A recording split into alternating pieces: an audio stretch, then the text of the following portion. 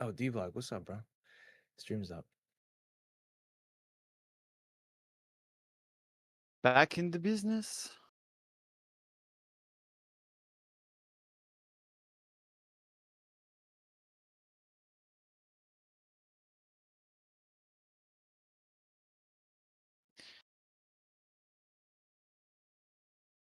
Yeah, Biddy just ranging top of the week in trap right now.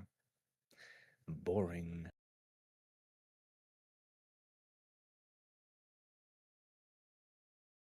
Yeah, apparently the storm là will. En fait, there is one who pass in the Atlantic, but hopefully it will not hit the coast. But after that, some days after, there is another one who will hit Florida, like at the end of the month.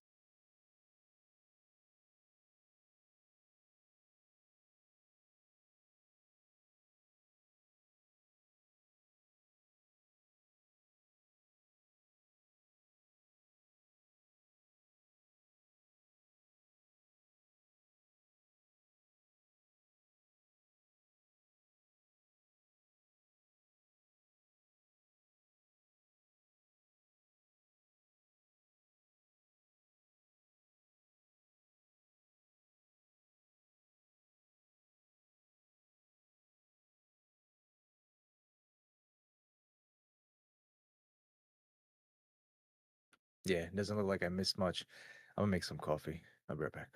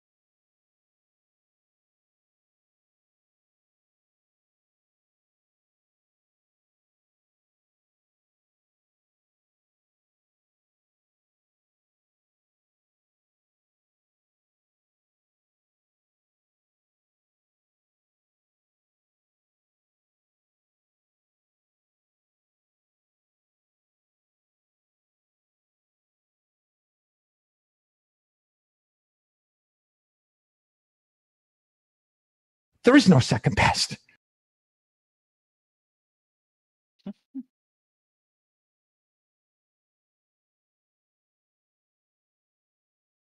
Which one is the best?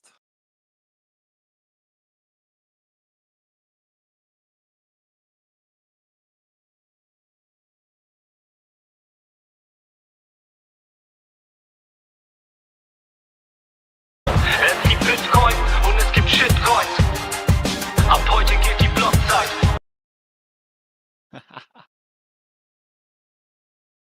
This is a Polish song.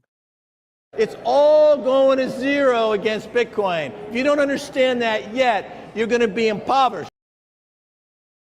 There is Bitcoin no is dead. second best.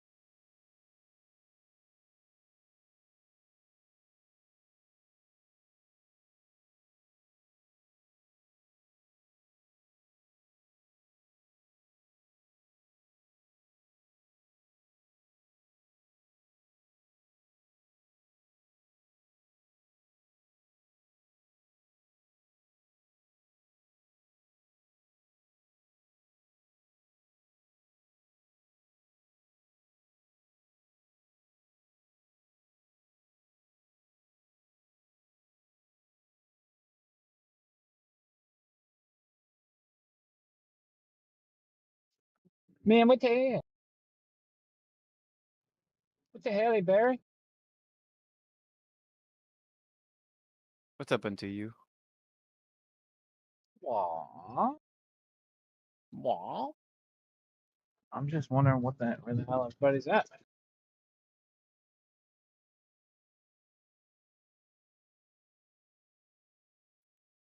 I know the price action's slow, but I figure there'd at least be a few people talking.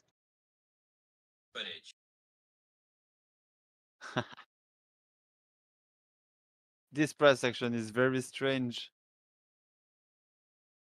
I literally just walked in for Walmart when I heard you say that, Kawhi. What's up? So, yeah, no, I mean, it's not that strange. It's just really slow. Like, it's just pretty typical. We have days like this all the time. It sucks, but like they happen.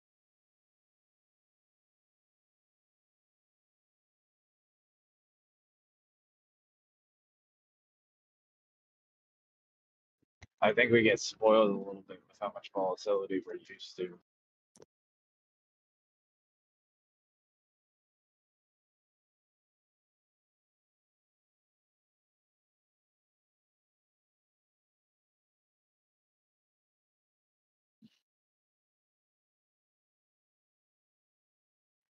It'd be cool if there was always something happening, but unfortunately, the people that have the big money that really move the market, if they feel like doing nothing, that the market's probably going to do nothing.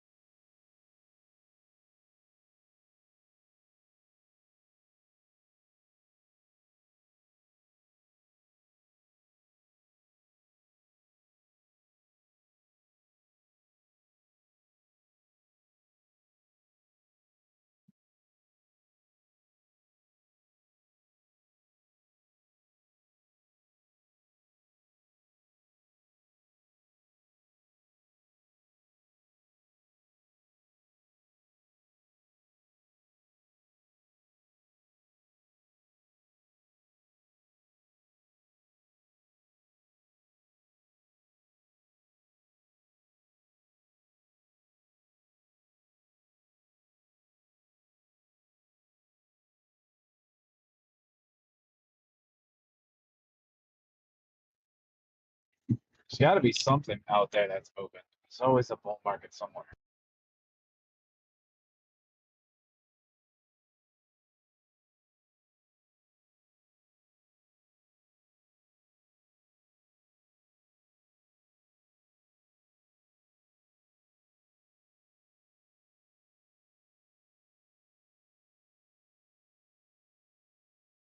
I mean, yeah, Altcoin's doing pretty well. Pengu is kind of trying to break out.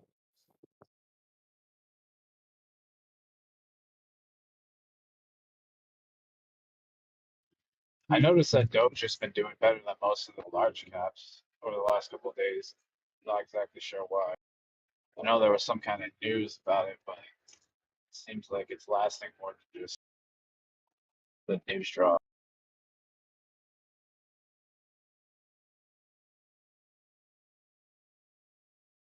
It's just holding strong for some reason.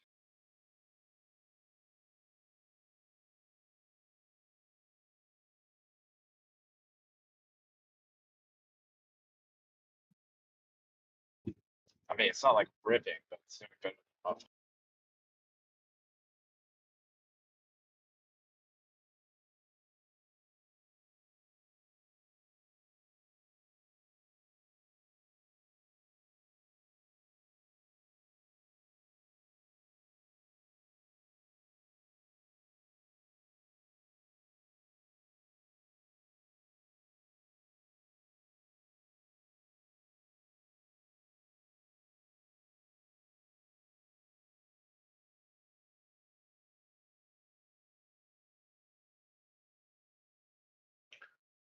Link did a good move comparatively speaking.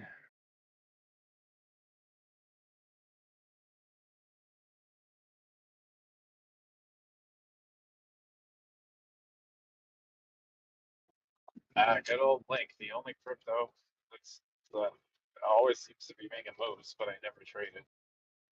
Yeah, I'm a Link fanboy. I admit it.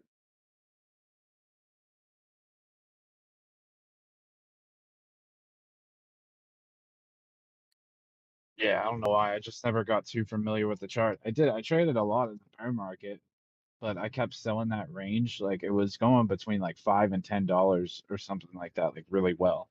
And I was just trading that range the whole time. And one time it came up to the top of the range and I sold. I was like, okay, I'll just buy back at the bottom, business as usual. And then that one time that I sold it all, it ended up breaking out, and then it never came back to the bottom of the range. Yeah, it's hard. Sometimes it behaves strange. One thing I do know that recently its Bitcoin ratio is flipped or to the upside. I mean, it's been weak to Bitcoin and now it's starting to show strength to Bitcoin.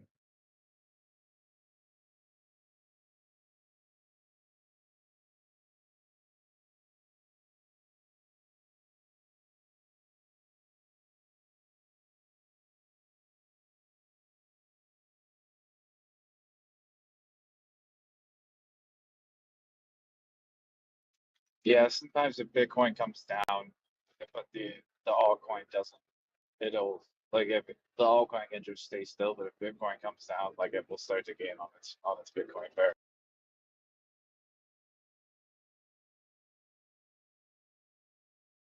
But like, most of the cycle it'll dump harder than Bitcoin, and it doesn't keep up. And like recently it's been going up as Bitcoin goes sideways. So to me, it shows sign of like life, and that's why I've been trading it lately.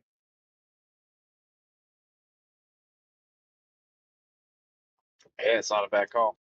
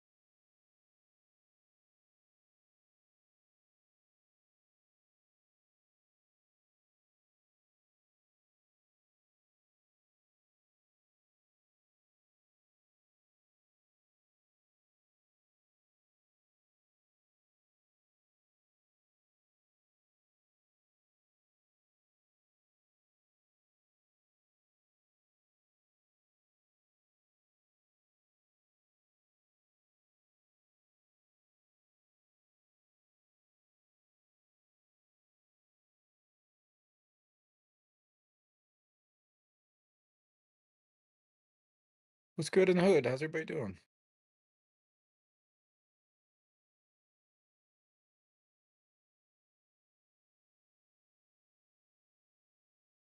I haven't looked at charts all day long. First time I'm really glancing at stuff.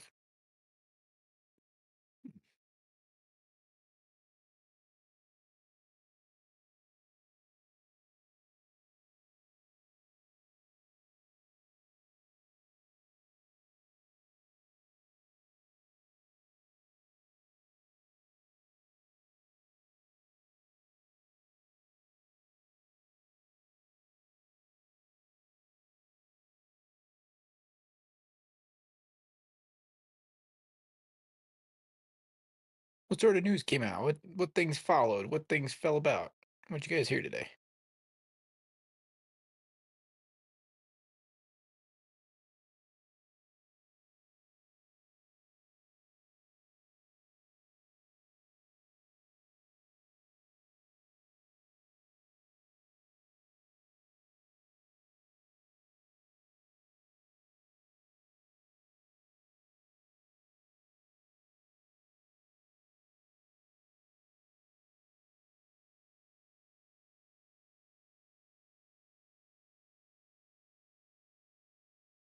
Come on, there's gotta be somebody out there. Is everybody just burning out today?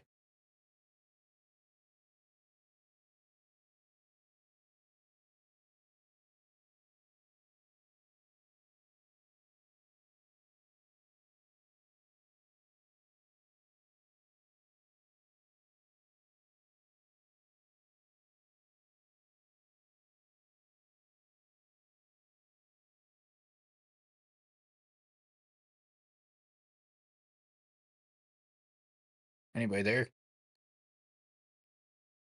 Come on.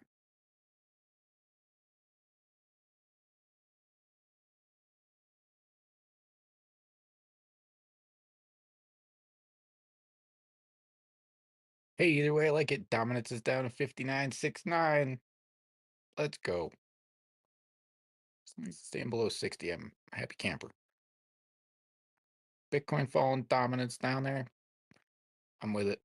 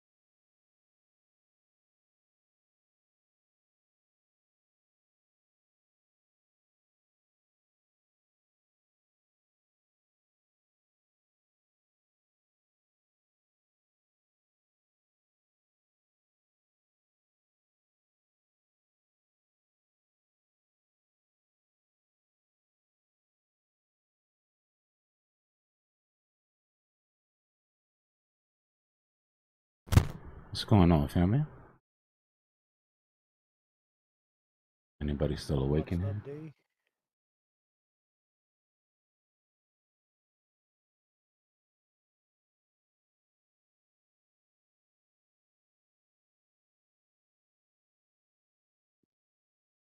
Finally, there is life.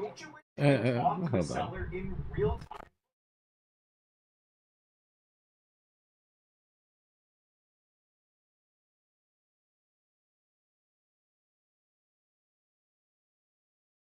Commercial just scared the shit out of me.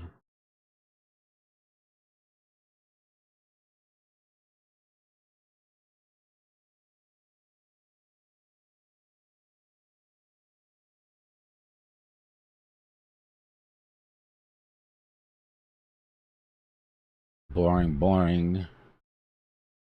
So our psychological range just kicked in. We didn't hit our psychological low, which is fine. But the second that our psychological range is kicked in, we dropped down and made sure that that CME close was within the high and the low. So that's one thing off the list of shit to do.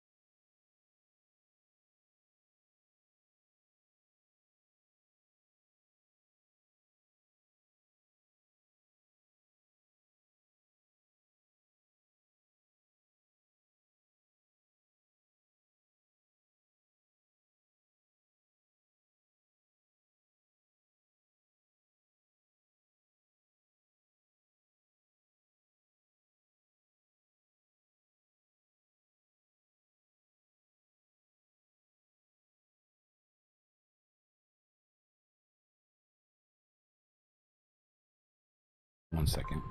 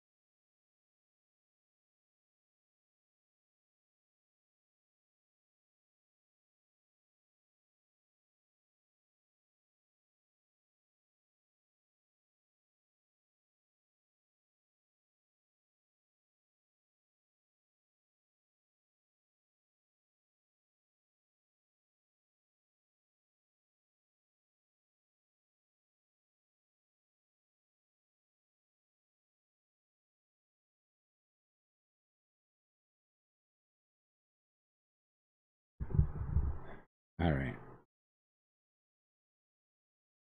You know, order for groceries at Amazon. I swear to God, every single thing I asked for needed a replacement.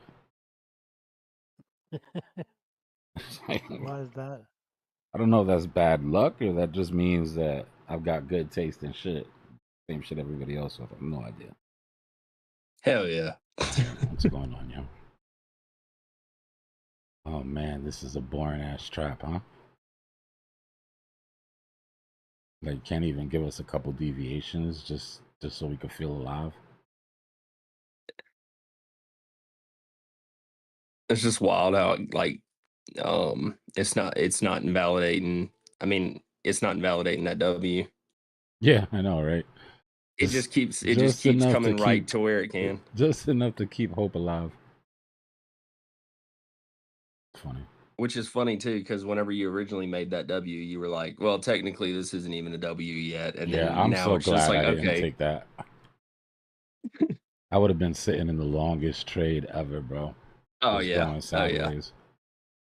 I love these ranges though. This is where I've kind of found like a spot. It's like, I don't know. It just feels kind of easier.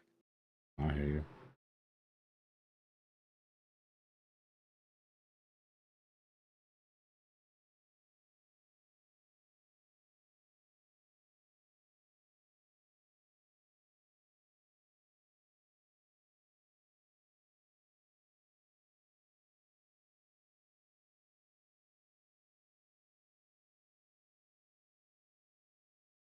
Black tape. That's great.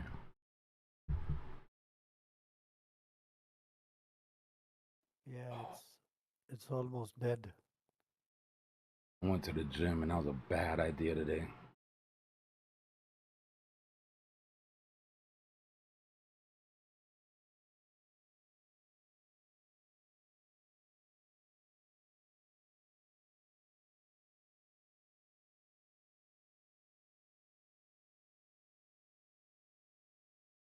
That's good, Neve, because weekend traps make other people overtrade.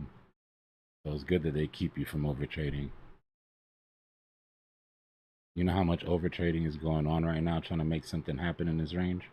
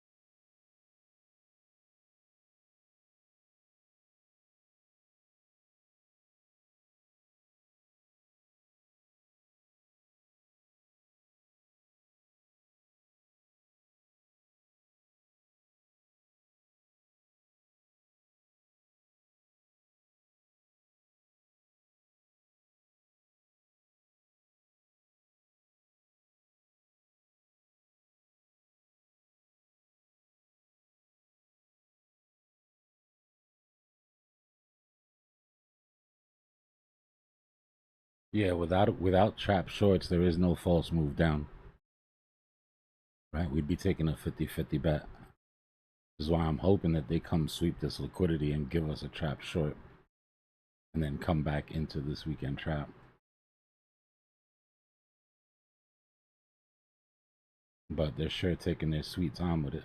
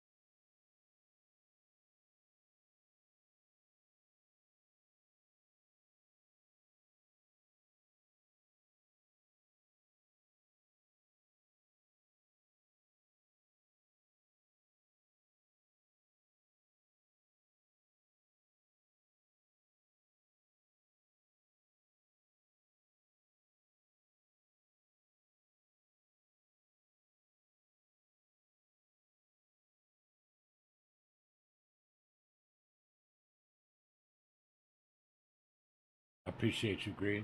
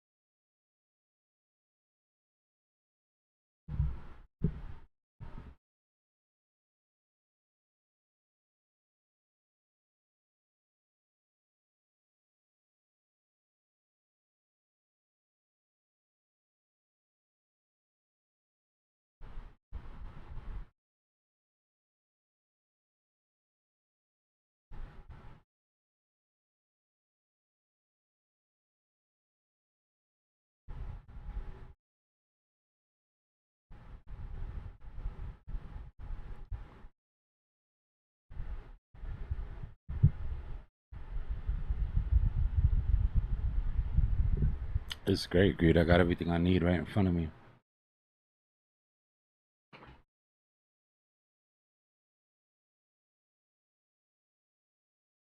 It's way better than having to switch through charts or switch through screens.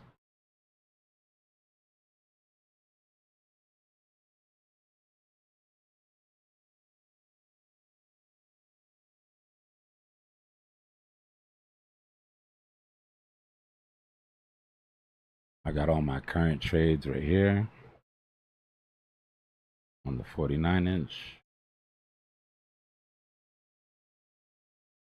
And then the middle one is for research or whatever I'm doing. And right here is the YouTube screen. And then I've got two more 32 inches on top.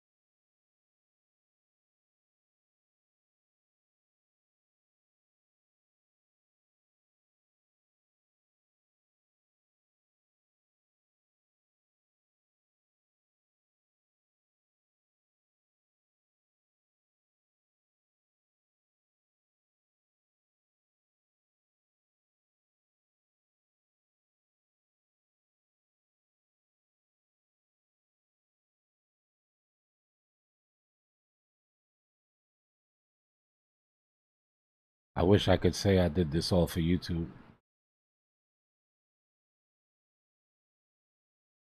The real degenerate part of it is that my office has looked like this for like 4 years already.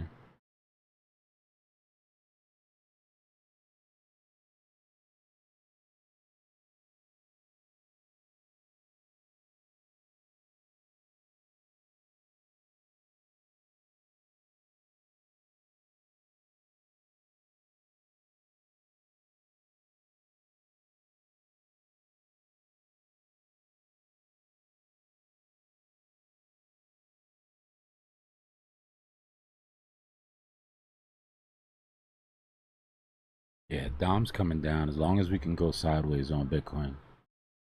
Right, this is what you want to see on the weekends. The sideways Bitcoin and Dom going down.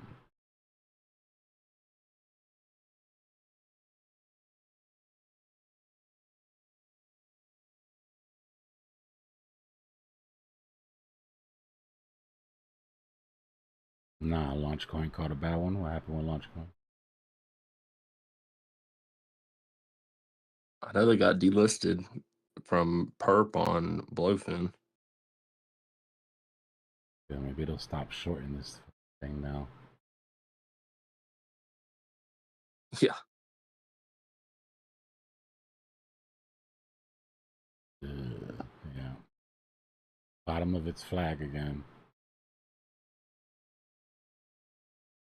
Not great. I mean, to be fair, if you look at the VPVR on this, bro, there is nothing in the way of support. I mean, when I say nothing, I mean this volume node that we're on right now. It's a free fall. Literally just falls off a cliff until you get down to like 17.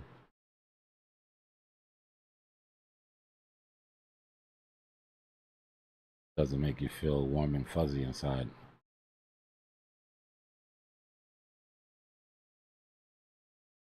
Hey, it was fun while it lasted. This was some good scalps. Bro, that was fun, dog.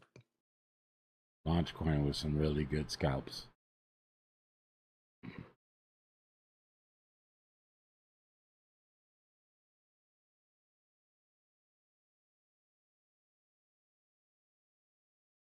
Yeah, that doesn't look great.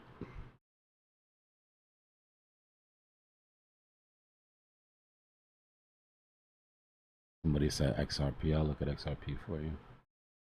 Waiting for these damn groceries to pop up.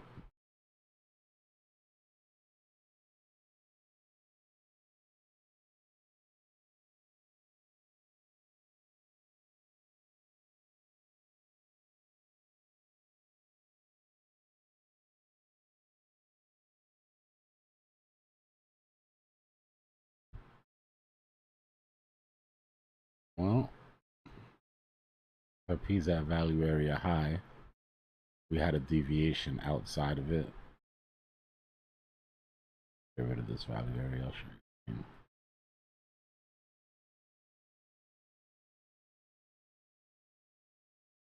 So this is the trading range.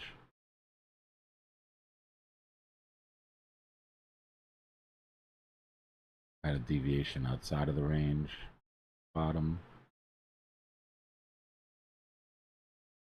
Yin to the yang. Gave you a deviation above. And you came back into the range, right? Which is how you know that this is a deviation. Got our measured move, which is cool. Target 2 hit, perfect. But now the question is, are we going to hold on this old range top?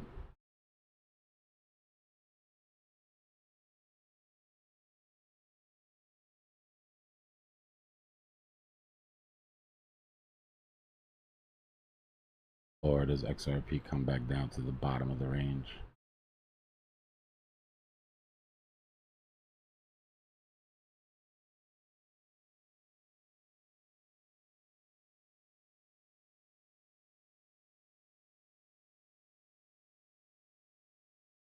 W is still valid.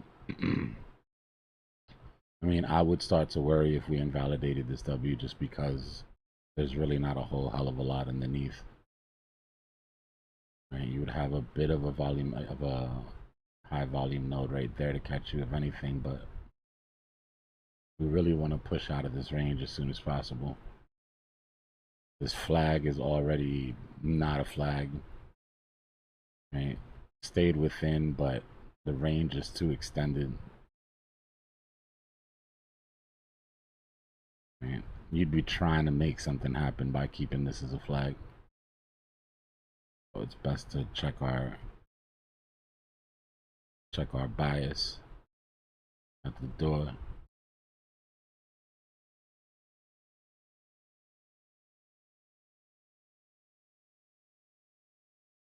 So regular retracement, right? Broke out of it, held support, pushed away, failed, came back down underneath. You want to reclaim this range. The top of this W.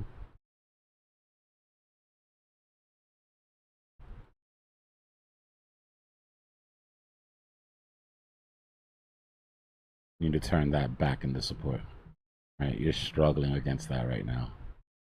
You can't turn that back into support. You're going to seek lower prices here. Vector above should give you a little bit of oomph to get above that 50, but it's got to do it now.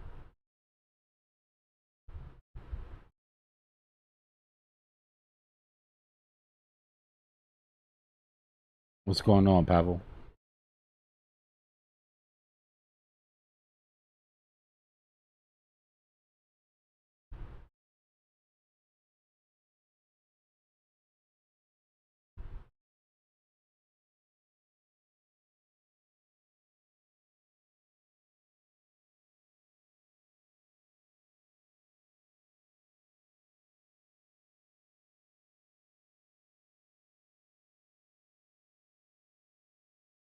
Appreciate you, Indy.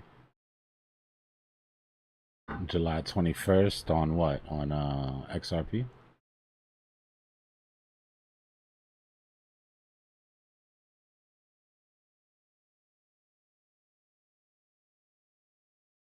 You're talking this structure here?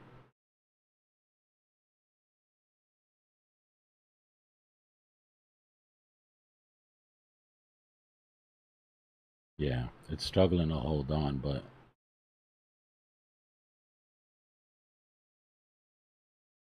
you just avoid that, or you just ignore that bottom side deviation. Right, it did come down a little bit lower here than we would have liked to.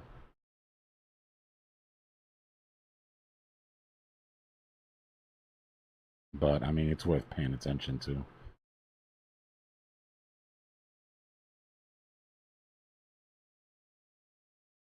You could also say the same about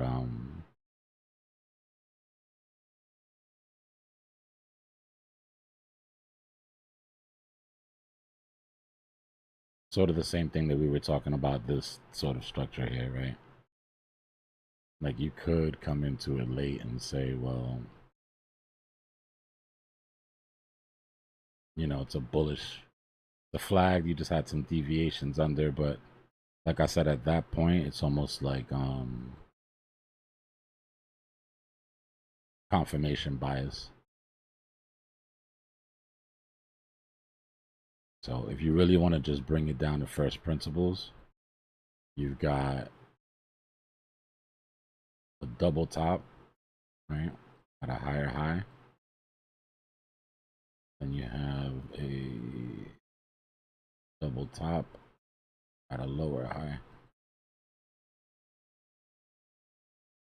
So until we take out this range, you know, we're in a downtrend. Lower lows, lower highs. We have our first higher low, but until we take out these lower highs, it really doesn't mean much.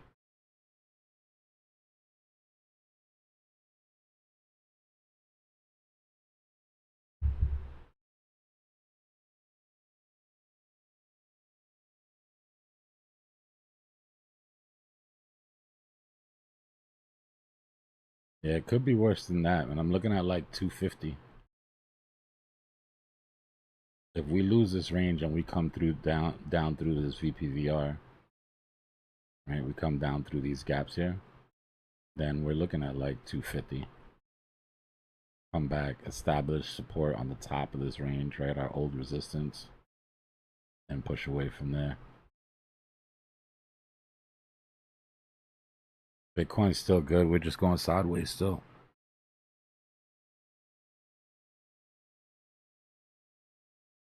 I'm looking for a move down to trap longs. I mean, trap shorts.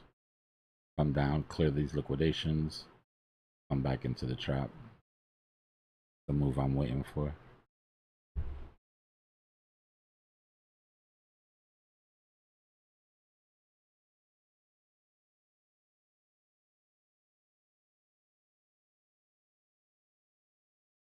This would be macro support right now.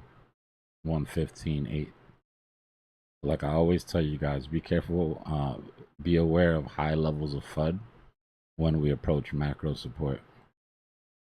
Right? We don't know if there's going to be a news story, when there's going to be a news story, but I can tell you one thing. When we get down here, there'll be some sort of FUD event that's trying to convince you it's going lower. Right? We can go ahead and put our box in.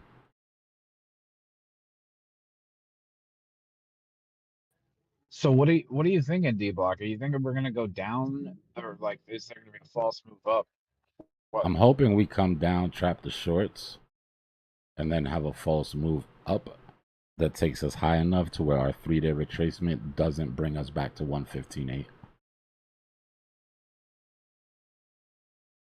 So it would look like this.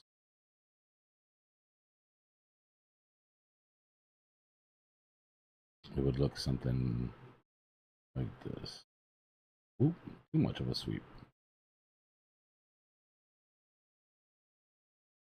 Come down, trap shorts, stopping volume candle into that support, which is also it's our macro support, it's our macro bull flag top, right? Come back in, false move up on Sunday or tonight, whatever. Come back down, have our high on Monday, maybe get close to all-time high, maybe just take out this vector, take out these liquidations, and then a 3-day down that doesn't bring us underneath our trap. Would love it for it to catch support on top of our trap, and then we're gone. That'd be great. But even if it came down into it, as long as we don't break our macro support there and our macro support there.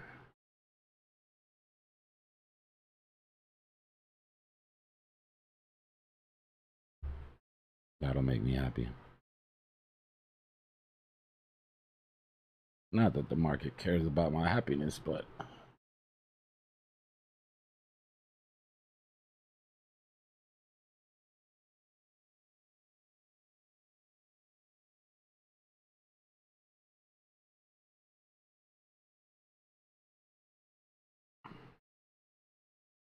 not if dominance does the wrong thing though, Indy. Right now we're good. Right now I would agree with you. With dominance going down for XRP to get that low, Bitcoin would have to go that low. But if dominance catches a relief rally and starts to shoot back up, Bitcoin could drop 1-2% and send XRP 5-8%.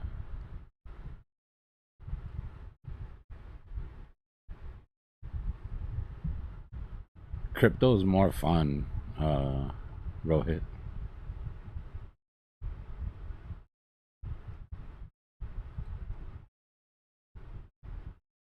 Way more fun.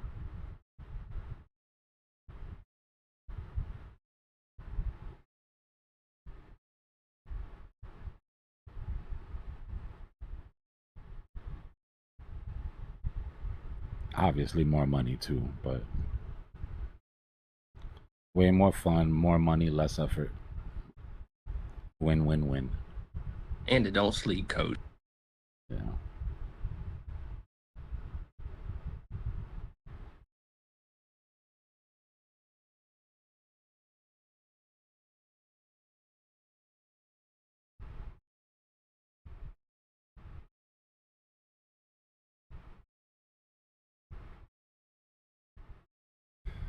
Yeah, I mean it's possible, MST. That's what I'm saying. Like right now, I like what Dom is doing, right? I like what Dom is doing if it's gonna break on this go.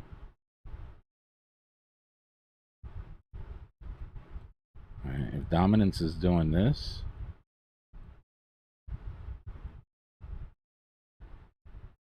then we don't have too much to worry about on the alts.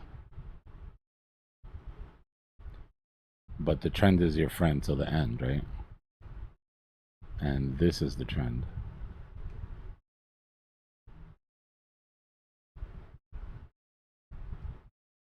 Dominance does this, while Bitcoin is doing this, then the alts are going to take a bath.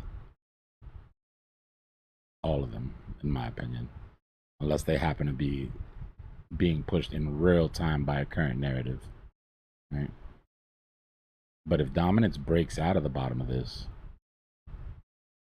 then chances are we're good, right? If Bitcoin goes down 5 or 4%, 2%, whatever, and Dom is going down, then the alts will go down 2%, 3%, right? It won't be a multiple of it. And some of them might hold. I mean, depending on how strong they are independently, with Dom going down, some of them might just hold their ground.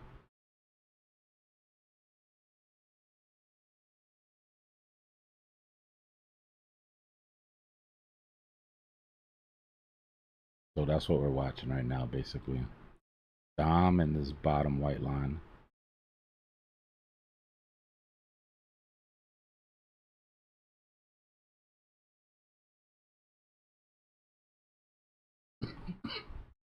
I don't think we can decouple in any significant way just yet.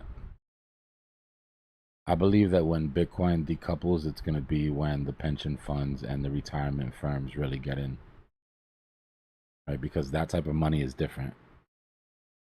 That type of money comes and it sits for 30 years. It's not in and out, right? And it's constant money coming in from people's paychecks every single week, right? So it's progressive buys. Those type of inflows don't really care about global liquidity, right? Because it's coming directly from people's paychecks. Whether your 401k, your pension, your retirement, your IRA, whatever.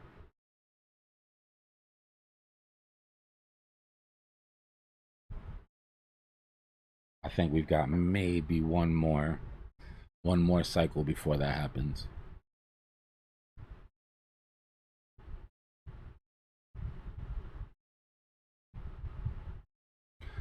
Yeah, that's because what I was saying about Dom Acumen.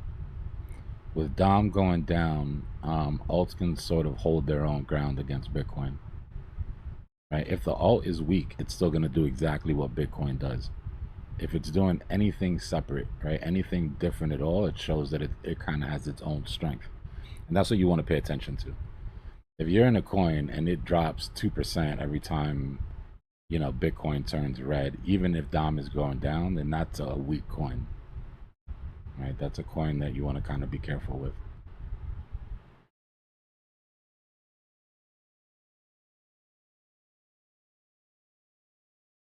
I'm bullish, man. I know I'm surrounded by bears in my office, but I'm bullish.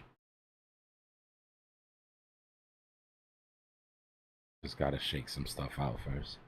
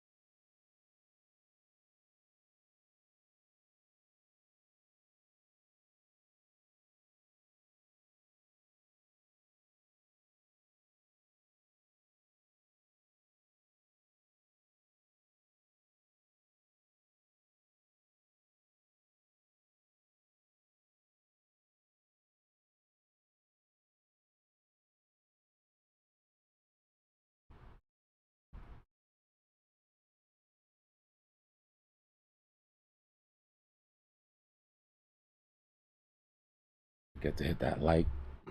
Definitely hit that subscribe button if you guys haven't joined us yet. If me sitting here during this weekend trap doesn't prove to you that we're going to be here no matter how boring or dead it gets, I don't know what will.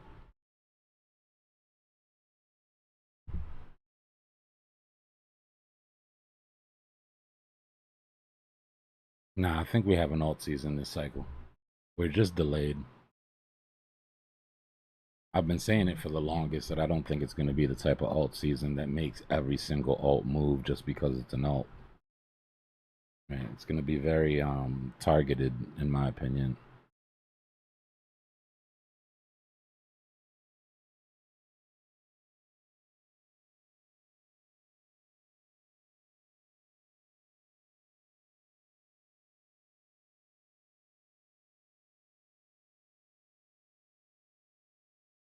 I mean, I was doing a little bit of analysis yesterday on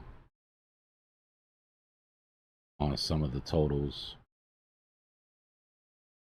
First of all, let's look at USDT dominance.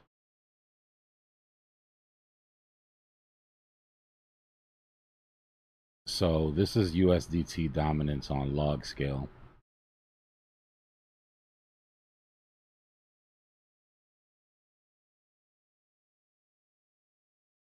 Right. Every one of these green circles where USDT hits the top of this log scale has been a time to buy Bitcoin. Right. Let's throw Bitcoin on the chart. All right, so this is Bitcoin. Let's make it white so you can see it.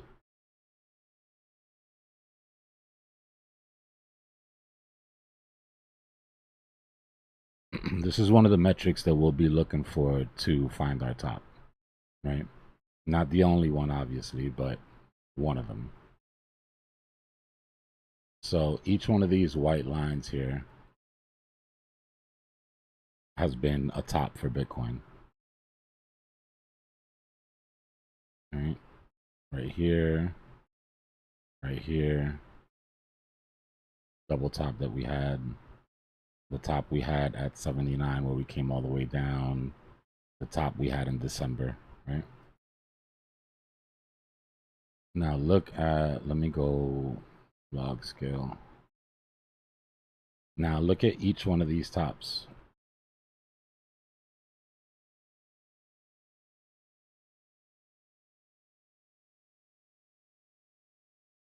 See how USDT hits the bottom of its parabolic curve?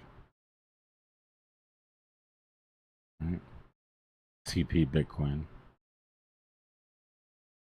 TP Bitcoin. TP Bitcoin.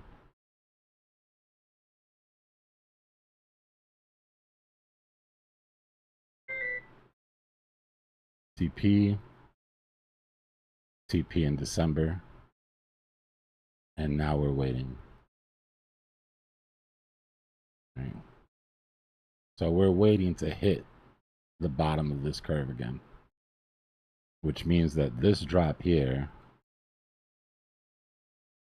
takes us for the rest of our bull market. Okay, so we're not even close yet.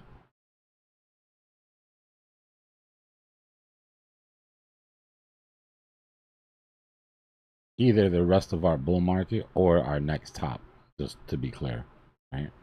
Because we've had two tops already inside of our current run.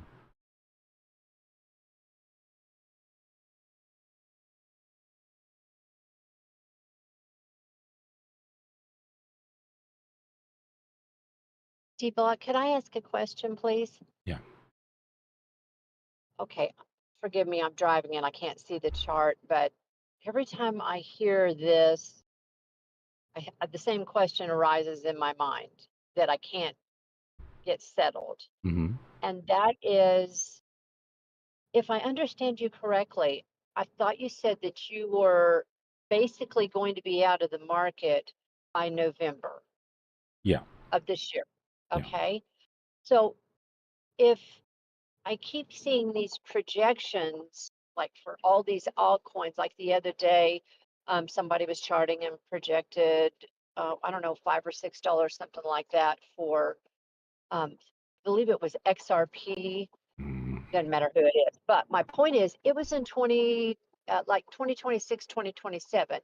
Like, well, wait a second. If we're hitting a top this fall, then how are we having all of these much higher alt numbers for many months to come?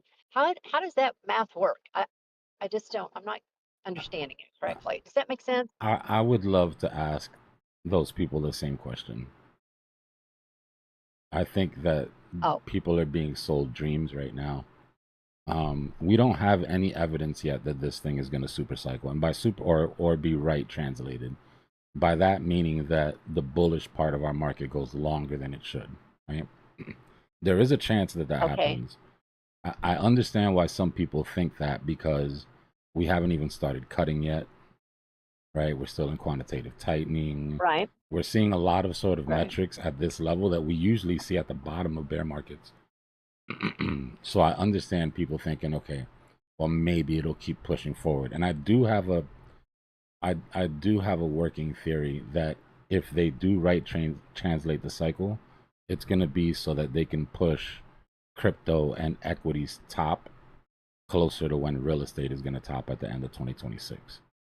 Like basically trying to milk it for as much as they possibly can before real estate goes down and we go into more of like a 2008 light scenario. I just haven't seen the evidence of that yet, right? So for me, the only good risk adjusted profit that the only way I can really look at it is, let's play it as if the cycle is the way that it's always been, right? Make sure that we lock in some profits at the top, make sure that we de-risk, and then if we're wrong and it continues going, great. We've got a bag full of money that we just made during the bull market. We get to reconsolidate our portfolios, decide what we want to hold. Chances are, if that does happen, I don't want to hold the same shit that I have now. I'm probably going to change that. You know what I mean? To whatever happens to be moving at the time. Yeah. So That makes sense. I think it's irresponsible to put your TPs that far into the future when we haven't had evidence of that ever happening before. Okay. And then just sort of deal with it as we go. Okay, so if I'm understanding Hold on, give you me correctly, 1 then second. going into 2020. I got a phone call. Give me 1 second. Sorry. No problem. Yeah, no problem.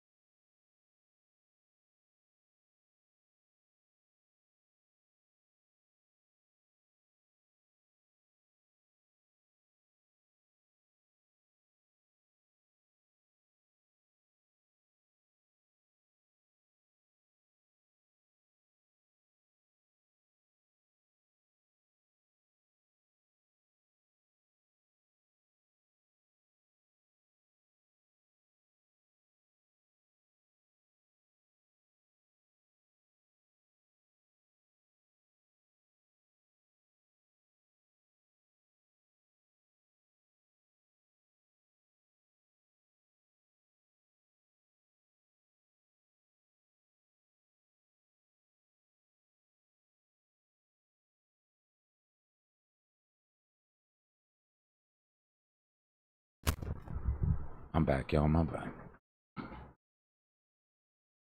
Do that real quick. Yo, what's up, bro?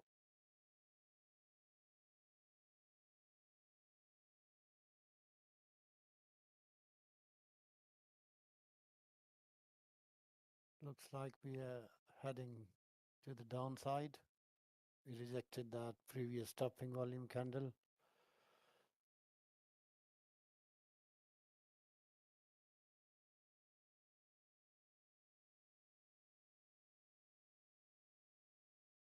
What was that, Josh?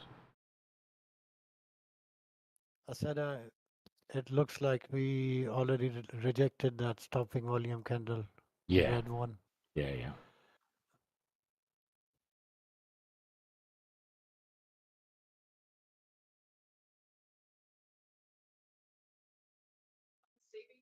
Do you mean it validated? Yeah, invalidated, yeah.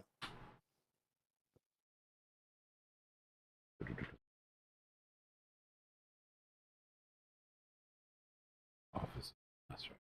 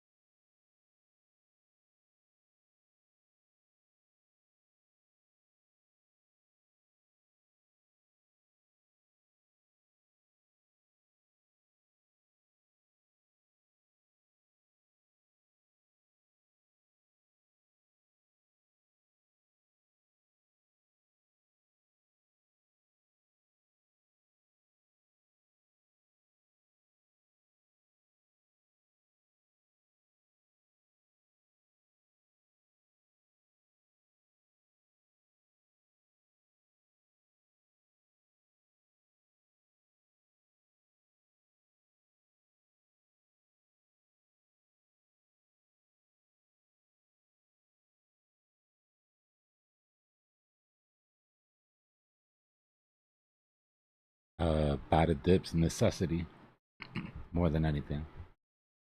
Yeah. Either this worked or shit was gonna get bad.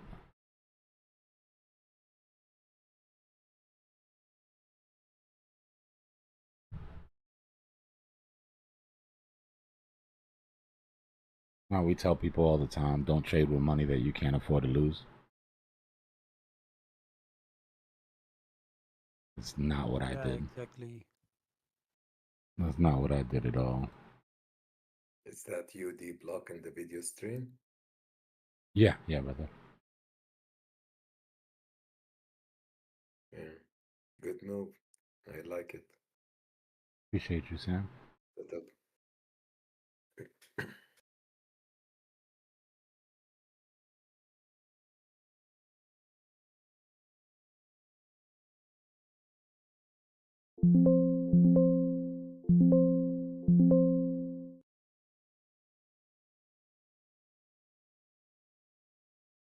But buy dips, yeah, like I was in serious debt when I got into the game.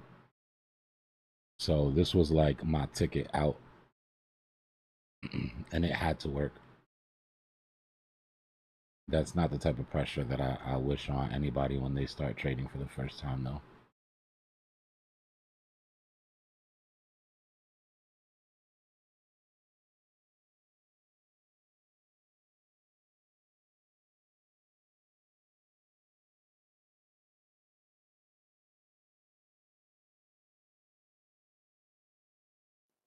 Uh, you know what I learned from the trading?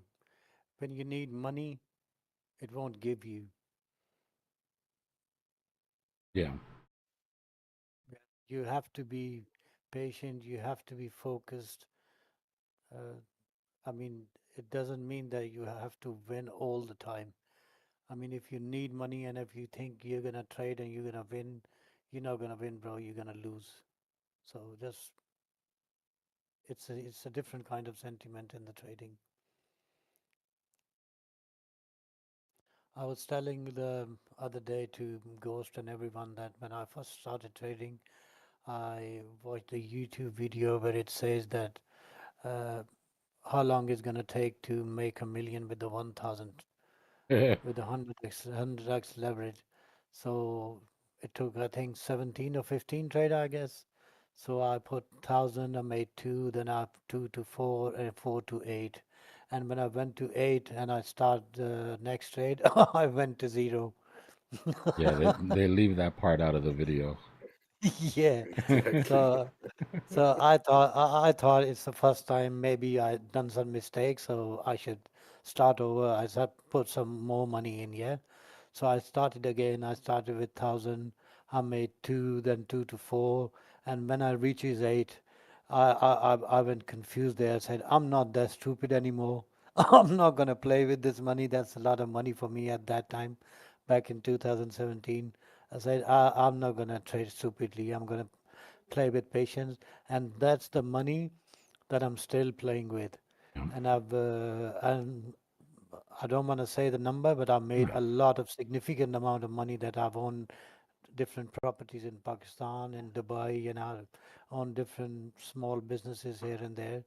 So that's the same money I'm still playing with. It's just the patient thing that I'm trying to tell here. When you need the money, it won't give you, bro. It's a different kind of sentiment. You have to be patient, you have to be focused, you need to learn, and then you have to play. Add when you're desperate for money, Yeah, that mean you're exactly. then When you're desperate for money, because we all need it will money. take all your money, bro. Every It will take single all your person money, yeah. here needs money. And it's not just the taking extra risks. What happened too is holding on to the money too tight is also a problem. I've found in times in my life where I'm holding on to the money too tight, it just doesn't come. It's like you have to put the money out into the wild to get it back. Yeah. You know, like you have to get some sort of risk appetite. Yeah, round trip kind of thing. Mm-hmm.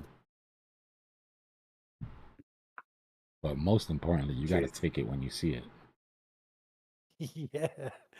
Yeah. You need to take it when you see it, exactly. Yeah. The funny thing, the other day I was trying to short SPK and it was like going up and I was like clicking now I'm catching the wick. Now I'm catching the wick. I lost 7 grand just trying to do this. So risk must be managed as well. Yeah, for sure. Yeah. Sure. And I didn't catch the wick and I didn't trade the coin. So I just gave it there. It goes as fast as it comes as fast as it goes. It's Yes, the scarcity mindset. When you come from having nothing, it's, you know, obviously you're gonna be born with that scarcity mindset where you almost want to hold on to every dollar you have because you're not going back. You know, like I've been poor, I'm not going back. But honestly, that's a bit of a curse. I know it's a little new agey and shit like that, but when you treat your money like that, you're showing the universe that money's rare. And it will be rare for you. You know, it's not going to be abundant. The abundancy sort of mindset says, you know, the money's to be used. I can always get it back. You know, it's not the end of the world. I can buy this dip. You know, sometimes the scarcity mindset will have you waiting for confirmation, buying all-time highs, like chasing that sort of, you know. But a lot of that comes with, like we were saying before, playing with money that you can afford to lose, that you can't afford to lose. Because if you're playing with the house money, then yeah, you're gonna have a scarcity mindset. There's no way to not to. Like your house is on the line there. So getting yourself to that bubble where you can look at that money differently is important. That's why I say, like, honestly, the target for everybody that wants to do this in a real way, like where you want to focus a large amount of your life to this, your first goal, in my opinion, should be that 6-figure trading account. 100K in the trading account. 100K in the trading account changes a lot of things. Changes the way you trade. It changes the anxiety that you have in trades. It opens up a lot of avenues that weren't there before, you know, just for making quick money here and there. So I think that these cycles are so important. $10,000 at the bottom of this bear market would have got you that 6-figure trading account. $10,000, even if you couldn't buy a whole Bitcoin, right? If you would have just bought that 10K worth of Bitcoin, if we get to 150, that's your 100K right there. With taking minimal risks, you know what I mean? Spot trade. Then you can start to cook. Now you've got money to be able to take a little percentage here and do something, a little percentage there and do something. And it doesn't feel like you're just chasing your tail. My goal for every bull market is a 10x minimum. If I don't get that 10x, I did something wrong because I could have got it just sitting in Bitcoin.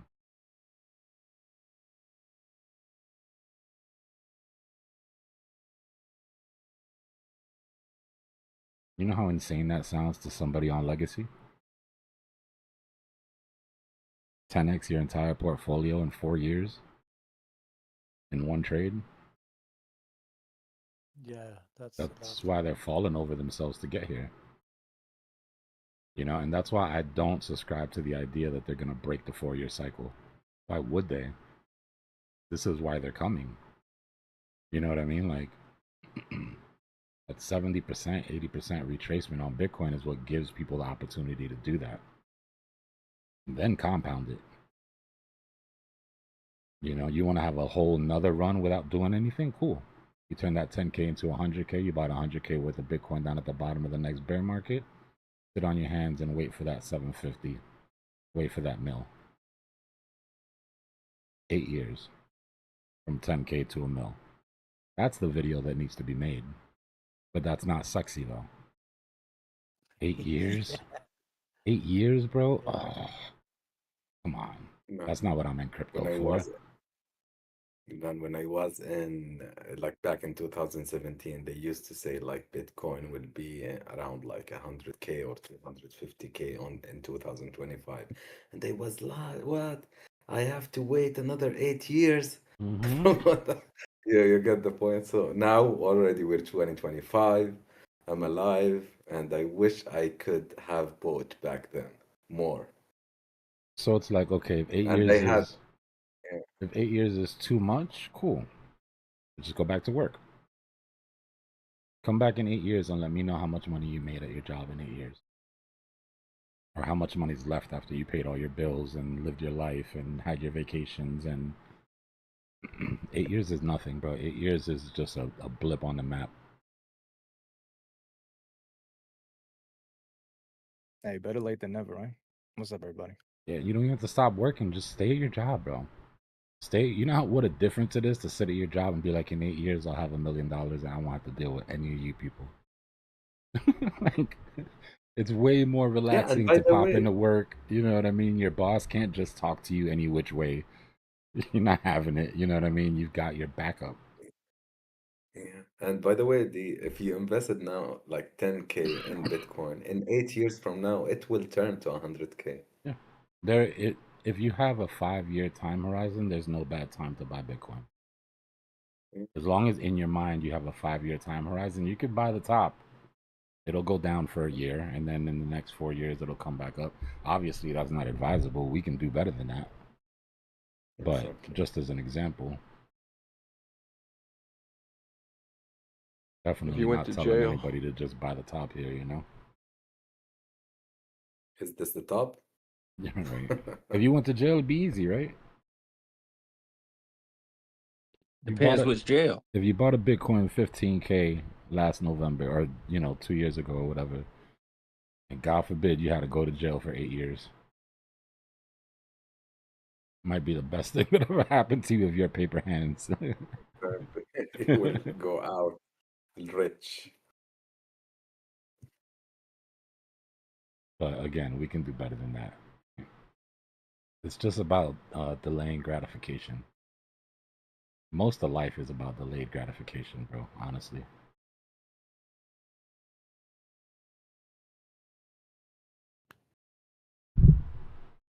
So what do you think? Do we still have some room to the upside?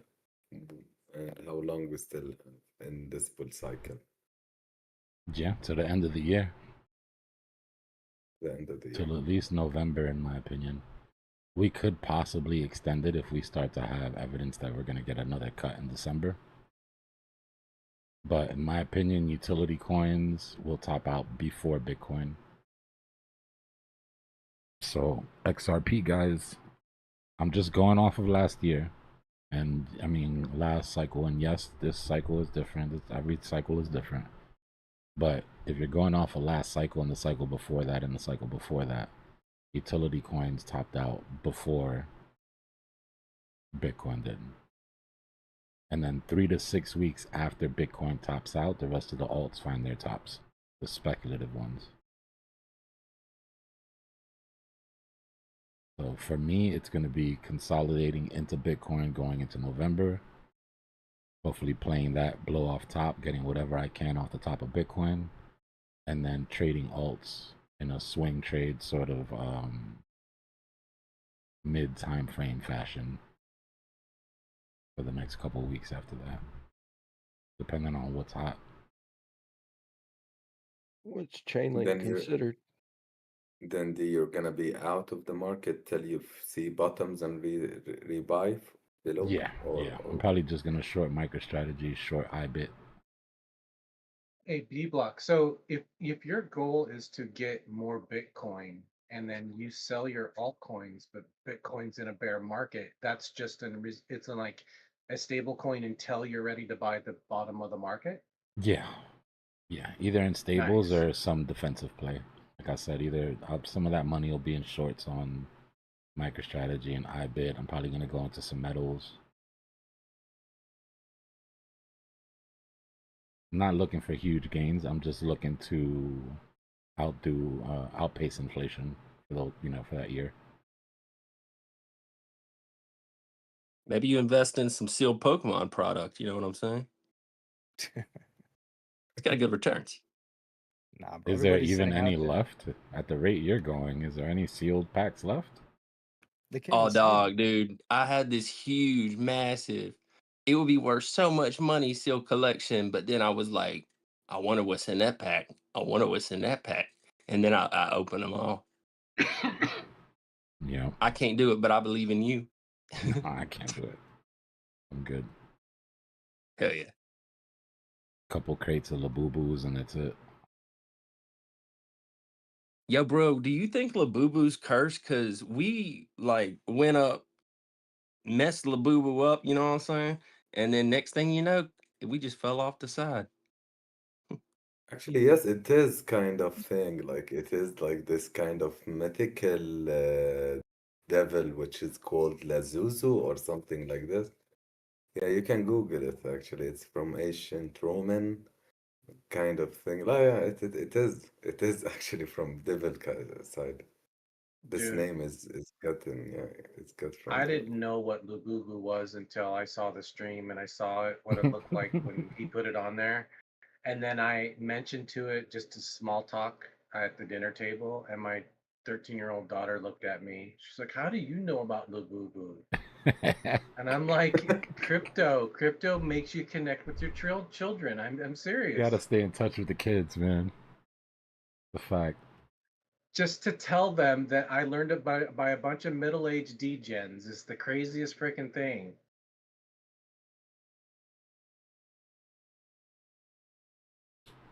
I mean, I don't know if you're middle age, but I'm just saying, like in general, we're all adults, you know. Mm-hmm. I classify as a middle-aged degen. There you go. I mean, especially on this channel, you'll stay connected to everything, bro. From atomic bomb to nuclear war, to Labubu, to crypto, to Dude, aliens, we got it Very all, well man. rounded, oceans, very well rounded submarine, channel. to AC fitters, to electrician work, plumbing, everything, bro. Chicken. Everything is here under one roof.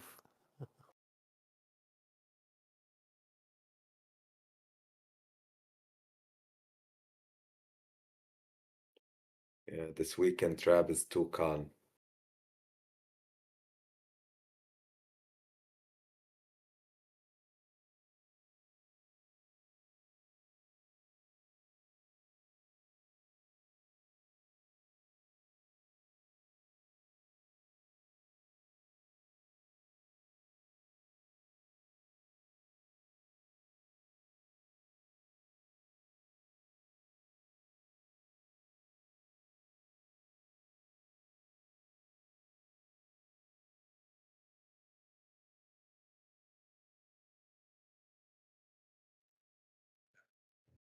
I bet you we see violence tomorrow around 3. There's a good Why? amount of buy orders staggered underneath. Like everybody's trying to catch this liquidity sweep. Not very high numbers, but you can see the grid, right? If we just do it by anything over 100 Bitcoin, you can sort of see what I'm talking about there.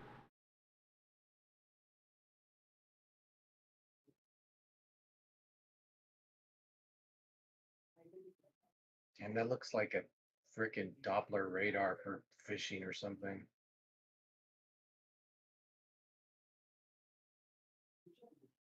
Or you know what I mean? What is that sonar fishing stuff the fishermen use? Mm-hmm. Yeah, yeah. Liquidity on both sides. We've seen this game before. We know how this plays out. They sweep one and then they sweep the other.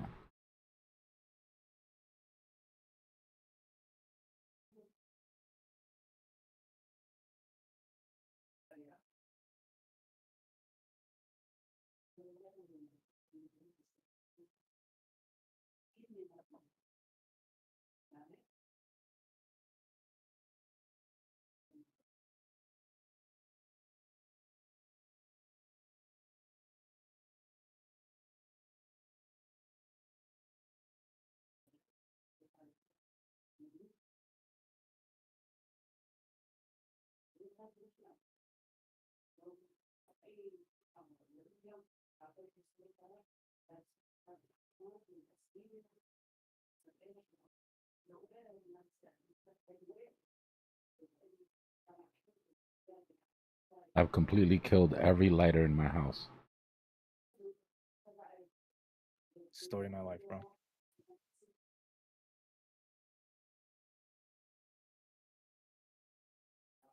You mean a cigarette lighter?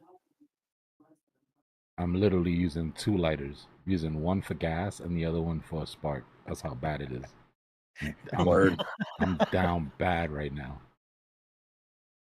Yeah, I do that sometime with my Zippo just to spark the other gas lighter. Yep. But how good does it feel though whenever you like get the 2 lighters to work together and it's like, nah, dog, you can't. I'm better than you. You know. Well, I'm a magician. I'll make it work. I'm surprised you don't have like an Amazon, like what are those subscriptions where it just sends you one every week So the or sad something. thing is that it's not like I've got 2 broken lighters. Like I've got like 13 broken lighters. We switch the parts in between.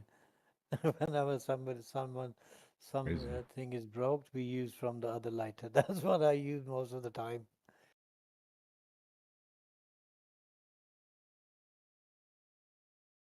Yeah, sometimes you gotta use a stove. Nothing wrong with that. Except these new stoves. Yeah. These new stoves, they don't make it easy, bro. Each drawer in my home has at least 10 lighters. So you're welcome. Come and take that. They call me lighter stealer. Man, it's not. I don't steal it on purpose. I just like feel. I don't feel it. I just take a cigarette. I It's light not it. I you, just bro. put It's it not in my your. pocket. It's listen. I'm the worst. Out of these 16 lighters, 4 of them are probably mine. Yeah, I can feel you. I'll leave I the feel house you. with no lighter and come home with 4 lighters. It's not on purpose, but I swear to God, I don't even know. It's to the point that my friends give me lighters and then they just stare at me in the face. And I'm like, what, bro? And you He's don't know why. like my lighter? I'm like, oh, my bad. Here you go.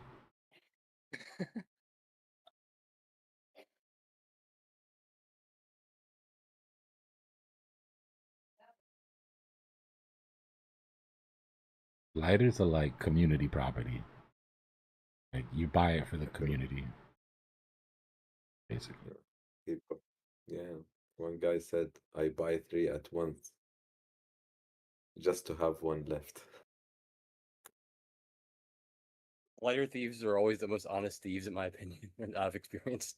They're always they always come like you are, Dbloc, right now, where you're like, yes, I'm straight up. This is what I do. Yeah. The problem is I'm always the one that rolls up. Like I always got butt on me. I'm always the one that rolls up. So it's like, anybody got a lighter? You know, like I should probably always have a lighter on me because of that. But I think the person that lights is the person that ends up stealing. I'm actually breaking up some bud right now. Dude, like certain office people, not like if you go to sign papers for something, they're super like, yeah, I'm gonna need that pin back when you're done there. Just make sure, like people get their pins taken so much they're on defensive mode about their pin. Yeah, true. Yeah, but some of these pens, bro, like the cost on them, a lot of people collect them. That's why. I personally have been using like the same pen for like 12, 14 years now, like the same brand style or whatever, not the literal same one. And like I pay for those myself. So I am kind of that guy at work where it's like, hey, dude, I'm gonna need my pen back. Or like somebody will grab my pen and I'm like, hey, that's my It's pen. just it's just an observation. I think it's funny because it's like they've been burnt so many times by their pins. Like they look at the end of the day and there's like no pins around because everybody's taken them. It's like I get it. Like it's just funny though that they're in like the super defensive mode. I had a boss one time. She was tough. And she had my pen. I know she had my pen. I know my pens. All right. And I was like, "Hey, can I get my pen back?" And she was like, "This is my pen," but like kind of like got in my face about it. I was like, "Oh, my bad." And I walked off, but They fired man, I've been robbed before too. scary. Do what? I said I've been robbed before. All right, it happens, bro. You gotta pick your battles sometimes. Yeah, well, I wasn't really like thinking anything of it. Like, I don't care. Like, I give them to people. It's just, I just figured that it was my pen. I mean, it was definitely my pen. You smoke? Dude, I've had people steal my tools when on tour at local venues, and then look right at me with my tools and tell me it's not mine. Like, Nah, people are wild, yo. Yeah, no, Train, it was your pen. It was your pen. Yeah, that's right. Cassandra, if you listening, I know. Cassandra's in a Labubu Discord group right now telling everybody about this story about this guy that she used to gaslight. To just steal his pens and gaslight him into thinking it wasn't his. It ain't your pen anymore. It was your pen. It's not your pen anymore. Now it's Cassandra's. I'm talking wrenches, multi tools, like anything you bring on a stage.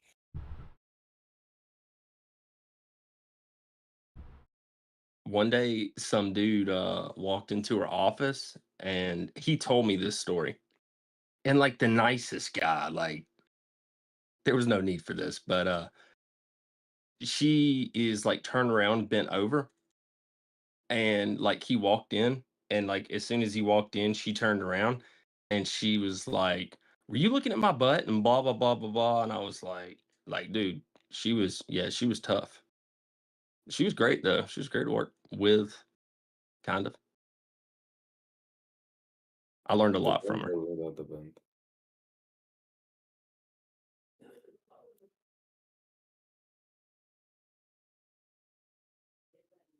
But if some woman at work was like, "Are you staring at my butt?" and like that, I'd be like, "Oh." I'd look like the most guilty person alive. I'd just be like, yeah. So what? I mean, I wasn't, but now that you brought it to my attention. Yeah, I mean, I did notice it. I ain't gonna lie, she had a big booty too. So you were Like, looking. you know, yeah. You Well, were I mean, looking- I was, exactly. but I didn't get caught, cuz. That's why she keeps stealing your pens. Maybe she was flirting with me. A little late, bro. Oh yeah, That true. could go both ways. She could be like trapping you in an HR, you know, HR situation, or she could be setting you up for a date. When she asked that question, "Are you staring at my whatever? Name the thing," and then you could turn both ways. Her office overlooked the parking lot, and like I just so happened to park beside her whenever I got to work or whatever. And I noticed there's this big yellow mark like down the side of her car with a big dent. And so when I was talking to her in her office that day, I noticed it. And so I like said something about it. And she was like, something about like what happens outside of work shouldn't be brought to the office or something like that. Like it was just like the most bizarre comment to like, so what'd you hit? Are you just now realizing that you were sexually harassed the whole time you were at work? Is that what it was? I think so, bro. Dang, dude, I'm so oblivious to everything. You sound like a Boy Scout, which is a good thing. Could have either had a wife or a lawsuit. There you go. See, Maybe that's both. what I'm seeing. I'm pretty sure she does pretty well for herself. I mean, honestly. A wife and then a lawsuit much later, like 4 years later, and she takes half.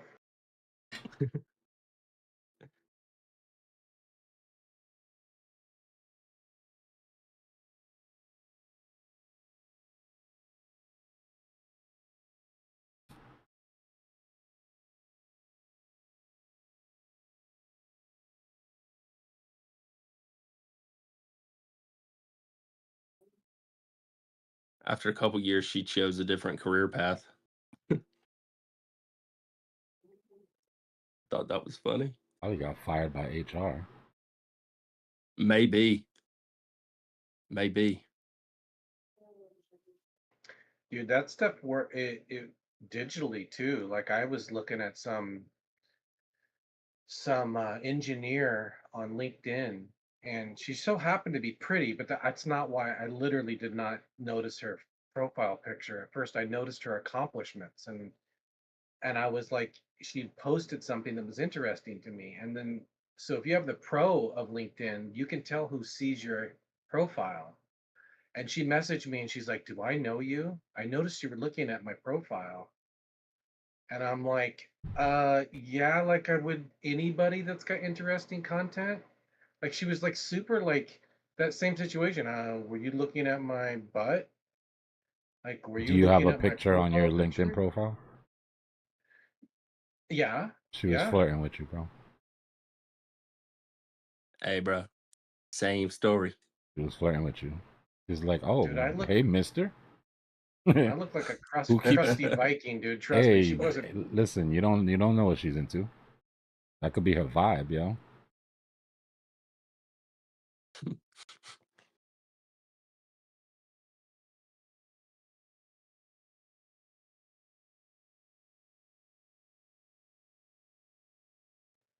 I'm just It's like talking one shit, of my guys. Don't always just assume a girl's flirting with you. That's gonna get you into trouble. Yeah, I know. Yeah, exactly. That's why I respond, hey. You want to There's talk some some girls like, stop looking at me, and Norsetology? you're like, hey, what you doing?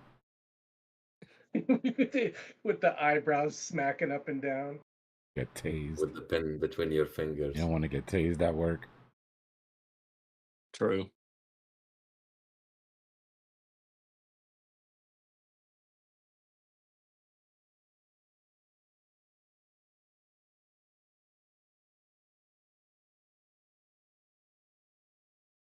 This is the most slow motion drop of all time. Bro. You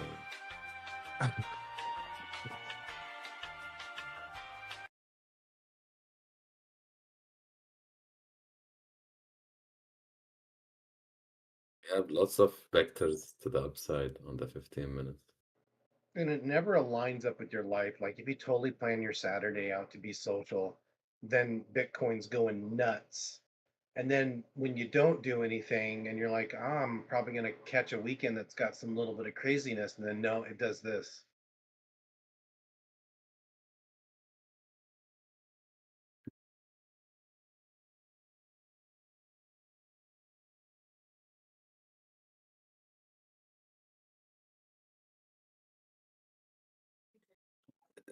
Dbloc, does bearish engulfing on a daily matters for does it consider to be like a really bearish sign for the chart, or it's just It's normally not great.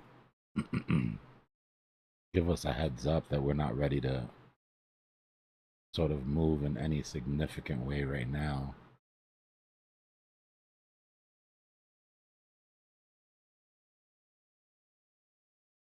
Right, but remember this range up here, like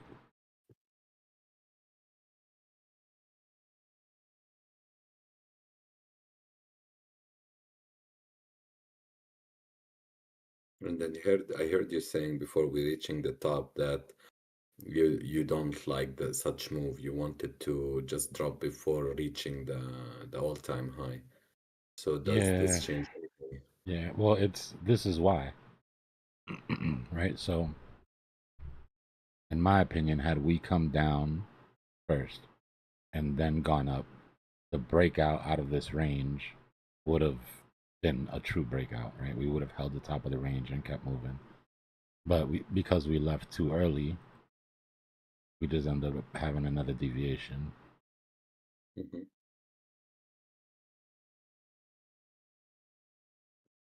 mean, I know we talk about this a lot, but like, look how much money's being made in these ranges. Like, oh yeah, it's like, why would they want to bring it up like to 135 or 130 when they could just make just as much money bringing it down to 111, back up to 125, down to 113, and then 126.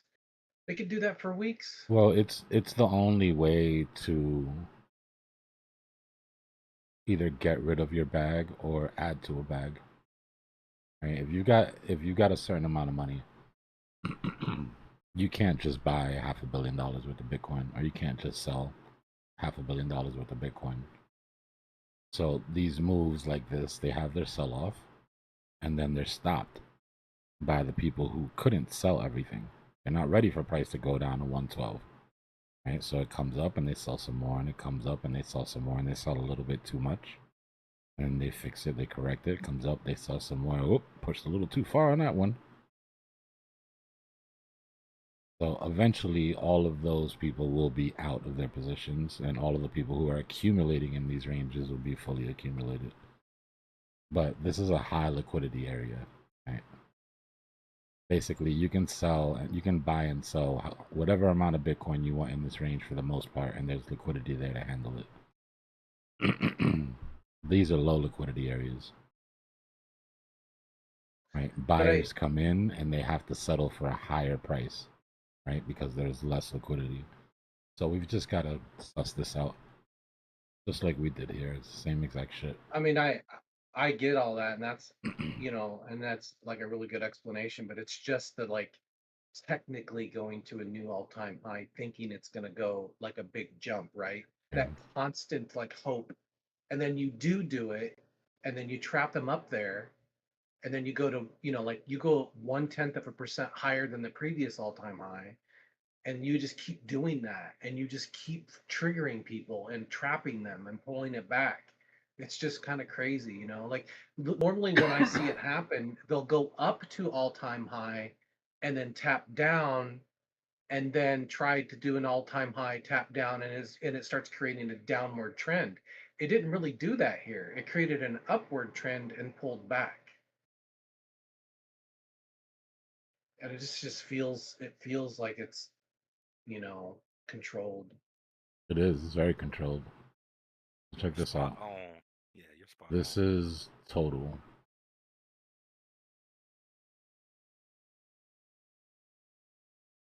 Yeah. 2017, we were at 800 billion total market cap. But that's not what's important. What's important is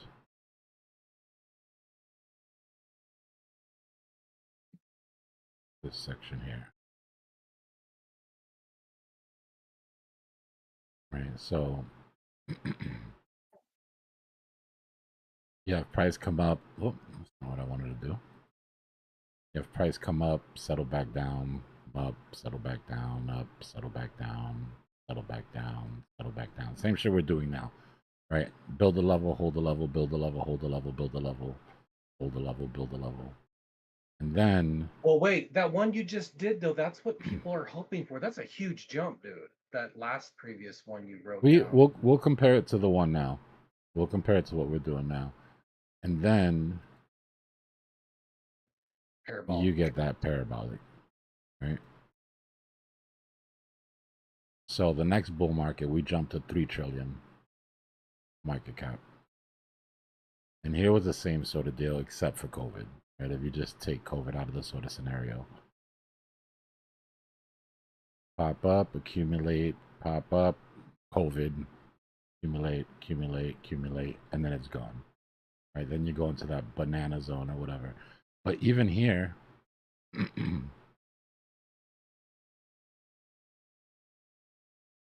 notice how controlled that is on the way up? So even on this bull market, we're starting to lose some of that, even though it still went parabolic, right? But we're starting to lose some of that lack of structure, right? Even all the way up. Here we got a little bit of a better move. Then we got the 3 trillion.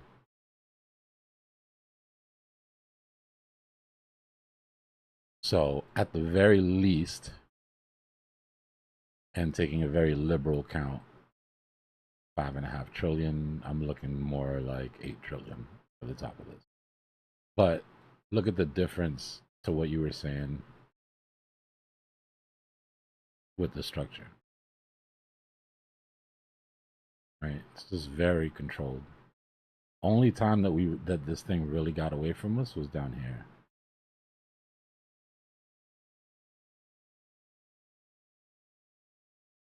The price came up and it just didn't come back down into this range at all. Here we came up, came to here. Price came up, came back down. Price came up, came back down, came up, came back down. So you see those 3 tops, or not tops, but you know what you just drew. Previous, I think it's on in July between. So what I'm trying to say is that it goes up thinking it's going to go to an all-time high, and it just gets slammed down, and then they try it again and it gets slammed down, and then all of a sudden, bam, straight up. And in a bull market, like they didn't go to a new all-time high in July there. They kept going below the all-time high. And here we're actually going above the all-time high every time we spike up, but they're not very impressive. And I think it's psychologically, it doesn't trap the people who know what they're doing, but it definitely traps retail or traps somebody who's expecting an explosion. Yeah, but the thing is, what I'm trying to show by this is that the explosive part comes towards the very end. Right? If you look at how far above we were here on all-time high before we moved, right? We were about And I'll show you why in a second on the other totals. But we were about 47% above all-time high. Sam with the 5 gifted memberships. Appreciate you, Sam. All right, and then here, we're currently sitting about what? Where'd my tool go? On a Dbloc.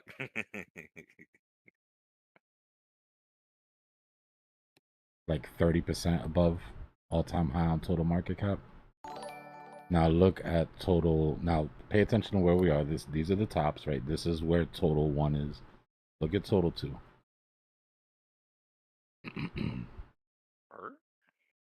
Look how beautiful that is. Oh, yeah.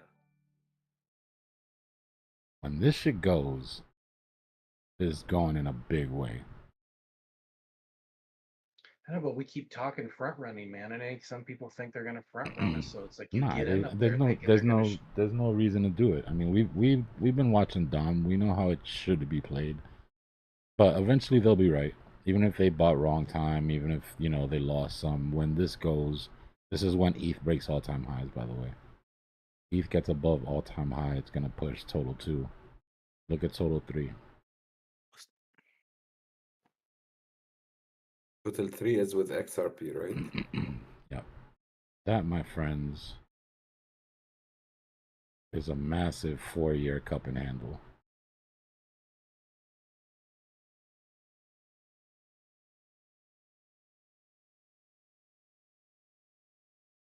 Wow.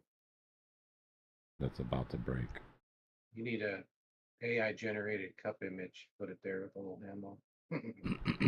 Right, so this cup and handle just off the measured move of the cup and handle, if it was to play out technically. You know the funny thing, Dbloc, I think XRP is forming exact the same cup and handle on the daily. Exactly identical. Yeah, I believe it. Excuse me. Yeah, there is an inverted head and shoulder inside that handle. So that cup and handle brings us up to our $2 trillion market cap for total 3. Whoa, we will. All right, now look at others.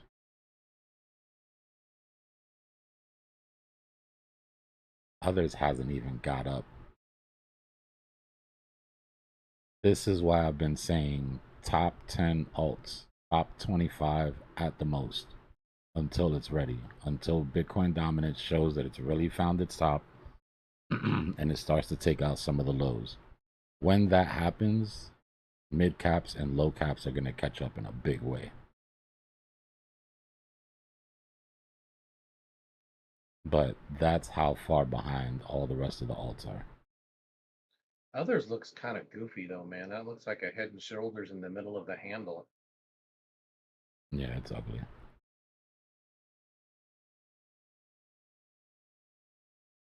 Like anomaly or something. And then if we look at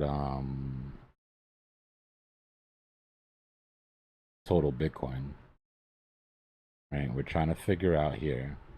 And you guys know how I feel about this. If ETH BTC, let's go to ETH BTC first.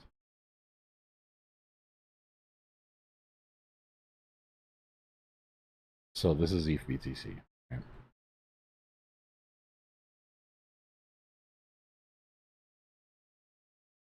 On this bull flag right here,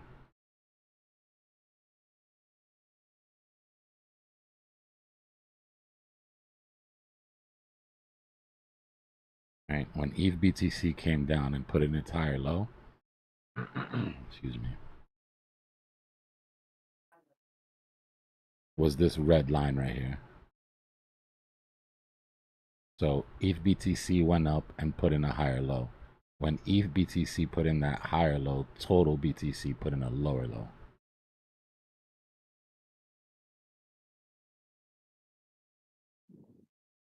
Total 3 BTC, same thing. ETH BTC put in a higher low, total 3 BTC put in a lower low.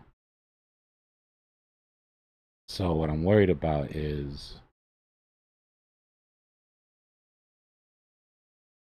if and when ETH BTC comes down to retest its 50.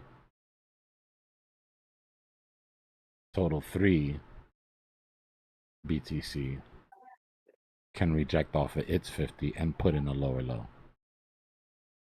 If total 3 puts in a lower low, then the alts aren't done bleeding. Your mid caps and your low caps aren't done bleeding yet. Total BTC has gotten above its 50. Right? This is including all the top 25 coins and shit. Okay, so you can see the strength there. If ETH BTC retraces, total BTC might just come back to its 50 and hold. Right? It doesn't have to come down and put in a lower low. So that's why I'm more comfortable sitting in higher market cap alts right now, unless I have super high conviction. Once that move happens, once ETH BTC retraces to the 50, and total 3 BTC makes whatever move it's going to make, whether it goes lower, whether it does a double bottom, whatever. Once that move is done, that's when I'm getting into the micro caps and the low caps. Or that's when I'm adding more to them, I should say, because I'm already holding some. At that point, total 3 will be ready to make a real attempt at making some ground. But until then, I'm just being a little bit patient. And the reason is because we've always come back down to this support before they've taken off. But I want to show you something. 2016 is the one that resembles this market the most. I've been saying it since the beginning of the market, right? 2020, we had quantitative easing, so we can't compare it. We have to compare it to 2008 and 16 when we have quantitative tightening. Look at how long it took for total 3 BTC to top out once it touched bottom. 1, 2, 3, 4 parabolic weeks and it was done. This is for the people that are getting nervous on their alts, that are like, how's my alt going to get to the prices that everybody's telling me if we're running out of time? When it happens all at once in a quick way, right? Here we had quantitative easing. So the move was parabolic, right? But the money didn't come in all at once because the money was in the whole time. Here, the money came in all at once. Kind of like what we're looking at right now with these 3 rate cuts and the blah, blah, blah, whatever. If you look at others BTC,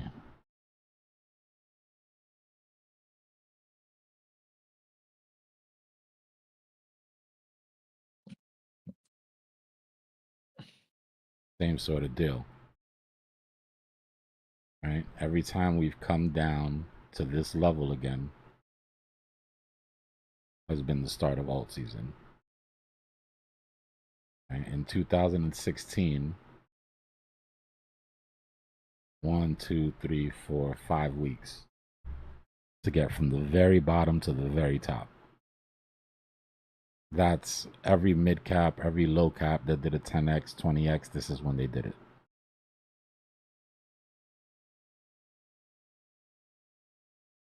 And then again, the last run took a little longer because the money didn't come in all at once. But even in this situation,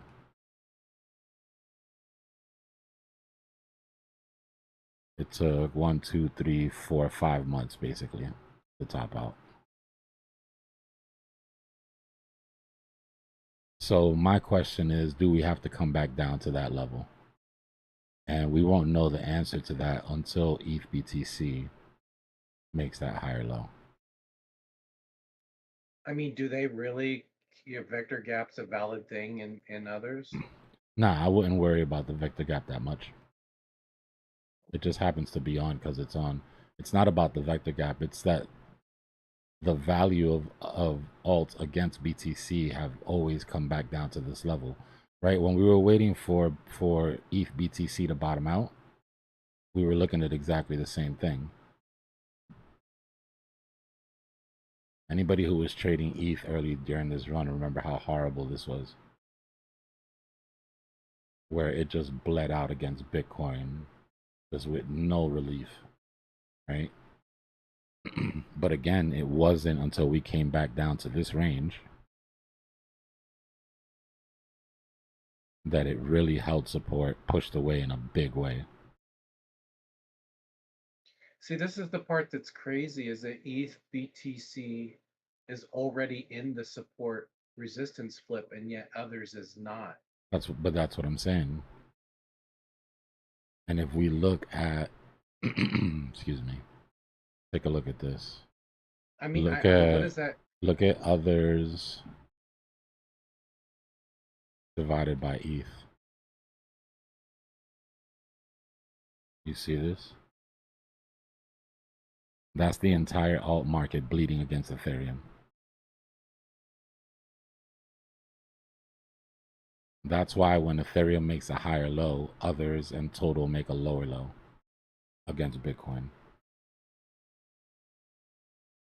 Excuse me. This won't last forever, right? Obviously. This is going to find the bottom, and then they're going to start to perform better against ETH, and it'll... This thing, if you look at it, really seems like an oscillator at best, right? Like,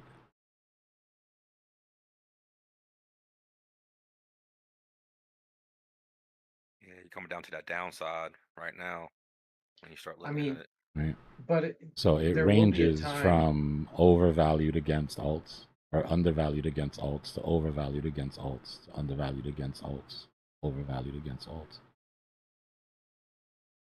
But there will be a time when both alts and and Ethereum will go up together, right? Yeah, yeah. So alts could still be going up while this happens, right? They're just underperforming Ethereum, Yeah, yeah. right? It means Ethereum is doing better. But yeah, once everything touches, now again, I don't know if it has to touch down, right? I was hoping when I was looking at this the first time that we would have this sort of scenario, but that fell apart, right? So the best you can do right now is really just pull a visible range and see where your value areas are.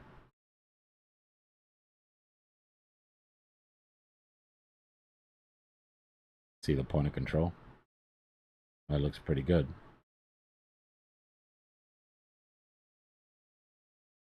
So we'd be looking for it to come down to 0.5.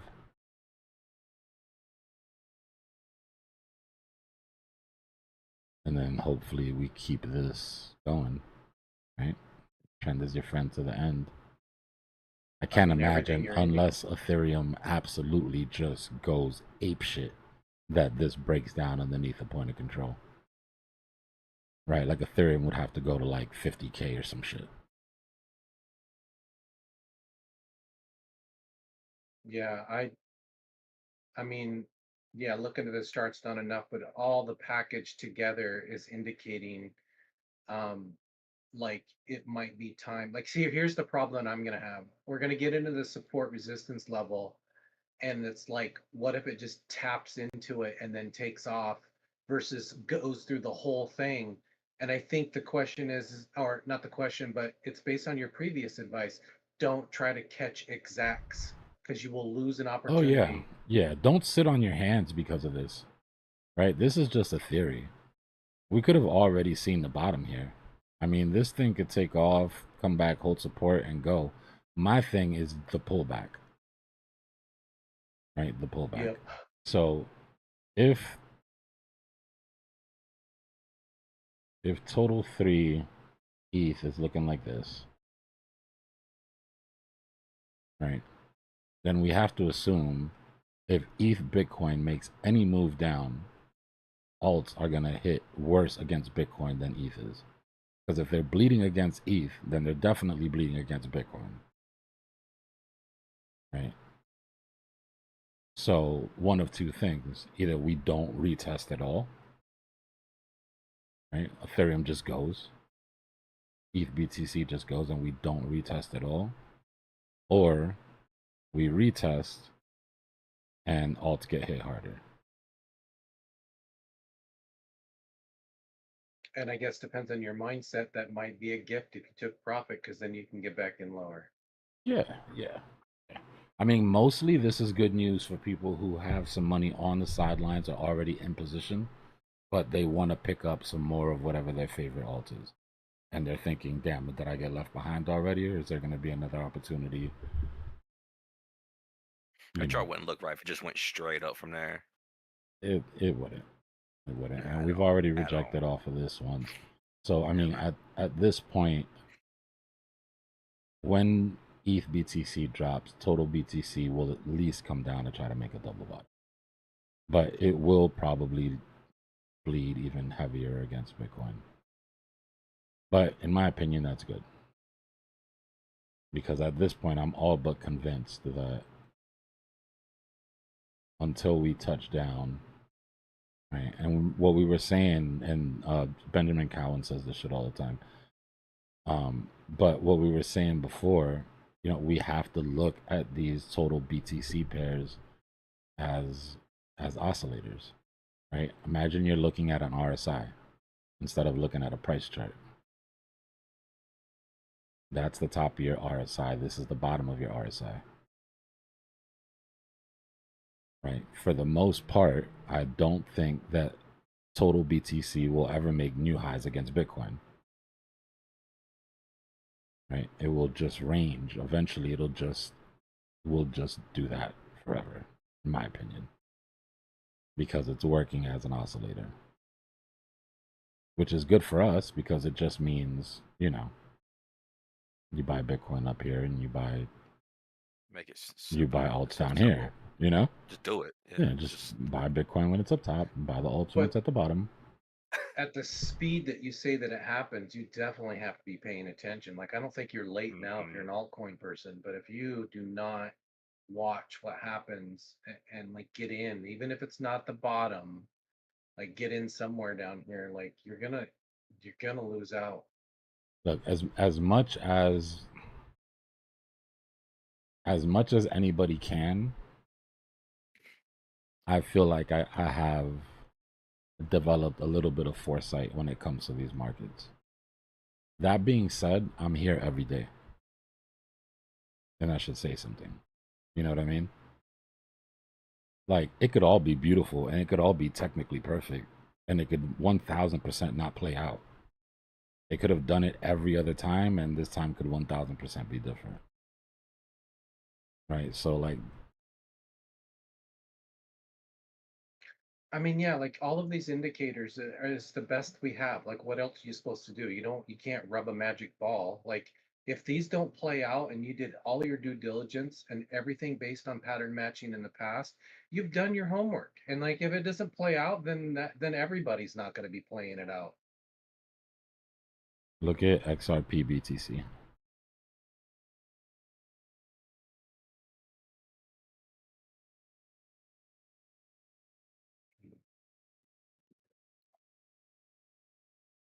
Yeah, it came all the way back down to its support. And then made its move.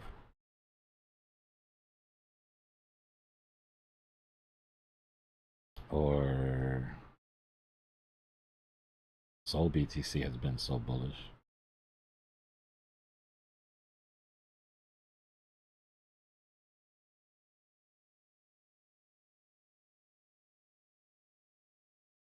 Look at Doge BTC.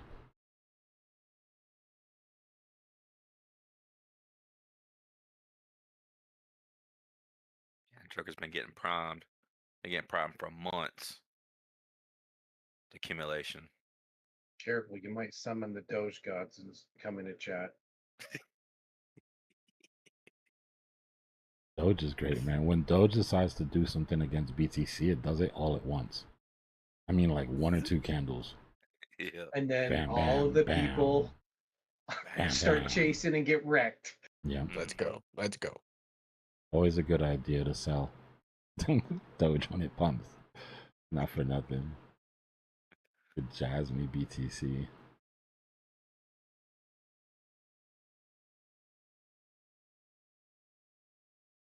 Back at its bottoms. So looking at total against BTC, you're looking at just the average of what every coin is doing, right? And on average, every coin still hasn't bottomed out against BTC. But then you can come in and look at your coins, right? Like, do I have to worry so much about Sui? Probably not. This thing has held its ground against BTC. Worry about Sol, held its ground against BTC. Link BTC. This is why I started to buy Link, is because of this chart. No. Link BTC came down, tapped, and just ran with it. And I'm phasing out now because it's getting a little scary right now. But who knows? You know, I'll watch it. 800 EMA is going to be a good test here, but you did have a stopping volume candle on the daily, followed by a bearish engulfing, so that would have got you out of the way of some stuff. Litecoin BTC. So this is an issue. Hey,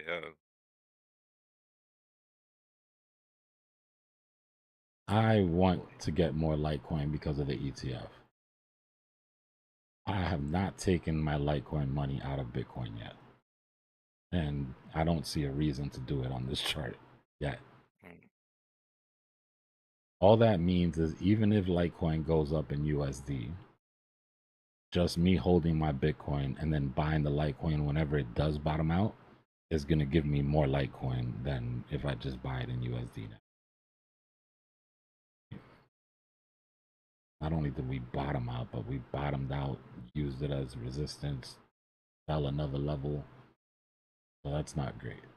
It's one of the ones that I'm still on the sidelines for, definitely. Problem is that measured move is bad. I don't even have it on the chart, but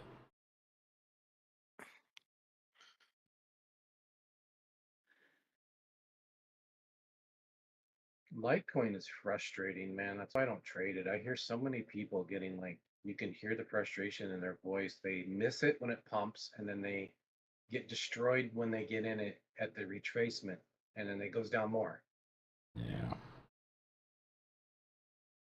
You hear it in their voice, and you're just like, okay, that's enough for me to just stay away.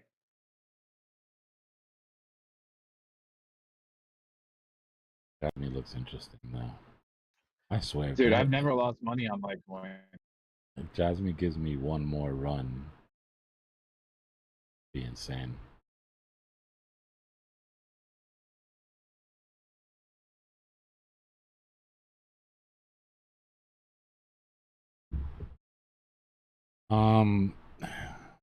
So people that coming in now are late, right? You're not, in other words, you're not early. Like I can't in good conscience call you early when everybody's been here since the bottom of the bear. But that doesn't mean you're too late. Right? Some of the alts really haven't had their runs yet. And compared to somebody that was here early but didn't take profit and they just round trip their alts, you're not too far away from them when it comes to entry. Right? But I don't like telling people they're early because then they feel they can just kick their feet up and they just got this long ride ahead of them. And that's not the case.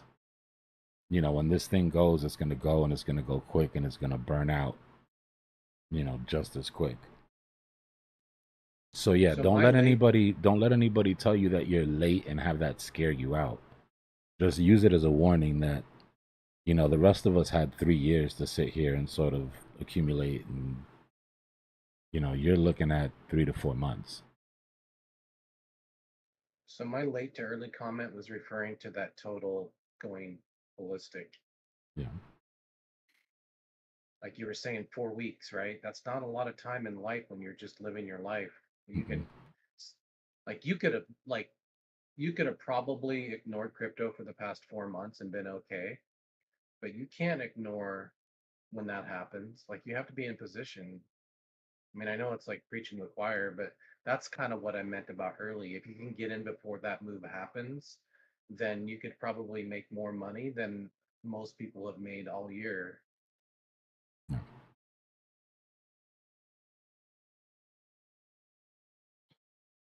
whole two looks good, man. It looks really good. Looks really good.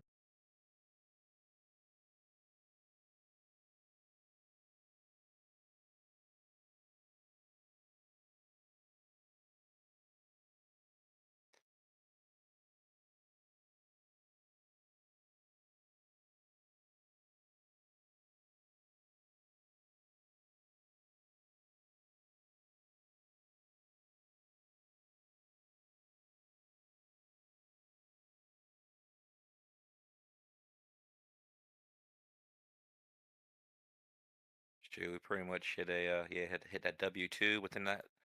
I guess you could draw W in that cup and handle there, Dbloc. Yeah, at the bottom. There, Mhm. boom, boom. No, I'm talking about go back where you first start the cup all the way to the left. Oh yeah. Well, so Could you? so that's the thing, right? Like the reason that I just tell y'all W's because most people would be like, oh, it's Adam and Eve, it's cup and handle. It's that. Listen, let's get out of our own heads, right? We're not getting any trophies for sounding cool. At the end of the day, they're all W's. Yeah. High or low fractals. It's the first sign of an uptrend, right? So whether this is curved and this is curved and it comes from an uptrend and you call it a cup and handle, right? Or this has a spike and this has a curve and you call it a Adam and Eve, or this comes all the way down here and you happen to call it a double bottom, right? They're all high or low fractals except for the double bottom, actually, but you know what I mean.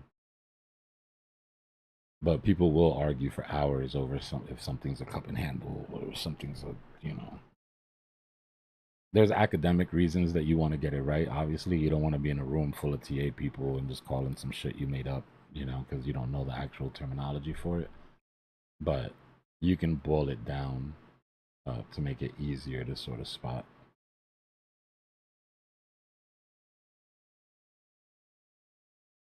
So to your question of if you're late, you just weren't here for this part. And anybody that was here for this part got some PTSD to go along with the memories. Because this was rough, right? You're in time for the part that sort of everybody talks about, the part that everybody thinks that crypto is like all the time, right? People think the bull market is just like the last 3 or 4 months, but like for 3 years. You know what? That's where you get your calluses right there, where you're talking about Dbloc. Oh. That's where you. That's where you really learn, man. That waiting out and holding on for several years.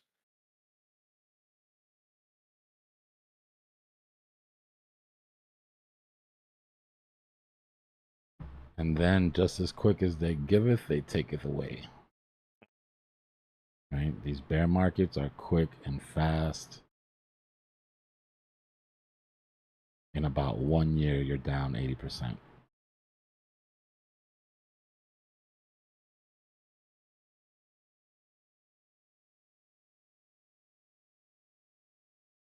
It's going to be my first cycle where I actually short. I'm scared.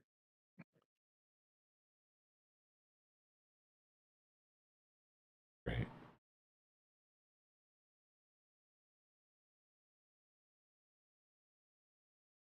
Now, the argument that I was, not even argument, but the sort of idea that I'm pushing in my head about this left translated or right translated cycle.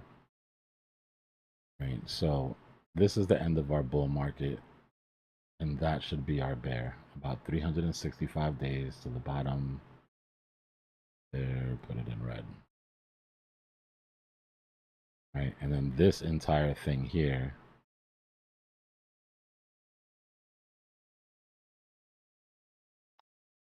from the bottom,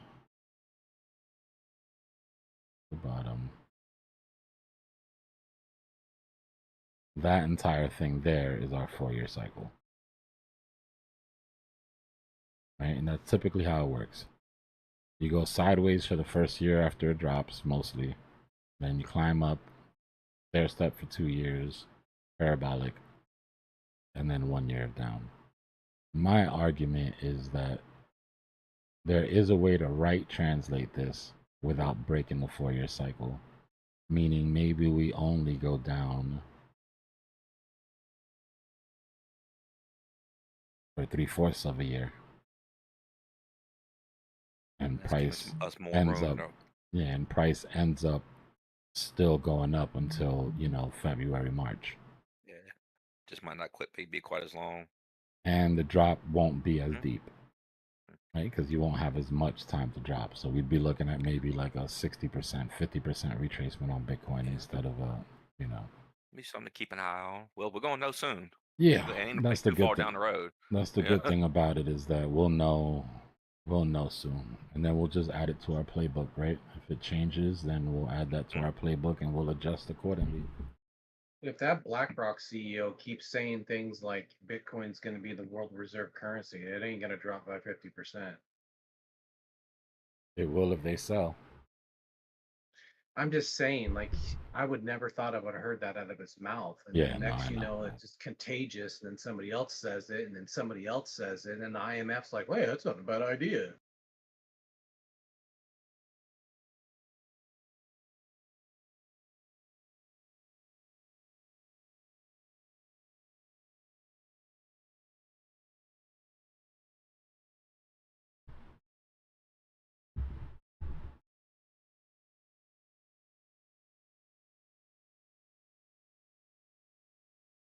We got 166 viewers and 91 likes. I promise y'all not getting this type of alpha anywhere else right now on a Saturday.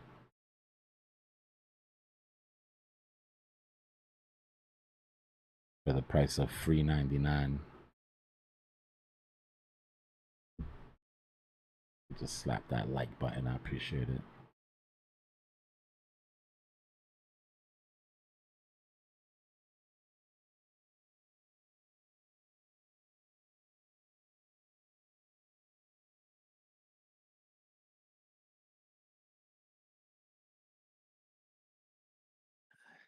Well, Bitcoin, like you want to roll over.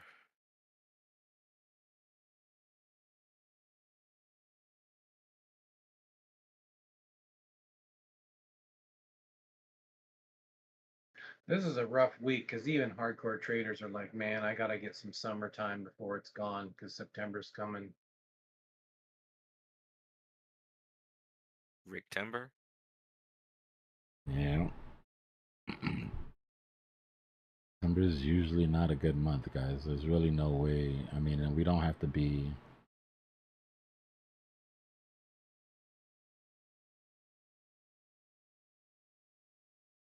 We have the data. We don't have to think too much about it. Well, we're supposed to have the data.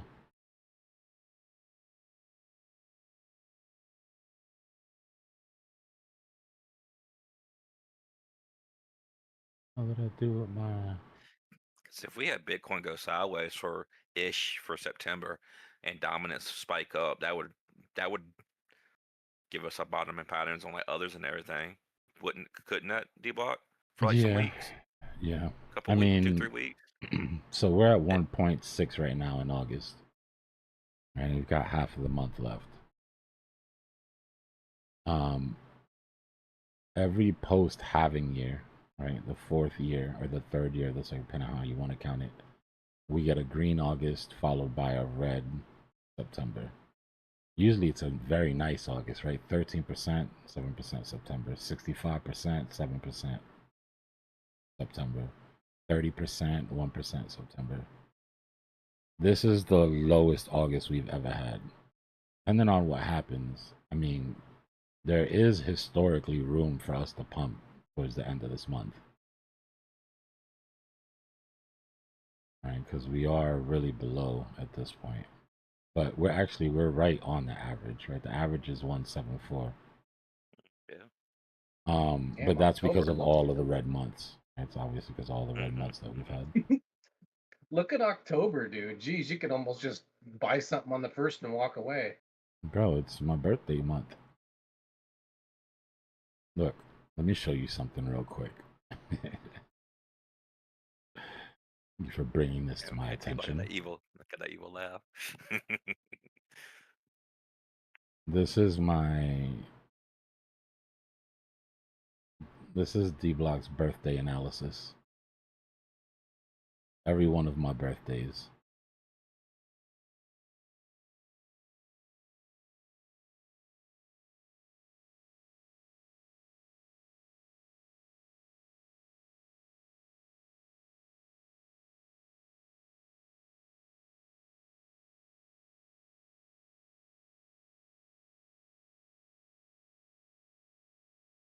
Bull market birthday, bear market birthday. My rule is you're in by my birthday or you're late. Right? Get it on my birthday. Bloop. Get it on my birthday. Bloop. Bear market birthday. Bull market birthday. Bear market birthday. Not a bad entry. You had to wait. You had to go through COVID, but bull market. One last explosive month before shit went, you know. Bottom of the bear market. It's interesting. I would have got you like what, 20K Bitcoin, 19.7. This is when I was screaming at everybody that their bags better be packed. That gave us that bull market. I mean, that birthday gave us the break out of that bull flag. Next birthday. This birthday, I expect it to work like this one. It'll be an explosive month and then an exit.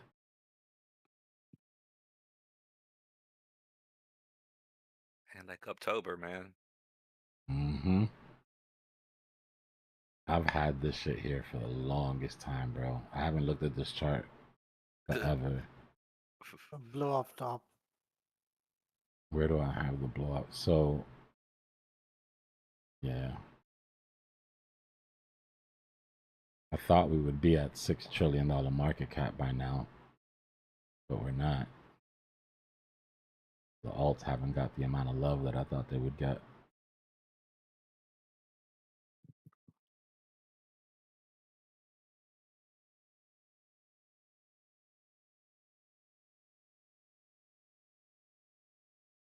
Here's another cool metric.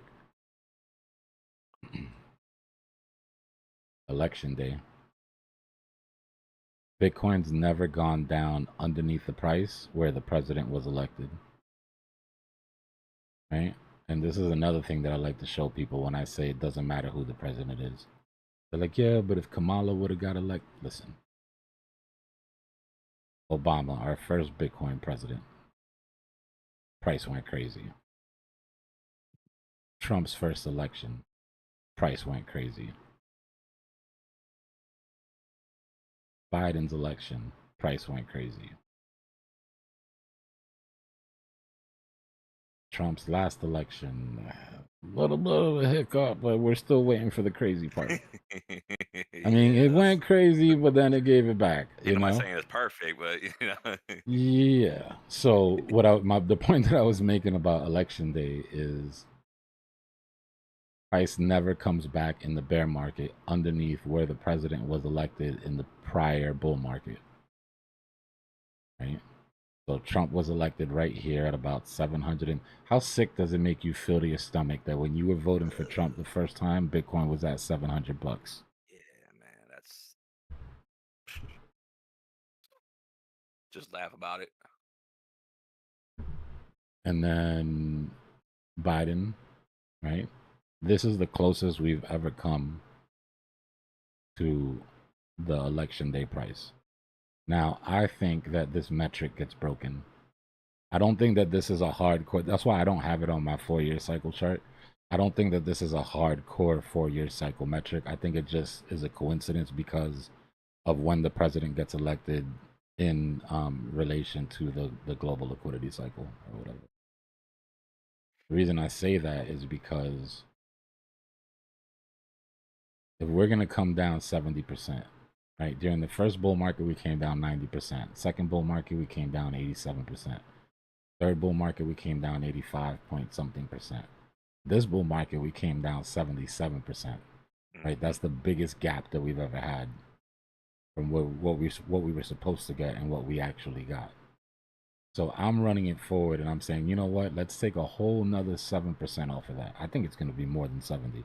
Let's take a whole nother 7% off of that and say we only get 70% drop in Bitcoin. Where would price have to be for that price to not break the election line? We'd have to go up to 235K Bitcoin. give us enough run up so when we pull down that percentage, we don't, Exactly. like say, don't break it. Exactly. But chances are, if I'm right and we only get that 150, then we're Dbloc, gonna it's break actually that for the first time. Dbloc, it's actually 237. Yeah, to whatever. Yeah. So if we only get that 150, then we're gonna. I've been calling 237K for like 3 years. So like that's gonna be the top. Precisely 237K.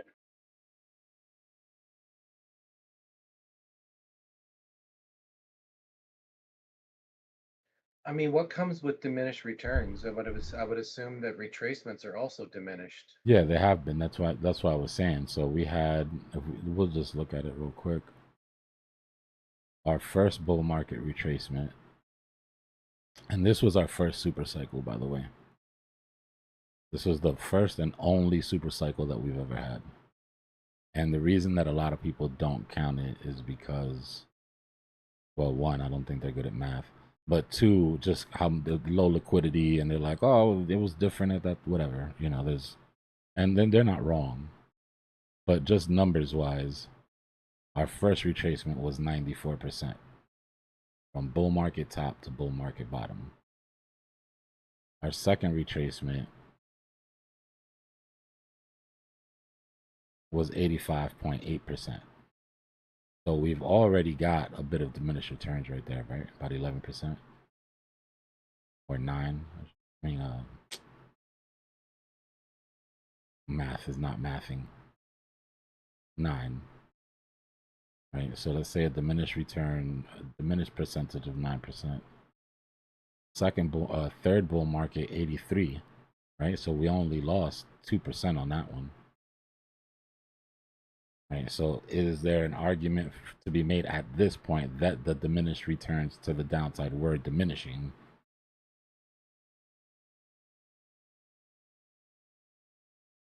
But then we had this bull market and the institutions came in to buy up and we only got 77%.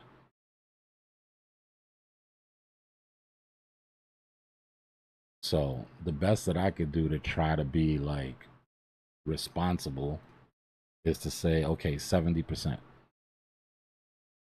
Right? Let's take the average mean of what, or the mean of what the diminished return has been. Right? So let's say 70%. So we would have to not break that metric, like I said, go up above 230K. Chances are we break it. So depending on where that lands, that'll give us an idea on where the bottom of our next bear market is going to be. If we get to 50K, 150K, the bottom of our next bear market will be at 44.9, call it 45K. I think that that's kind of low. So that doesn't mean that I think that we're not going to get the 70. That means that I think we're going to go higher.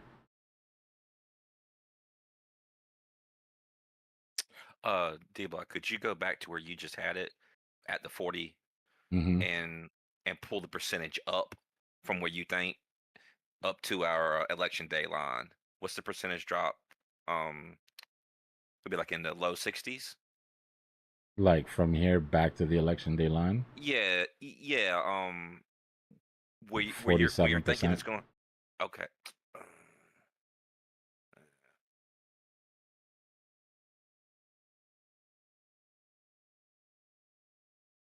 So I mean that'll be interesting. To me, I like 2 levels for the retracement.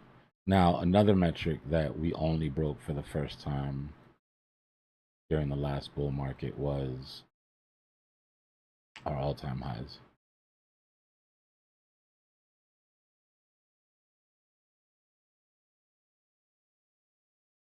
This white line is going to be our all-time highs. So bear market retracements have never come down underneath the all-time high of the previous bull market, right? But the percentage away from it has diminished every single time on the way up. Here's our all-time high. See how much closer we came to at that time. Right. Oh, uh-oh. So that was one of the first real 4-year cycle metrics, ones that we actually followed religiously, that broke. Now, the reason that I think it broke is because we got robbed on this bull market. This 50% retracement right here has never happened, right? And this, in my opinion, was institutions preparing themselves for that futures listing. My argument has always been that this is the bull market that we should have had. That would have took Bitcoin above 100K. That would have kept this line from breaking. True. On retracement. But this is when the institutions started sticking their foot into things, in my opinion. And then this is where we are now. What's going on, Mattis? My bad. That was a hardcore side mission that we just went on because somebody said the word birthday. Sorry about that.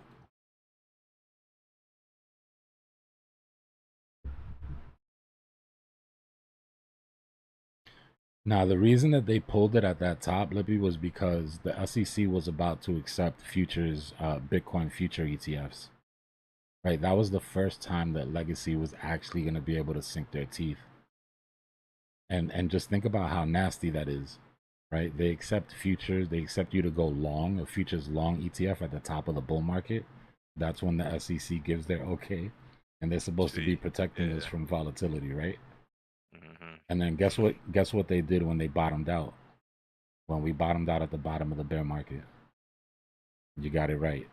Short ETFs.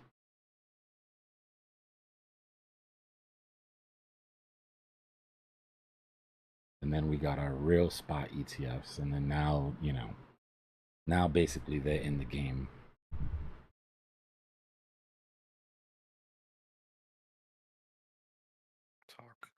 Hardcore, man. That's how them boys get down, though.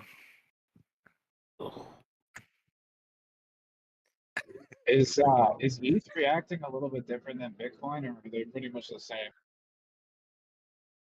I haven't been able to study the charts too much. It looks like they're pretty much mirroring right now. ETH got caught, right? And it's got caught in a bit of a weekend trap, but it's losing it now, just like Bitcoin is. A little more aggressively. But that's, we can see it in dominance, right? Dominance is popping up here.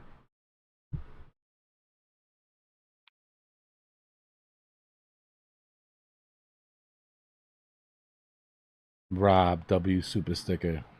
Appreciate your support, fam. I think ETH tops out a little bit after Bitcoin during this run. You know, I think it's gonna top out in that 3 to 6 weeks that alts top out.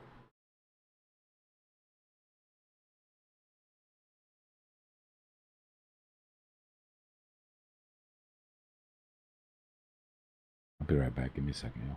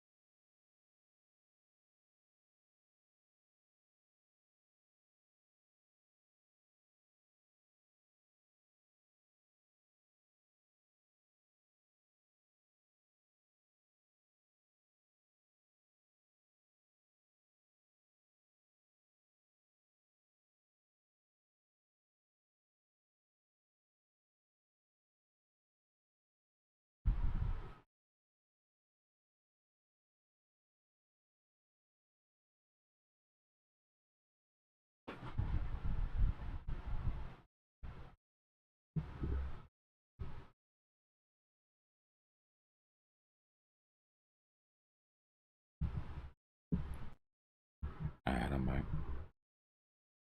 Language, what did I say? ETH? My bad.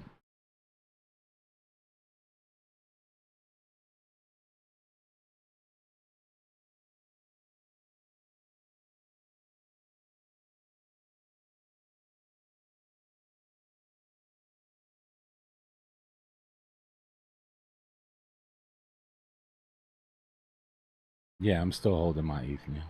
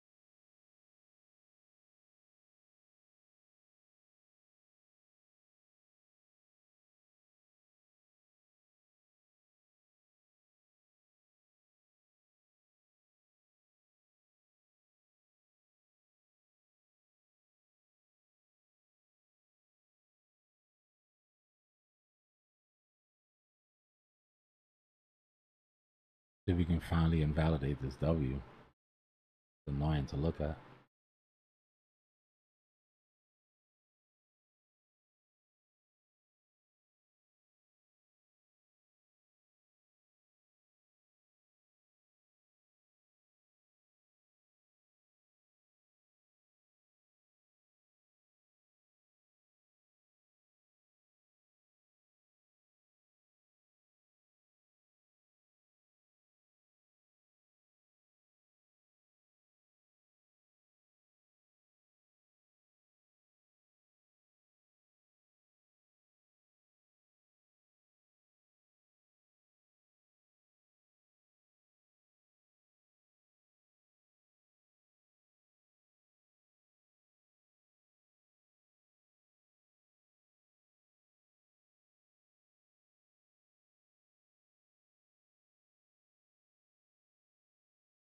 All right, well, I think it's time to take a look at M2 in a big way.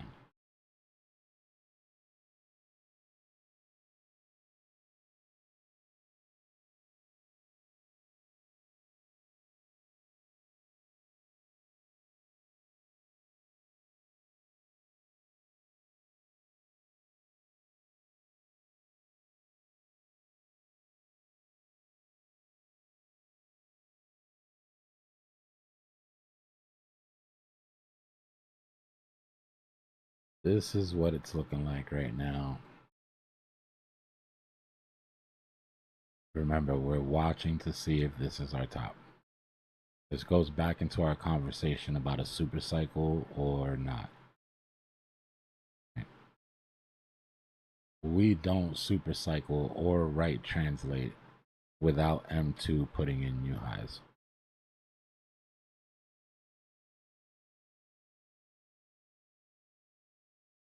Now, I want to be really clear and say, just because we put in new highs doesn't mean we super cycle, right?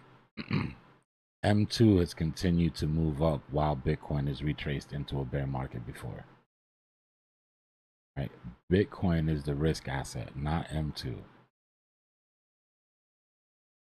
But we don't super cycle without doing that.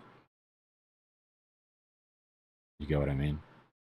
So just because we break these two peaks here doesn't mean we super cycle. But we cannot super cycle unless that happens. Right? If we continue to put in lower highs here and we take out these bottoms, that's it. Now remember, this is pushed forward, right? This is our offset. We're already in September, October. At the end of this, we're sitting November 15th already. Okay, so this is all in line with the sell zone that I was already looking at. Remember, this sell zone has been here. That sell zone was there before we got into this go zone. This go zone and this sell zone I put in at the same time. Right? The go zone was us waiting for M2 to bottom out here and come into this range so that we could load up. Right? This is when we came down to 74K.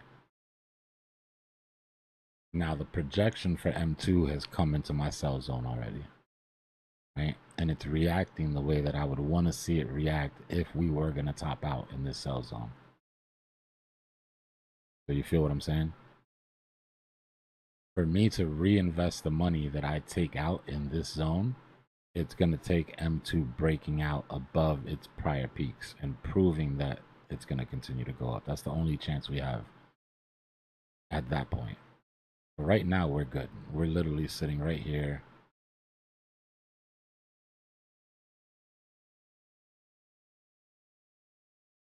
Right? We're right in this range where we just chop, chop, chop, chop, chop, chop, chop all the way up. And then a blow off top somewhere at the end of September. Funny enough, remember that date, September 27th, right? Check this out.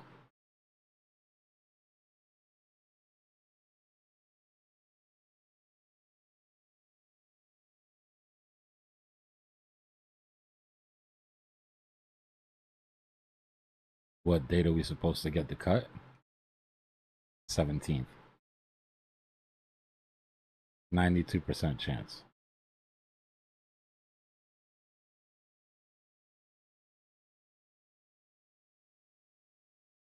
That is right here. So right at this dip on M2 is when those cuts are expected.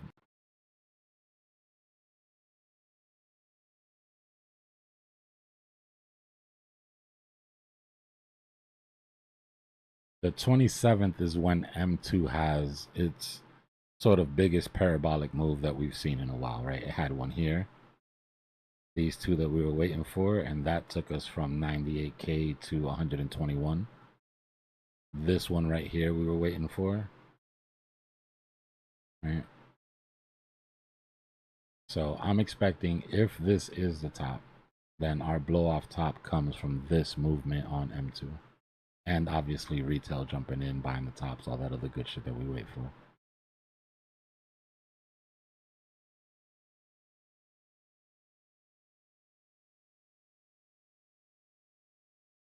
Now it gives us about 10 days, right? 10 days before.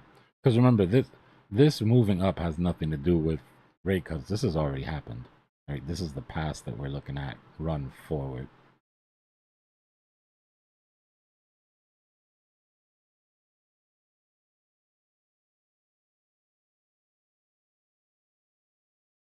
Now, the one thing that I can tell you that I think was a gift from institutions without them meaning to is this M2 correlation. We've never tracked so closely, even on an offset, right? It's never been this useful during prior bear markets. And it's because we're moving closer to gold. Gold follows M2 to the T, right? On a 0-day offset. But if you've noticed, ever since the institutions got involved,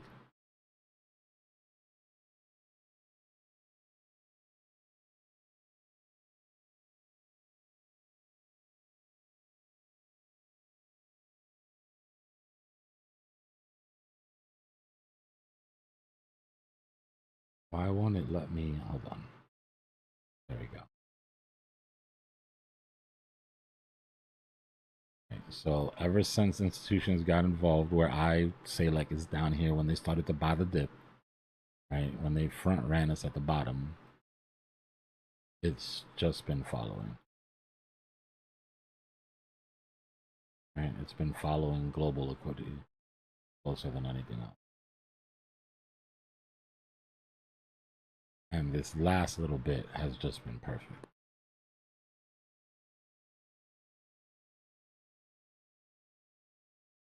Hey, Dbloc, I got a quick question because unlike the prior cycles or like the when the markets was like the '08 crisis, and I think even like the .com bubble, it's usually when the change of monetary policy happened is when like that was the signal, hey, there's something wrong with the economy, and that's when like the bear market comes in.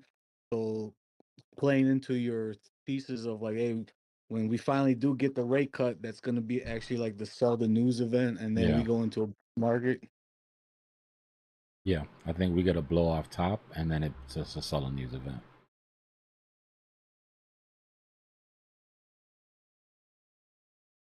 And I mean, speaking of 2008, you know, real estate's on an 18.6 year cycle, which means 2026, 2027, right, is the top for that as well. So we have looming recession that we've been kicking forward for 3 years. We have an equities bubble the same way we did in .com. We have a real estate bubble the same way we did in 2008. We have a debt bubble the same way we did in 1990 with savings and loan, except we have them all at the same time. We've never had them all at the same time. We've never had a three-pronged bubble burst at once. That's why I've been grinding so hard, making sure everybody understands how important it is that you make it out of the top of this bull market with some money. Because what that's going to afford you at the bottom of the next bear market is going to be generational, my opinion. And the calm that you're going to feel by having that cushion on the side while everything around you is sort of falling apart, right? Everybody's struggling and shit. It's going to be hard for a lot of people, bro. It's just not going to be easy for everybody around you. Well, this could be like the next or our modern age of the Great Depression. If you're looking at those 100-year cycles or whatever of history. If it wasn't unpopular opinion, if it wasn't for Powell, I'd agree with you. But he's managed to bring this down to what looks like a manageable, safe landing for us as long as we don't screw it up. And to everybody that was saying that he's being political and that nobody cares about the numbers and that inflation wasn't going to cause, this is the PPI. This is the breakdown of the PPI that we had. The most aggressive, hot PPI that we've ever had. The hard, in layman's terms, the hardest inflation has ever come raging back, right, on one single print. These June numbers right here are the numbers that they were last month, right? This is all of these sectors: food, energy, you know, transportation, warehousing. This is how they judge, right? Look at our new numbers. Look at the final demand. So final demand is basically everything, and they took out food, energy, and trade on this, right? They basically removed, because they like to fudge these numbers, they basically removed the three hottest, right? Food, energy, and trade. If you look at food, food went from a 0.1 to a 1.4. Energy stayed the same. Anyways, final trade went from 0.0 to 0.6. But look at what the biggest hit was. Trade went from negative 0.3 to 2.0. That's tariffs. That's why Powell didn't cut. Because without knowing what effect it was going to have on PPI, there's no way to tell if inflation is under control or if it's coming back. So that print right there is all the justification that Powell needed for waiting. No, I don't think this is enough to keep them from cutting, right? I still think that they have to cut. What I do think is that this is enough to make sure they only cut 0.25 and not 0.5. And depending on what next month's print is, we might not get 3 cuts this year, right? This might have ensured that we only get 2 cuts this year instead of 3. But I don't think that this changed us getting a cut in September. I could be completely wrong about that. But futures market still has it at 92.1.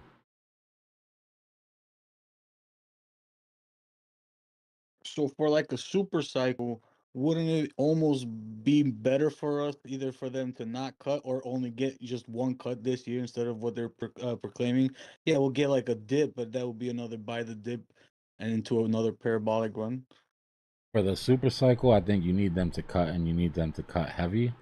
You need a new Fed chair to come in, and you need to have promises of further cuts. Because remember, if M2 is going down, the only thing that's going to keep this thing afloat is the US money printer. So if we get forward guidance from the Fed that they're about to go into like like Trump talking about 300 basis point cut, like crazy shit like that, that could set it.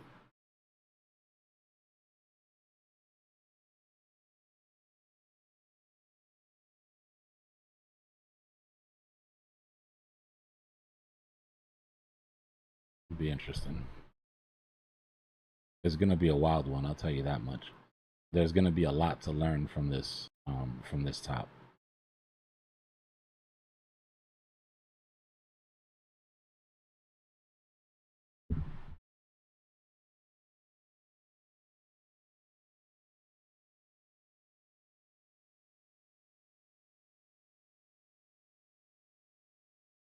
It seems like what's happening now is like the last playbook to be learned from for like the rest of our lives. You know what I'm saying? Like we'll be through almost every single type of cycle that's possible. Well, this last cycle in tight QT, for me, did that for the alts. We've now seen the alts perform in every sort of monetary policy you can imagine. So we have that in our playbook. That's good. We didn't have that until this year.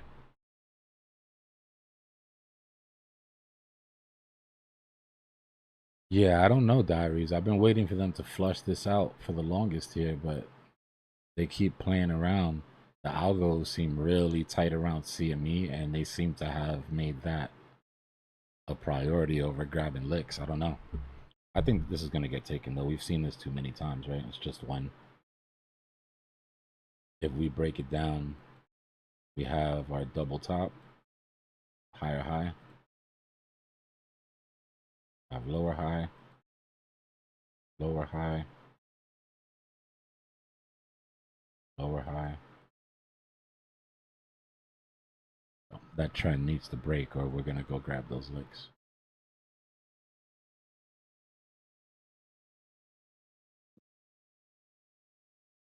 I'll be right back. I gotta grab something to drink.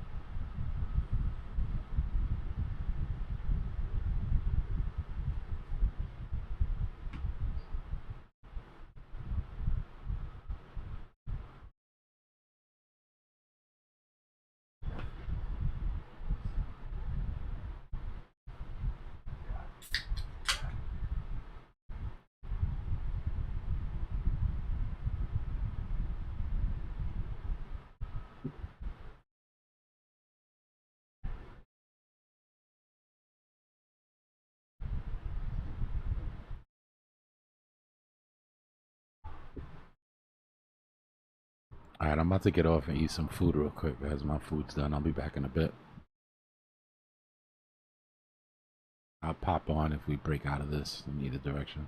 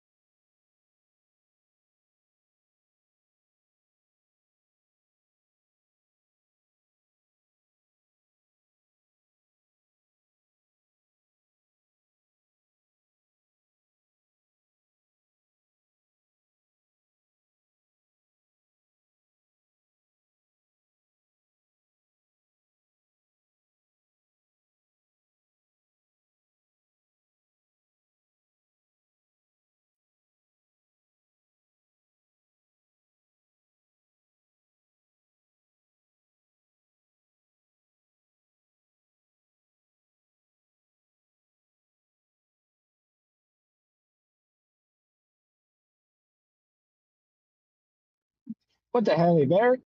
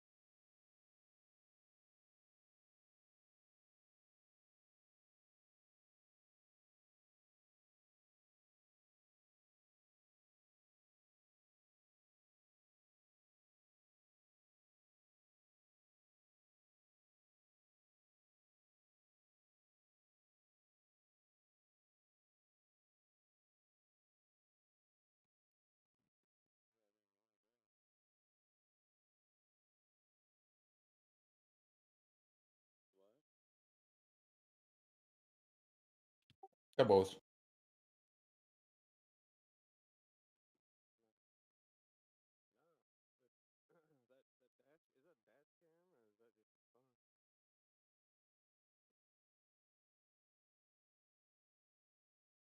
is that dash cam or is that just fun? Yeah, but the quality of video, you know, it's good.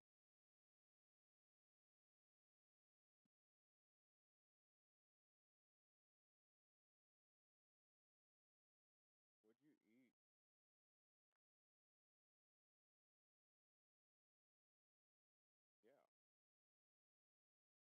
Yeah. Sonic. Not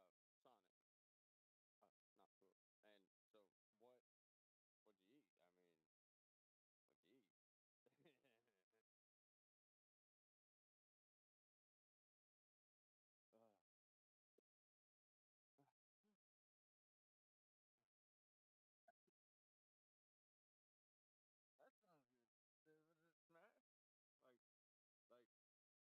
I mean, what'd you eat? uh, that sounds good. Was it smash? Like smooth? Yeah, I love it. Yeah, or steak and shake. Oh, is that your area? That look nice.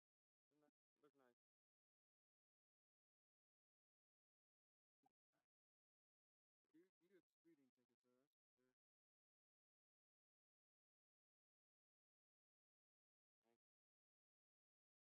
Thank mm.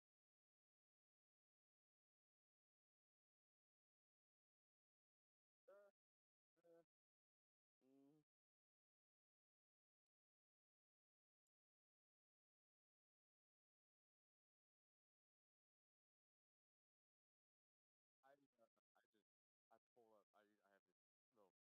those little bracelets you can slap on your wrist and they fold automatically. I've got one, but for my neck, so I act as a priest.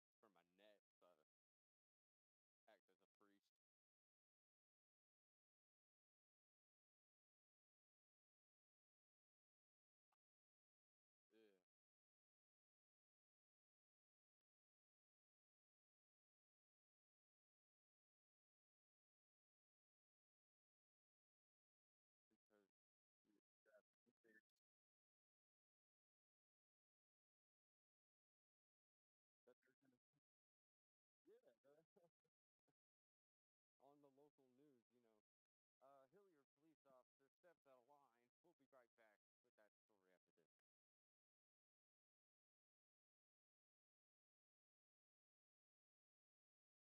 They get it every day, dude. Any bad interaction.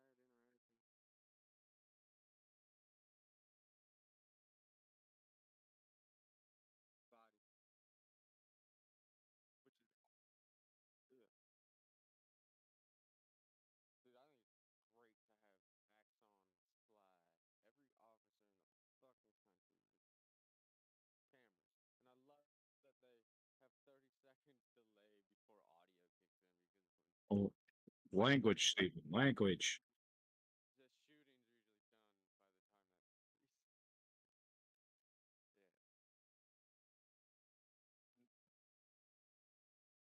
yeah. Yeah, careful with the language. Oh fuck me, man. Hey, there it is again. Hey, on YouTube. Gotta be a little conscious when you step into this one. Oh my god. Who's hang on. I'm sure once Dbloc gets big and famous and has like 1 million subscribers, it won't matter as much. I'm gonna have to interrupt. I thought I was What? in space. Holy No, crap. no, you're in Dbloc's. Hey, you're about 5 minutes too late there, bud. Why didn't you have my back? What the hell? Nope. We're going to the moon. We're still bullish. We're going to All right. Thank you. Ethereum $5,100. These large caps are slow, but I'm not seeing anything that's super bearish. I'm sure there's something out there that's been ripping that is ready to just tank it or get rug pulled or something. But as far as the majors, like the large caps, I'd say no. What?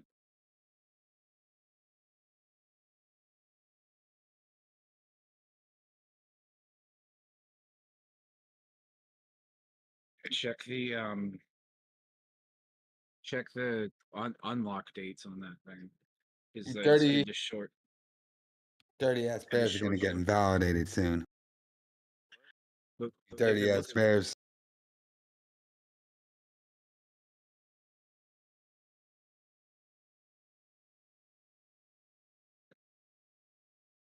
I mean, Dbloc's been kind of talking about it. I just been DCAing into silver, but it's like I don't know if I trust it. I'd rather have physical than paper. No, it's not.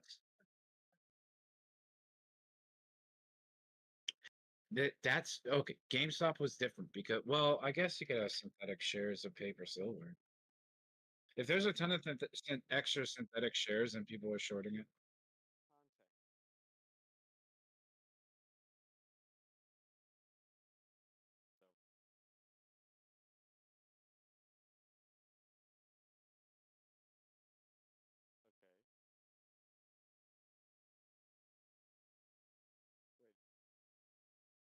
who the hell would be short on silver right now? No one's shorting like that right now, anyways. Silver's value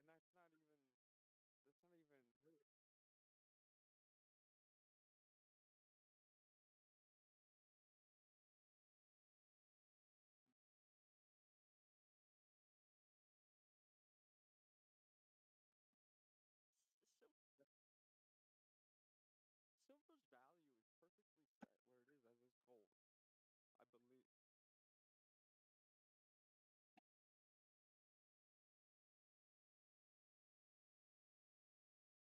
All right, what friggin' what instrument are they shorting? What instrument are they shorting? Like are they shorting SLV?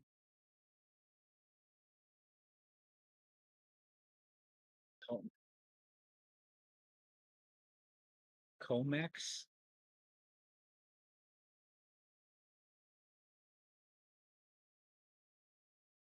Metals products. So Comex, hold on. Silver's gonna pump, but not because of a short squeeze.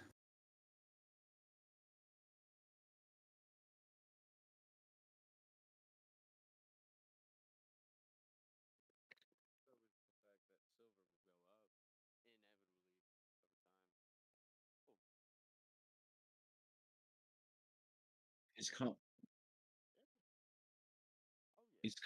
Comex an index or a company? It's a company that they basically control majority of the mines. I believe they're border out of London. I think their global headquarters. Oh, it's an exchange. So it's short for the commodity exchange. Comex.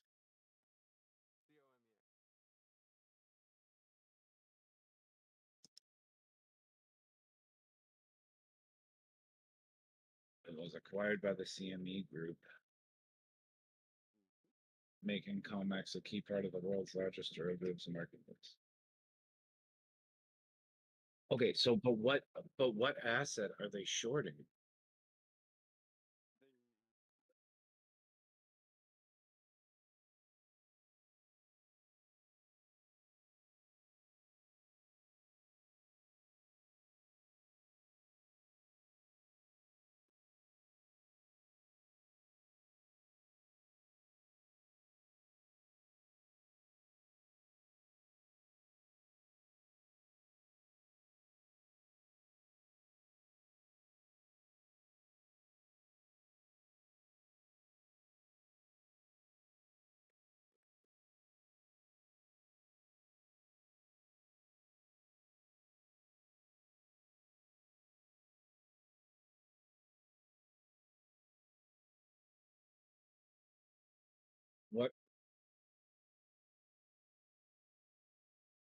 What is the contract? What is the contract called?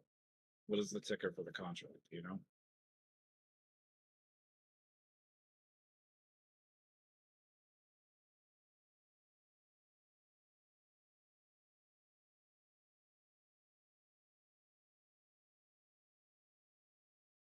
Is it SI?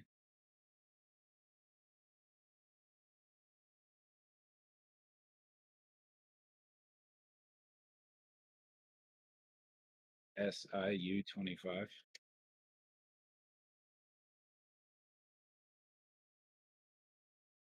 COMEX Silver Futures. That's supposed to be a lot. 'Cause it's not.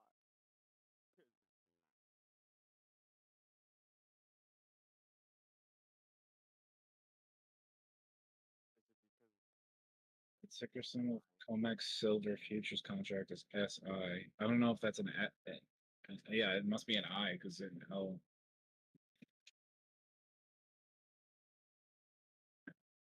So SI is the ticker.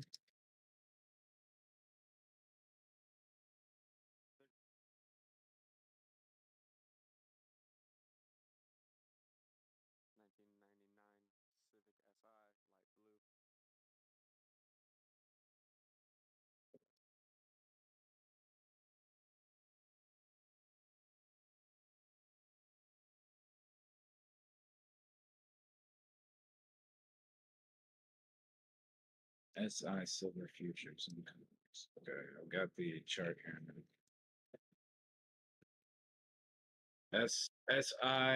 SI 1 exclamation point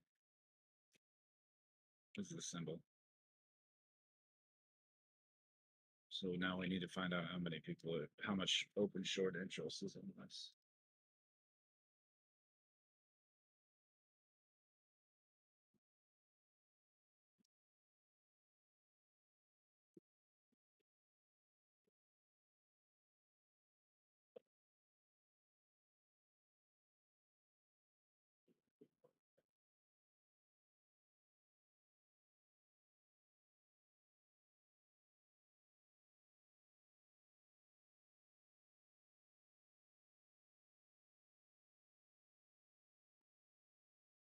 So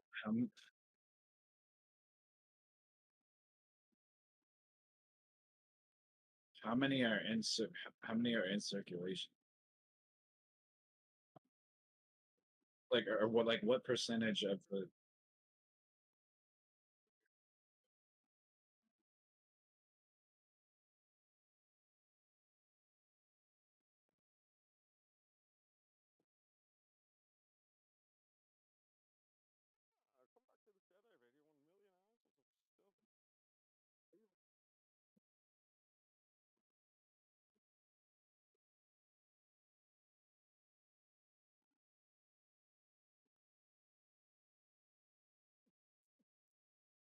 Oh man, make some jewelry with that. Is it because they're paper contracts?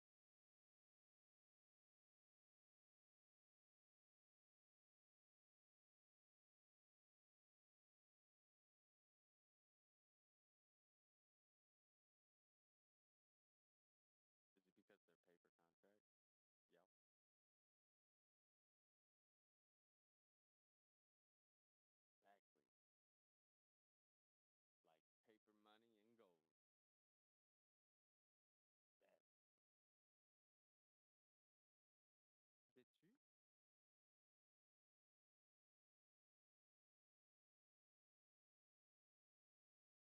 Exactly. Like paper money and gold. That. Did you? It's oranges and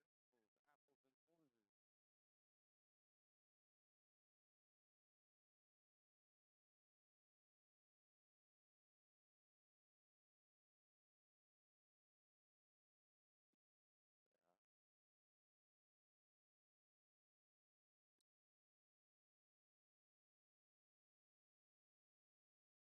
Yeah. I can't find out what its short squeeze score is because it's in the options contract, not a stock. Here, you want to find out the current amount shorted right now on silver paper contract. Yep. Silver. I want to know how many contracts are being, what percentage of those contracts are being short. Oh, okay. That. Do we know if the same things happened with aluminum?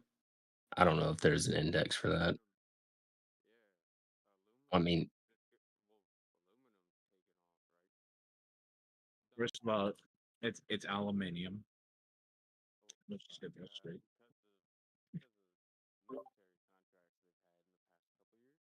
Qui-Gon, how would you say something so controversial yet so brave? You actually pronounce aluminium correctly. Because that's the way it's pronounced. We just say it like a bunch of idiots, and we're the only ones that do it. And you found Well, I respect. am an idiot, all right? So I get a pass.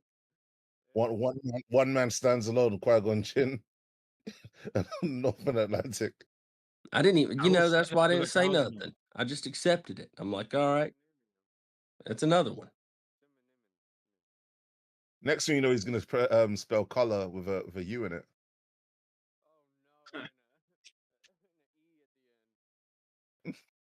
And E at the end. Okay, I don't know. That's too advanced for even us. I don't know about that. It's too much spice. Does the word favorite have a U in it? Yes, yes, it does. I don't Yeah. not in America. Yeah, in America, no, like over here, favorite color. Yeah, they have it in there.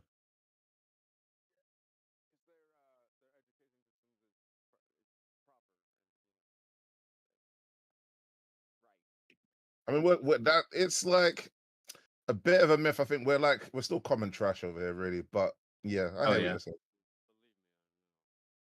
The Oh, reason why I have such a soft spot for aluminium is because I did a report on it when I was in like 3rd grade, and I had like the most bitchin' report, dude.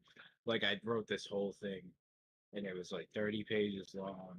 It was all about aluminium, and the cover, like I put it all together in like a booklet. Like I was ready to publish this thing, and the cover of the booklet had like I wrapped it in actual aluminium foil. Like I Oh, hell actually yeah. wrapped it in Oh, foil, hell and yeah. then I made like a sticker, and I put like the chemical symbol on it, like what's the symbol on the periodic table. Like I put its actual. Hey. 30 pages in year 3. Like, what a beast! You were going above and Yeah, beyond. yeah, I went all out, dude.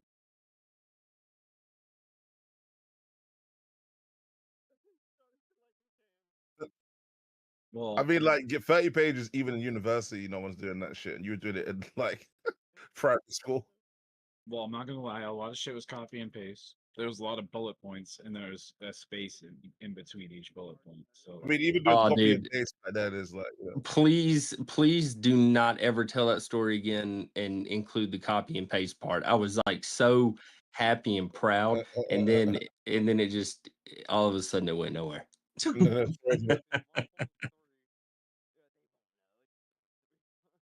well, I mean, I had to.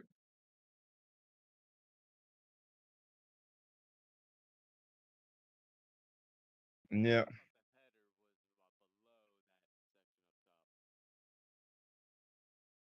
That wow, you're copy and pasting manually. Crazy. I had to paraphrase.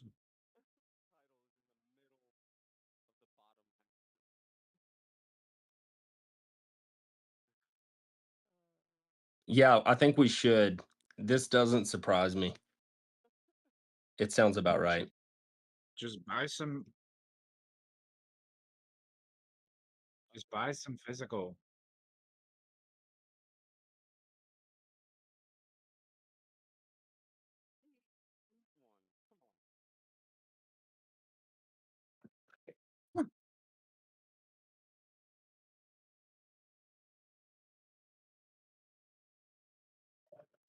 And a pandemic around that time.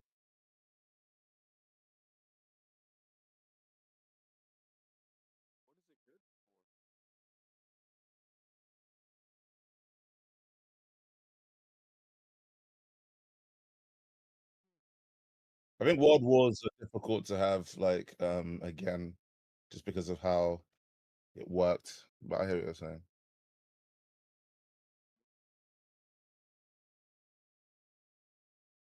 Matches, you're scaring me.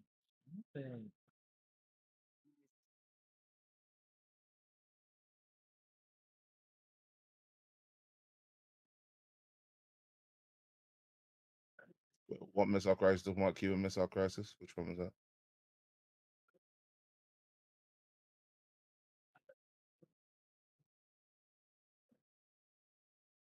Okay. Yeah, yeah.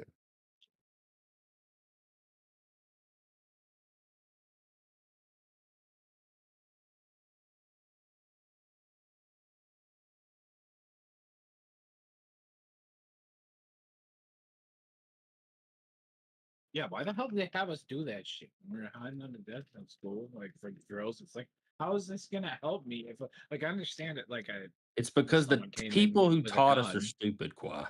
The people who taught us are dumb. Oh. Yeah, sorry. Did I wait? Did I say the F word? I did not. I did not say the F word.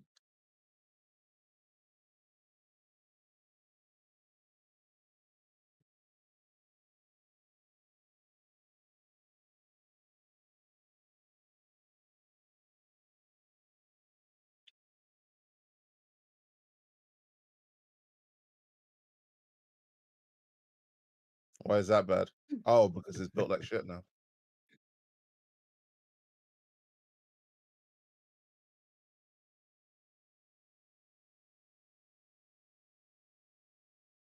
So I guess it is because it's built like shit now. I think they're just dumb, dude.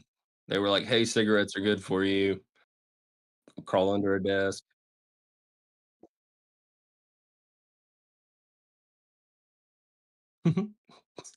Can't even stop, drop, and roll anymore. What's happened to this beautiful country that I love?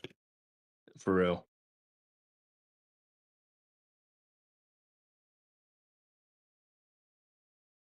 Oh wait, that's not real either.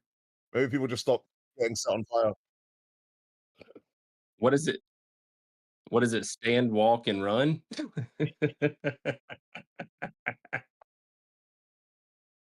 Sorry.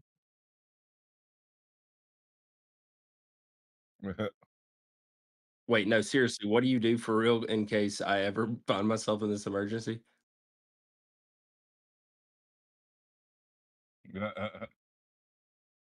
What's the new? Oh, okay. I thought so. Nice. Bro said stand, draw, walk. What's it you say? I don't even know, dude. It was funny either way. Thanks. I don't even think it made sense. Mhm.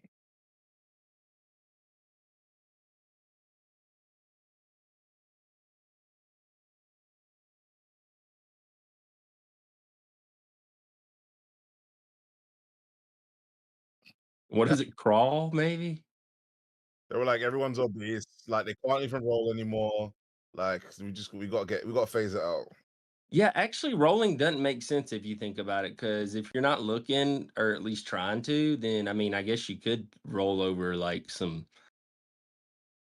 potentially dangerous material.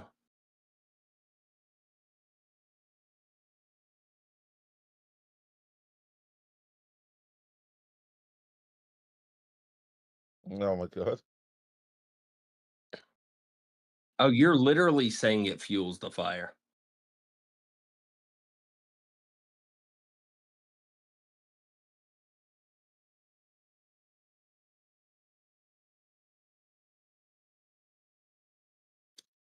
I guess maybe in like certain like climates it works, like or certain places. Like if you've got a lot of dirt on the floor, probably works quite well still, right? But other places maybe not so much. I'm confused. Yeah, aren't we all? Amen to that. Yep. Eve just like, was trying to God candle and now it's just like cucked. I don't know what the hell's going on anymore. I gave up on this thing on the weekend, man. I don't know. It's dominance, dude. It's Dominance dumb, took a dude. shit. I completely missed it. I was trying to like sleep and then I think I don't know what woke me up with. It was my notification or you guys talking about something. And then like I take a look at ETH and it's like pumping like crazy. Now it's just hit that sort of range again and it's just cucked. I had a trend line drawn right where dominance reversed, and I was looking at the chart, but I didn't realize that I was looking at the dominance chart. I thought I was looking at the coin I was trading chart, and I was like, "Oh, nice." Complete opposite. Wow, shit. Well, yeah, that's pretty cool.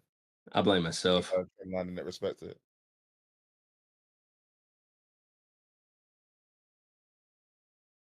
Hey, Quad, that whole aluminium binder cover though, that dude, yeah, I think that's probably where you end that story, because it's like, wow, this kid was a genius. Yeah, that's like Dude, I got a mega A+, dude. Like I was like, I mean, they had like, to, like, that's neurodivergence, like superpower. That's the superpower phase of it. It's like this kid's just coming in. Like, what the hell's going on? Like, they probably called all the other like teachers to be like, hey, to come take a look at this shit. Yeah, she's like, I'm not even gonna grade this. If this was a competition, you would win. You remember like A for effort? Like they were like, no, we have to give A star. Like that's there's no way like it's a simple A for effort is gonna be enough. Did you have to like read it out loud to the class? No. I don't even know if my teacher read the whole thing. It was long as shit. I remember like my teacher from primary school. Like they told us to write a story, and I wrote like sort of 3 pages worth or something, and she said like not very much and not what I asked for. Yeah, and I remember as a kid, I was like, I just wrote you like 3 to 4 pages, and you told me that's not very much. I was like, but this was like I don't know what it is, like year 4, year 3, year 4, kind of comparable to what you're saying. And I know I was looking around, I was like, I know for a fact everyone else wrote like a page, like maybe a page and a half. I was like, this teacher definitely hates me. I was like, I was like old. I was young. But I was like old enough to be like, no, this teacher hates me because I wrote a lot here. What a And bitch, yes, man. it wasn't a lot. You know, sometimes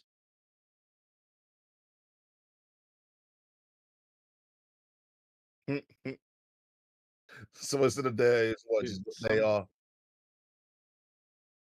Like do not instead of don't.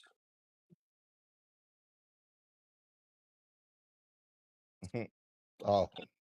Yeah, here's the thing though. Some teachers, if they see something like exceptional from a young age, like they'll like try to put you down or like make you Oh, they think try like to if you hold you go back? above and if you go above and beyond or something, they'll put you down and make you think like it wasn't good enough because they want you to keep applying yourself as much as possible.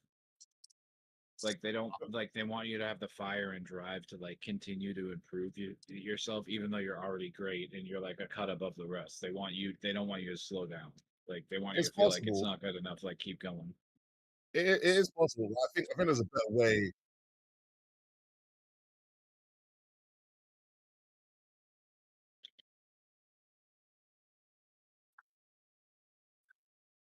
I think if it was worded in a way that was correct, I probably would have like been like, okay, like I'm no matter what happened, I'm gonna make sure I get something that she's gonna say is good. But I think the way that she worded it, I don't know, maybe I was like a little shit or something in that class. But I was like, no, I could tell. I was like, no, I could tell this is hate. This isn't like you could do better or like you know, here's what do you know what I mean? Like and as well back then, because God, what was year 3, year 4? Like how old were we? 3, 4. No, man. Oh, like 8 or 9. Yeah, something like that. Yeah.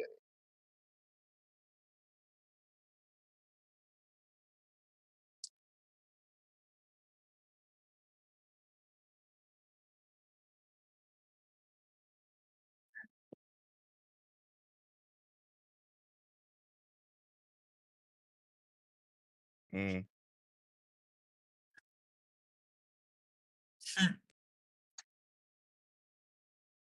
My exchange treats me like that. I get a good trade done quiet, and then the next one punishes me. Says, "No, that's not very good. It's not good enough." Yeah. We're gonna need the money back that you took from us last time. Yeah. Oh, you did a good trade? Yeah. I'm not gonna praise you for that. Hold my beer, watch this. Yeah. Yeah. It was It's a like, good oh, trade you till did I a good saw you trade. make it. Congratulations. Now, good luck on your next one. Oh, you set your stop loss right there? Watch this. Oh, The you didn't use a university. stop loss? Liquidated. I'm done. Yeah. Oh, you got back in? Watch this. Yeah. Holy shit. It's all like that.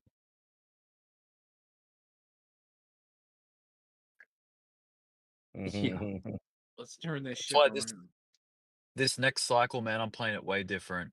I'm just gonna go investor mode and just chill, man. Just buy and chill, buy and chill. And then one day, it's just gonna be mad profit. Mad profit.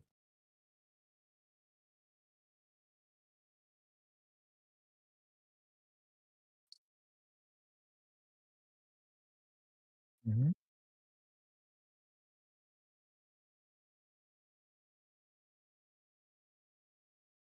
You know how people say only put in money that you're willing to lose? Nah. Dude, I'm going hard out as much money as I can bloody get to put in. That's right. I can't afford not to. Who can afford not to? You know, like, not financial advice, but dude, can you really not afford to 10x your money? I mean, at this point, the only investment you're willing to afford thing is like, Mm. like if due to like counterparty risk or due to like you know what I mean manual error, because obviously Bitcoin at this point, you know, I mean if that fails, then we're gonna have pretty massive implications across like you know, at this point many companies there's gonna be systemic risk, right? And right now it's trusted enough. So I don't know if you don't really believe in Bitcoin that it can fail at this point, then I don't know. I mean, everything could technically fail, but like, what are the chances, right? At the same time, there could be something like you putting your money in the bank and that technically failing, but at the same time, there's like enough in place that makes you believe that it will find a way to either be there or to be reimbursed in some kind of way, right? Mm. So I don't know. People I that think I hear it. people that don't think that Bitcoin's gonna go up over time, that just tells me they don't understand Bitcoin. Yeah, Like exactly. full on. Like, okay, you don't understand it. And the people that think they do understand it but still don't get involved, it's like, well, get out of here then. What are you doing? Like, Yeah. go find a different, interest or whatever. Mm. Like, what are you doing here? Yeah.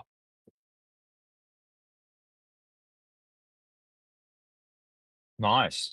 Yeah, that's Wow. I didn't know that, but that's great. Did you trade it? Uh, well, another 10x. Oh, That's okay. it. Did you even Did that have some? something to do with the egg prices going down? I like Nice. that. Nice.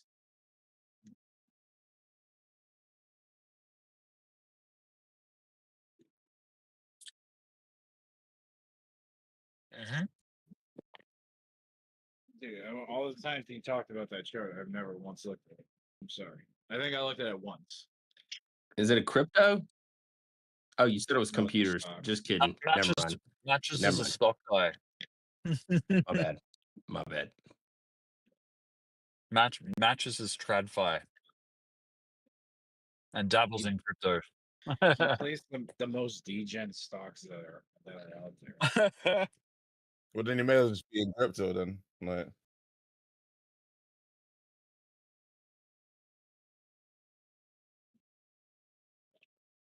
New egg. NEGG, right?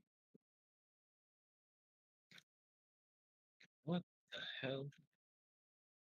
No, What this the thing hell? looks like a low. This I thing had looks a like a low liquidity shit going.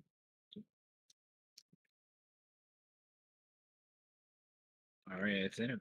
It's following a parabola pretty good for right now.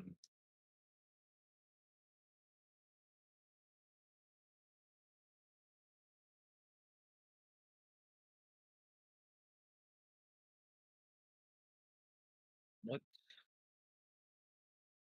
Dude, it was literally just in June. It was at $5.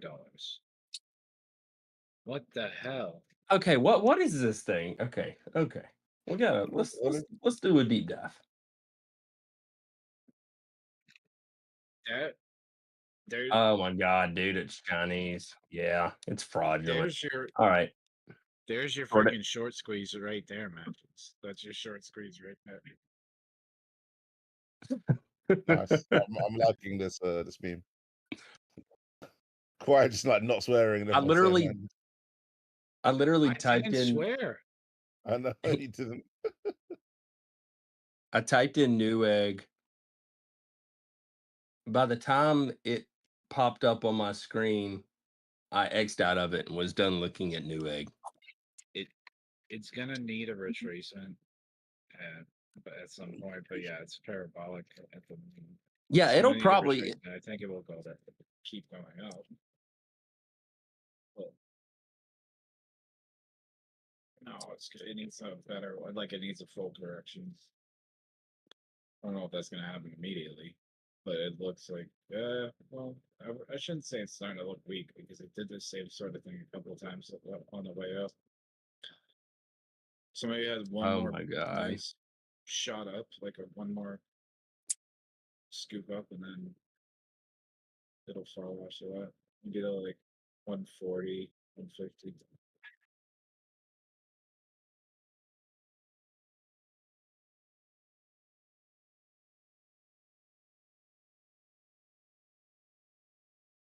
Yeah, the Chinese are moving the money out and putting it into something else.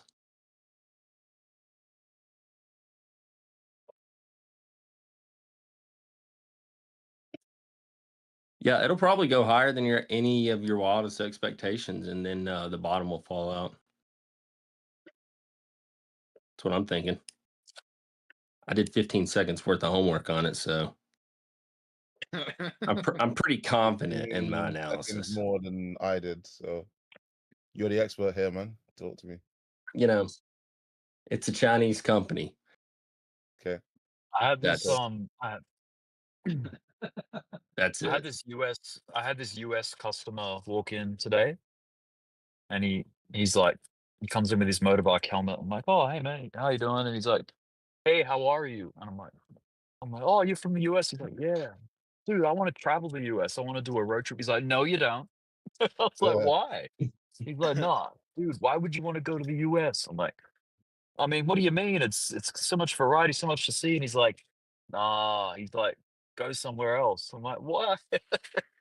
He was just adamant, man.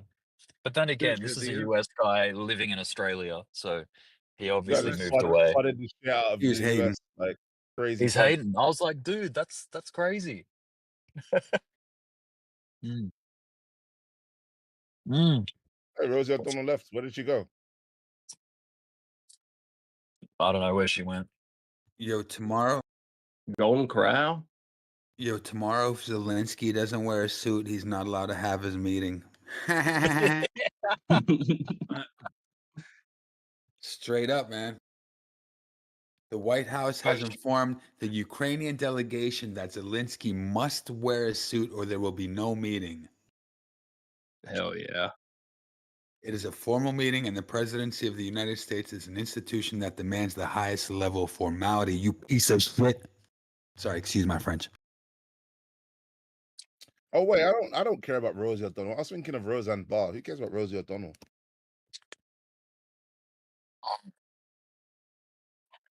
Okay. Well then, all as well. Roseanne's way cooler than Rosie O'Donnell.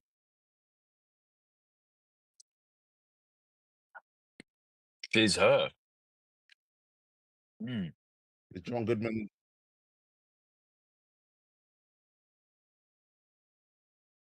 Goodman still alive? Look at me. Big buys coming in. Big buys. Watch out. Is Rick, Rosie when you get out of O'Donnell work? in like 2 hours? Is Rosie O'Donnell a View host? One of the View? I think she was. Like Whoopi Goldberg, whoever the else the cast is. Didn't she have her own like show? What does she have to do with crypto? Who cares about Rosie O'Donnell? What's going on? We about to pump. You guys ready? We got about 22 more minutes, in my opinion, and this next hourly candle is going to be a good one. It's just my opinion, not financial You advice. crack me. I You crack me also up. think that we're Drew. gonna push up here. Push Bitcoin it, kind push of did a swing fail there. Like it sort of rejected lower prices. It made like a slightly lower low. Well, in the 5 minute it did. Ethereum, Let's go, crypto. Solana's getting a little bit of buy. Ethereum getting a little bit of buy. They're approaching a local resistance. All they need is our help. That's all they need. Think about it. You think the market's got over its little tantrum about the Yeah. PPI being hot? It's Yeah, like, we get just need- over it. Let's Exactly. buy. Yeah, just need that's support. pricing. We need to pet the market on its back and like on its head, like It's like- good market. It's like, get back up, dust it off. Let's go. Actually, I don't know if we can say that it's fully priced in because the market only had one trading day. Yeah, So yeah. like I want to see what Monday looks like before I call anything like that. But Yo, Monday, we're gonna see Trump and Zelensky. Zelensky's gonna be like, damn, I have to wear this damn suit. And Trump's gonna be sitting there grinning. They're gonna make a deal. Everyone's gonna be happy because finally, and it's probably not gonna be a real deal, but it's gonna be something closer to the deal. It's just gonna be, getting closer and closer just to keep people in suspense just enough so they stay on the edge of their seats. But I think it's gonna be bullish. I don't.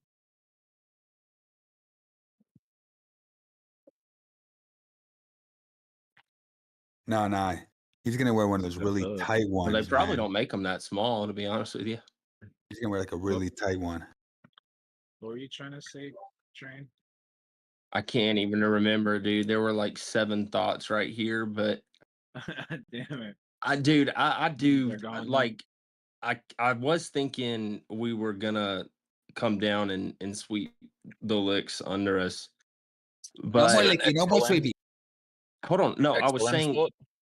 I was saying that I was thinking that. I had been thinking that since Friday when the W on Dbloc's chart was drawn. However, over probably about the past 3 hours or so, I think that we are going to push up. And I wouldn't be surprised. Oh yeah, in terms of the Zelensky news, I don't think that the whatever happens with Ukraine or whatever, I don't think that it would be one of those moments, Drew, that like it'd be used to kind of like wait for the I don't think it's gonna be something that we like have to wait for the information just because it's the Ukraine Russia stuff. I think that it's gonna basically as soon as it comes out, it'll come out. I'm always like in that boat as in, okay, is the news gonna break? But Well, the whole thing is this deal is dependent on Zelensky now. That's what it seems like. They're like, all right, we can't make this deal unless we get Zelensky to say okay to something. Now, if Zelensky says okay or close to something okay of what this something is, then they're going to be like, all right, now the last stage is probably Putin has to give the final okay. But it's like he's pushing this, man. He's like, he wants to go down in history as the guy that squashed beef, yeah, I don't, dude. If I was Trump and I was dealing with Zelensky, I'd say, look here, buddy. Here's what's gonna happen, and then that'd be Oh what yeah, happened. I'd be like, Zelensky, you're gonna shut your dirty little mouth. Yeah, and you're dude, gonna I'd be quiet. You're smack gonna him, take dude. this I'd money. You're gonna slap go the home and shut the hell up. That's what he's gonna That's say. right. Yeah. When Trump lifts the sanctions on Russia, what do the oligarchs that hid their money in Bitcoin do? Not necessarily. What are oligarchs? Just saying, be careful what you wish for. Because we saw the effect that it had when they were forced to put their money in Bitcoin. No, you're just always talking over a little bit.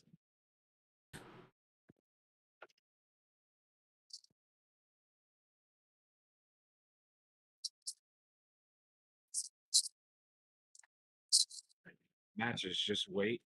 Hey, Matches, why don't you first ask if he can hear you, or wait, let him finish what he was saying? I can't hear matches. I always turn matches down when I leave.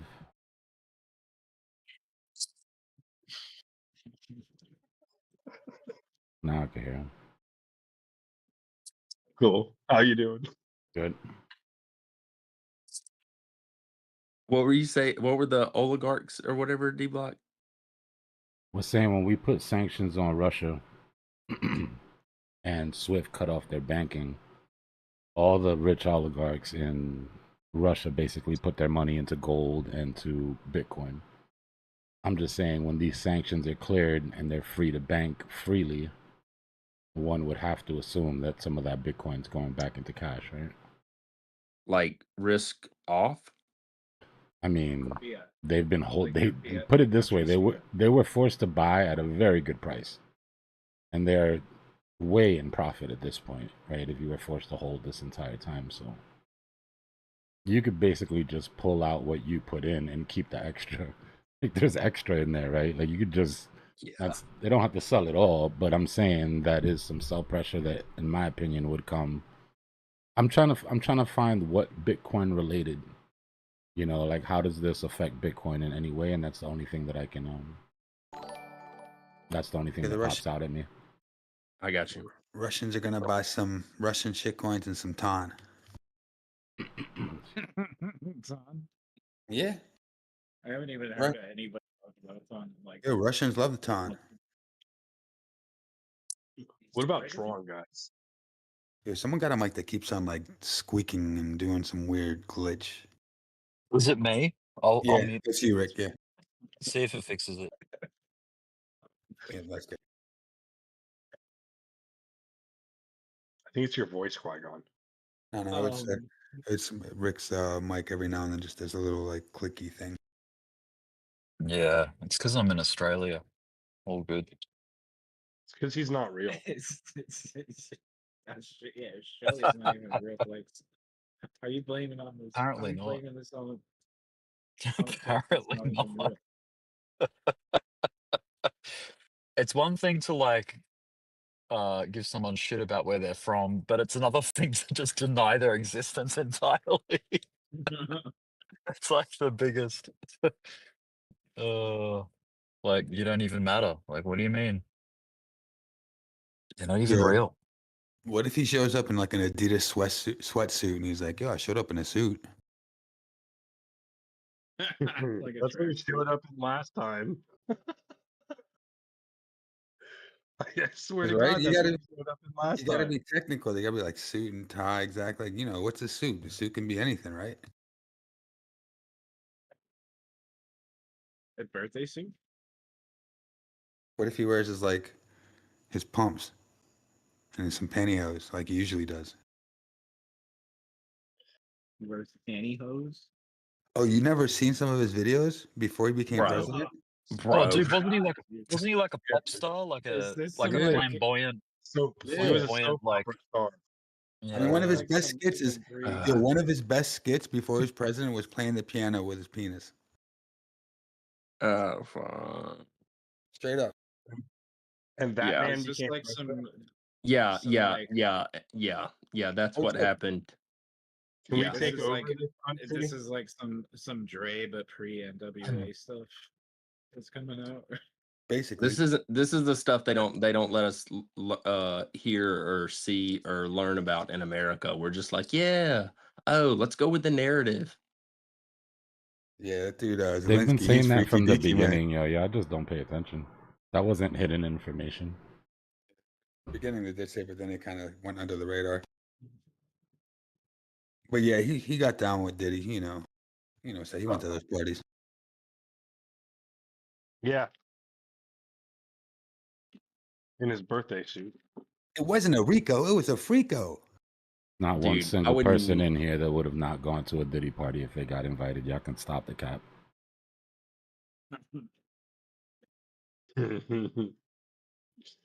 No, if I would have went straight up. Oh I yeah, would go. what? I would. That was the place that wasn't like that was the place to be. Party's a Shit, party. I bring my own I waiver. know. I would have asked him if he really shot Tupac, got Tupac killed, and then he probably would have bombed my car or something. I don't know. Whoa, dude, you can't say that on YouTube. Like back in the late '90s when it was What? cool, That and he like that early. he got Tupac killed. You did it again. I've been Yeah, saying that since I I was don't know like if, in primary school. In primary school, I was arguing with it with my friend, like literally like most of my life. I have to ask someone. I'm not sure that Tupac is even dead. In the late '90s, so I'd have been like DiCaprio hanging with like Tribe Called Quest and whoever at Diddy parties. Man, they corny, man. I was too underground for that. I'd have been like, pass. Oh, They tried to make Quest. Diddy parties the new Epstein Island, and it didn't really work out. To be honest with you. See them. Man, I knew a lot of those bands in the '90s. We all grew up with them. I mean, can we have some sympathy? Like, can you guys just imagine the traumatizing things that happened to Justin Bieber at those parties? I mean, the traumatizing stuff that It for was a sure. Diddy party. First of all, definitely right, because the way that he was acting he was hella nervous around him, right? But when you really look at a compilation of like Justin Bieber in general, when they're saying we should have done better to protect Justin Bieber, I mean, everyone was kind of just like so comfortable to physically, like even in public, like even on award shows. When Why you does watch this stuff, nobody like, ask why Justin Bieber's parents were so comfortable letting him live with grown-ass men? oh yeah, well, there's I've asked that too, right? They But like, send there's just him so they much. send him to live with 3 different celebrities for a period of like 12, 13, 14 years just to get to the bag. So, Same thing with Usher. yep. Like you'd see like grown women like actually just like grabbing them up and stuff like that. And everyone's Yeah, I'm like, not even "What? talking This is about no not weird really-" shit. Just having a kid around the type of action that was going on in them parties alone, even if it was just, Yeah. just the drugs, the alcohol, loose women. Loosey-goosey. I mean, just like any other child star, right? He's like destined to sort of end up the way that he Ever, did. bro. None of them make it. Yeah. Such a high hit rate of just being an absolute mess. His parents freaking sold him out, though, for sure. Yeah. I mean, I don't think he's complaining. Yeah. Dude, that I dude's think he might be. He's That messed guy up. looks like he's a He's mess. messed up in the head, though, dude. Yeah, he's a mess. Yeah. Everyone's a mess, though. He's probably got girlfriend issues, this and that, whatever. Everyone's a chilling. mess, and there's levels, and he is definitely on the bottom end. Well, of that after It's just that spectrum. living with Usher for 4 years and living with Diddy for 4 years, he went to go live with that pastor for like 6. Ugh. We're starting to really move on alts here. Big buys Yeah, coming we're in. Let's go. dropping. So on Dom, this is what we've been waiting for to come down out of this flag. This is our first attempt to see if we're actually going to break it. Yes, please. Let's do it. Let's go. XRP, where you at? Saturday Night Live. $3.12. Oh. No, Jeff, darn.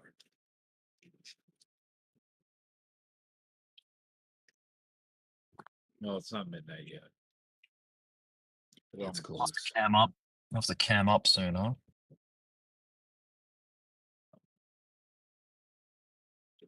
I think you can only do it if there's 25 or less people. So we definitely can't do it right now. Yeah, you can't turn your cams on in here. It'll keep people from being No. able to get in. Exactly. You'd have to have like a basement. Yeah, you can go down into the basement and all that. Yeah.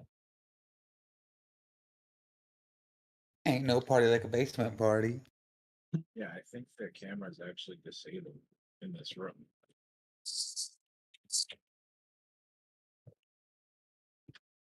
Unlike Diddy's house. Yeah.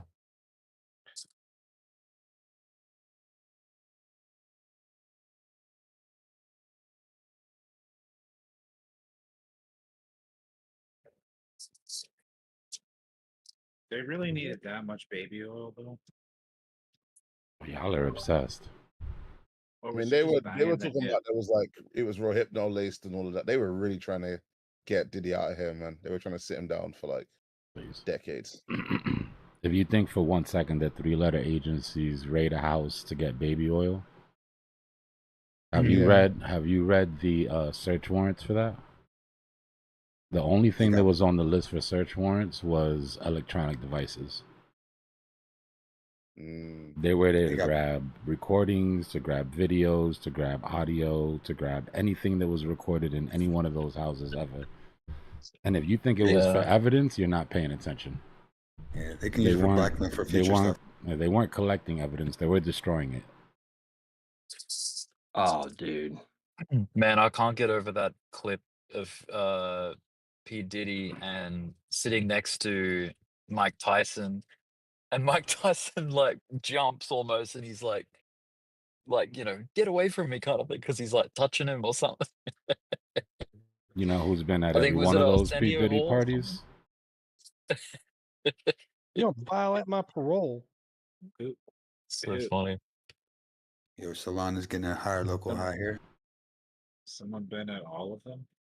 Trump been at every single one of those Diddy parties. If he was in town, he was there. Well, his house is in Mar-a-Lago, right? I'm sure it has nothing to do with the evidence that was found and destroyed in those houses in a hurry. Ain't nothing like a Diddy party. I would still go. I guess you don't have to man, we pardon. never seen no pardon pictures of Trump floating in any of those Diddy parties. They would have had some snaps from him there. I mean, I don't believe anything now these days, but back in the day, what does it matter if you want to see a picture or not if you're not going to believe it? No, but I'm just wondering, like, remember back in the day, we saw the pictures that would come out. We'd know if Trump was at one of those. And there's going to be a point It's where a we quick don't even Google search believe away. reality. If you're not we careful, don't even believe that's- the world around us. If you're not careful, need that's every where it'll picture. get. We need every That's picture the to be an point it'll NFT, get be to. blockchain authentic. And then they win at that point. I don't believe We're Google. kind of at that phase already, right? No one believes anything, but I mean, it makes sort of logical sense because Trump was well liked and around a lot of rappers like in that era. Bro, They he was. Are loved you him. kidding me? He was their guy. It Yeah, was literally. having Trump at your party was the biggest flex ever. Yeah. Excuse me. And you know, he loved the ladies, so Trump was on another level, though. He wasn't on Diddy's level. You know what I'm saying? listen, just because Like, it's Diddy your, was small time. it's your guy, we got to keep that same energy. Yeah. Well, I he was 1000% believe that 90% of people that went to Diddy's parties did absolutely nothing but party and go home. Yeah, for sure. You hear people talk about it all the time. You're like, you knew you left by midnight. You went early, you partied, you had dinner. As soon as the clock strikes midnight, So the you say gremlins your come out. goodbyes and you get the hell out of there. Yeah, we before got work shit on starts Monday. What getting are we weird. doing? But that's any Hollywood party at the end of the day. Those parties in Miami. Yeah, I mean, yeah, 100%. So according to Gemini on Google, the only legitimate images of Trump and Diddy together are few, and most of them are at Gala in Palm Beach, Florida. There are no pictures of I them thought you at just Diddy said you parties. don't believe Google. I don't. I'm just saying for those that believe Google, even Google is saying that there's no legitimate images of Trump and Diddy together. Right. Except for the ones in Google Palm Beach, shouldn't Florida. It's not like it matters. All the pictures of him and Epstein together don't make a difference. So Diddy pictures aren't gonna Yeah, true. shake the boat any. That's what I'm saying. Epstein was another level. Like, you know, that's a high epsilon right there. If he's gonna do it with whatever with Epstein, allegedly, then I mean Diddy is gonna be sort of small for it, right? Or wouldn't he hang out on low level stuff? I think we need to talk to Bill Clinton. All right, that man. Bill's peanuts, been okay? through enough, bro. Oh, Billy. Bill's been through enough, bro. He's not working no more. He's retired. That's right. Let's leave the man alone. Let him be. What's going on, Sleepy? I did not have. Sleepy. Yeah, he didn't have sexual relations with that woman, so. Serbo, I promise you that you guys are way more caught up with this Democrat Republic shit than I am. I don't give So- anybody a pass in either direction. Did we? I think Americans treat politics more like religion more than anyone else I've ever seen. It's something. I think you're right, Joe. Yeah. I never seen people so worked up about their political parties and stuff. Which is surprising I because you just don't even have remember to vote over there. growing up, we didn't pretend to care. Nobody pretended to care who president Yeah. was. Yeah. Like that's some It's new boring, shit right? where everybody's like, Yeah. So the thought of having a T-shirt with the president's face on it, are you shitting me? Like we would have clowned you unmercifully for the rest of your life if you dared to come to school with a Clinton T-shirt or something. You know, like maybe when he played the saxophone, right? That would have been the only time. But yeah, it's gotten kind of tribal. I mean, that's what I was saying. They're sort of bringing that stuff to the UK, and that's mostly because the fringe sort of political parties know that they can do it to gain relevance. But like, really, for the most part, there are over here. You've got a bunch of people who are sort of entrenched in terms of how they vote and who they vote for, and I'm actually one of them, to be fair. But like, for the most part, what you do realize is that the middle in the UK is massive, and they will actually vote for like who tends to be in power. Like they are willing to change their minds. Like you do sort of get a good contingent of people who, you know, they'll say Like a at first swing. they'll sort of say like, you know, oh well, that other party's useless, the other party's useless. But given enough time, they will have it reach their breaking point and just say screw it, like we'll vote for the other side. And you do get a sort of swing. Serbo, you sound really upset, bro. This is kind of what I'm talking about. This shit should not get you this worked up. You're just listening to people's opinion on YouTube. Nobody cares what we think. Well, like I say, that you don't talk about politics or religion. What am I bringing up without evidence? I don't know. He's going there, and I think I tickled his funny bone or something. Pause. What did I bring up without evidence? Oh, the Trump thing, maybe. That Trump's Yeah, been it at probably Diddy is. parties? It probably is that. Is that what got you?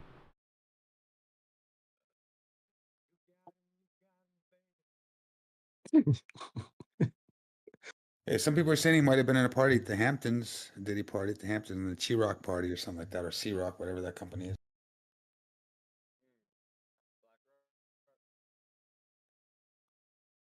Crack Rock, what? Wow. Makes sense. Yeah, we have a. You must have lost your shit when you heard about him at the Epstein parties if that bothered you that much. Jesus.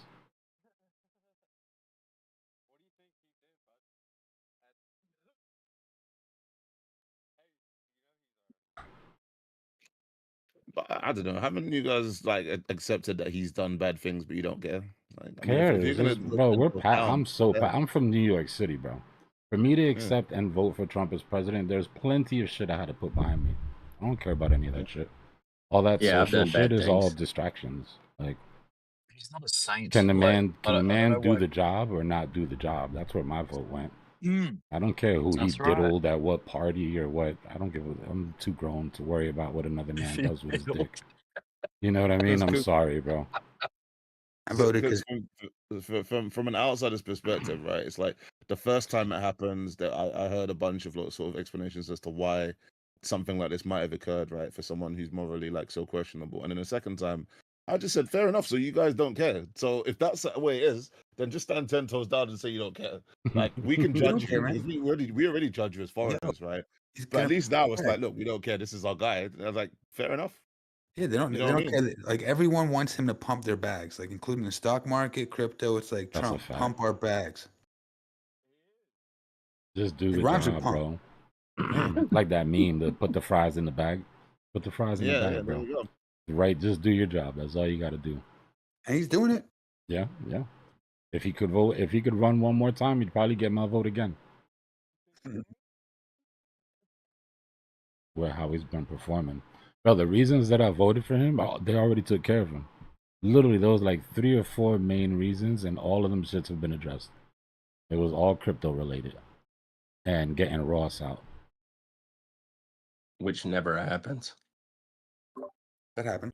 Big No, Eve no, hit I the mean he means like they never really like keep their promises like that. Yeah. yeah, They yeah. never keep their promises. Yeah. Yep. Eve How hit the about 200 on a 15-minute, by the way. what was up, Joe? Eve hit the 200 on a 15-minute. Yeah, it's Let's breaking. go. Look, it's causing Bitcoin dominance to break out of that flag as well. You think it's gonna keep going? Keep on momentum?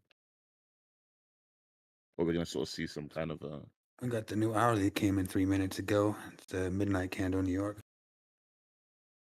Dude, Doge? What is up with Doge? Like, What's it called? Grayscale applied for ETF Doge. Yeah. Do they have? They don't currently have a fund, right? Please tell me no. Of any I sort. think they already have. I think they already have a trust. Shit. You know what that means, right? Yeah. But that's good. It'll still we can sell into it, but we have to be aware of that. Yeah, I think I'm gonna double check, but yeah, from what I last checked, they have a trust. When you hear that Grayscale is opening up an ETF, you've got to check, because if they have a trust, at least in the case of Bitcoin and Ethereum, they sold off that trust to fill the ETF, and that caused selling pressure. Maybe they learned their lesson after a third, maybe, like. Doubt it. Yeah, they have a Dogecoin trust, and they've been having one for a while, so they probably got big bags. Thick, yeah. That's all right. That's all right. It still gives a good catalyst for Doge. Yeah. And it gives us a little bit of an edge, too, to maybe get out before other people. They're giving 75% odds of approval. That's nice. You know when the approval date is, does it say? Let's see. Watch it be like mid-2026 or something. For sure. Yeah, right.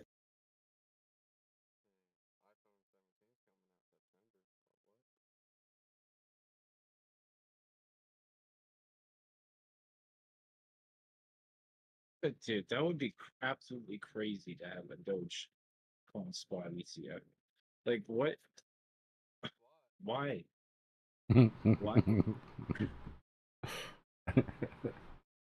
Why do they need? Why do they need one? People are willing to buy it, man. If somebody's willing to buy it, somebody's willing to sell it. That's what you call packaging risk. You know, it's like, I'm not Like mad triple at it. A's and triple B's. Yeah, I'm not mad at it. You know, whatever. So they already filed. They don't know. They have to wait, I guess, to figure out what the first response is first to see if it gets approved, and it's probably going to get approved. Or not approved, accepted. First step is to get accepted the application. Then Yeah, so they'll even look at it. Yeah. Dude, hold on. Can you get spot ETFs for other fiat currencies? Your mic's kind of low, bro. It's just me. Bitwise It's probably submitted me. application. You're good Bitwise now. submitted also. Okay. All right. That's good, so because we need a counter pressure, right? If you have like 3 or 4 others, then maybe that sell-off won't be that bad. Yeah, Rex Osprey, Bitwise, and I think there's one. There's 21. I forget the one. 21 something. 21 shares. Yeah, 21 shares. They have an application also, so that's already 4 applications. So, yeah, okay. So they're gonna, but what? The idea is that Grayscale is going to sell to the. Well, the idea is they've got a big bag already, and if history repeats itself, what Grayscale did with Bitcoin and Ethereum, they do the same thing with Doge. If the ETF gets approved, there might be some taken profit. Yeah, but are they selling it? Are they just selling it into the people that are absorbing it? I don't know. Nah, Just so directly. the way it's not, it's done on purpose in my opinion, because it's easy to avoid. But what happens is that the fees for the fund are going to be less than the fees for the ETF, so people automatically sell out of the fund into the ETF. Okay. right? They make it like a something you can't refuse. They did the same thing with the mini, with the ETH mini. It's like they had an ETH mini that was less, but you still had to sell into Yeah, it that from the. makes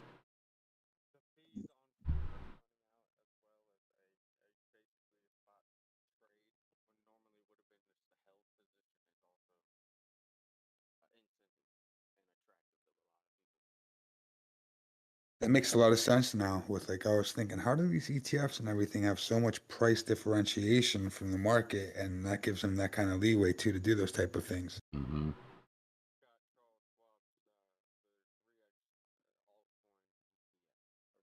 Big buys. Yeah, we got some big buys on Solana. Ethereum pushing too, but Solana just got some really nice buys. I'll be right back. So what could Bitcoin potentially push to here? Is it going to push to its 200 on the 15? Get rid of liquidations and then sort of hit that maybe. I forgot my camera was on for a second. It's a good thing I didn't do anything crazy. Yeah. I was looking at a list the other day of shit that you can't do on live. I didn't realize there was actually like a list that was more than like one or two things, but apparently you can't move a firearm from one place to another. Can't move it. Very Yeah, interesting. What? Like if I had a Wave it pistol around. on the desk, I couldn't pick it up and put it in the drawer. Or like if I walked in the room and I had it on me and the camera was on, I couldn't take it out and put it in the drawer. I think it's to keep from it's for lives. For videos, you can do all types of shit with guns on YouTube. But that's just an So is it like- example. You know what I mean? Like, yeah, they It's can be considered like a stationary. I can have an entire wall of guns if I wanted to, if that was my thing. But you can't grab it. You can't pick it up and move it from one place to another, whether it's loaded or not. YouTube's not playing, Is bro. it- They're not taking that type of heat. Somebody decides to do something crazy. You know what I mean? Oh, right. Yeah.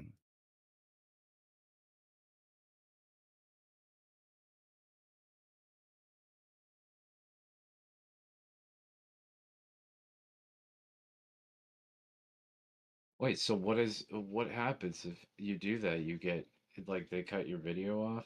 They cut your live stream Yeah, off? you won't be able to. They cut your whole shit. You won't be able to stream anymore. Oh damn. They're not going to potentially see someone trying off themselves, I guess, right? Or some, or something else. Threatening Yeah. gestures, maybe as well. We're not gonna find out.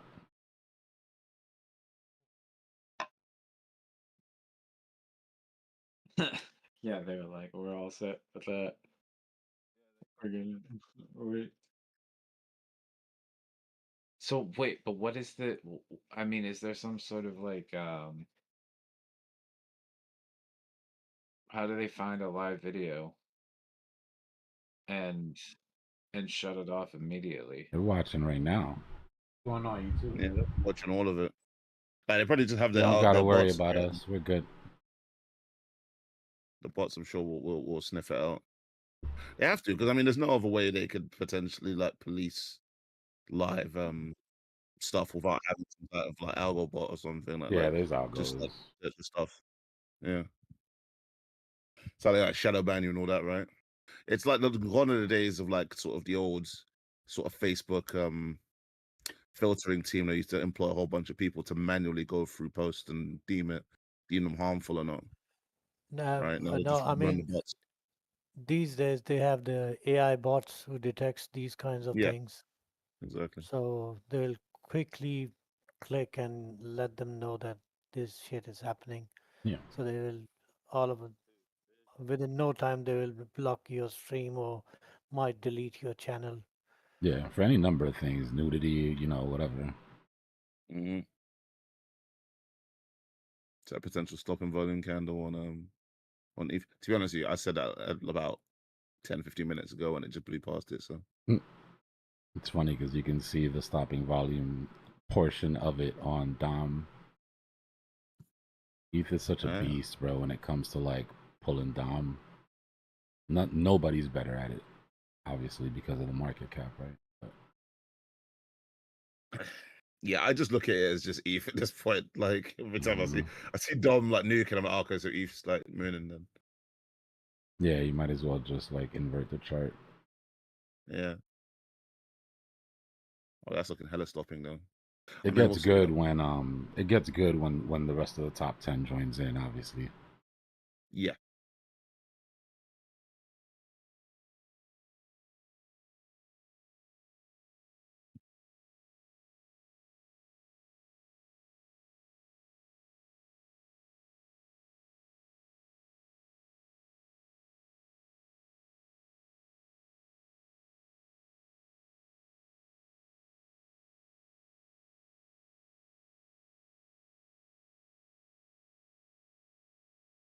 I'll be right back.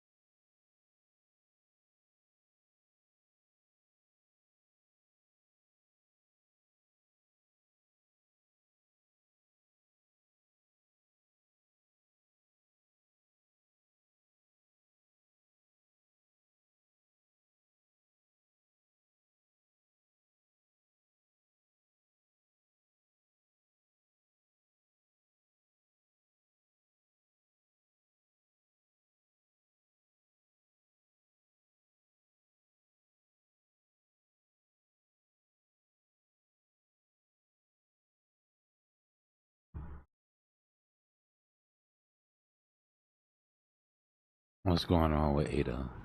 Here y'all talking about Ada in the chat.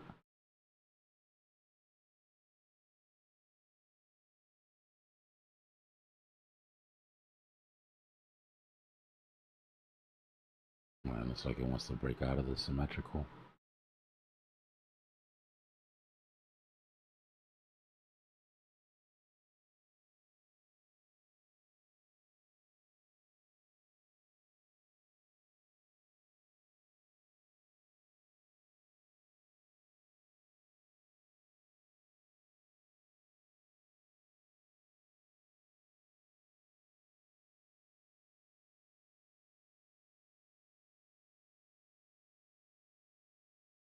Full vector recovery from the dip. Let me get rid of this.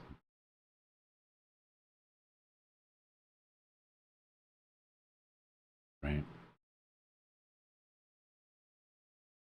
W'd off the bottom. Not the prettiest W ever, but it worked.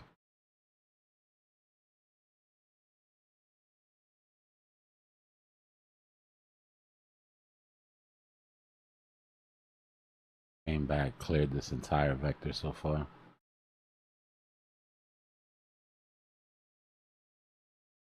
Let's see. Looks like it could have been a little sweep too.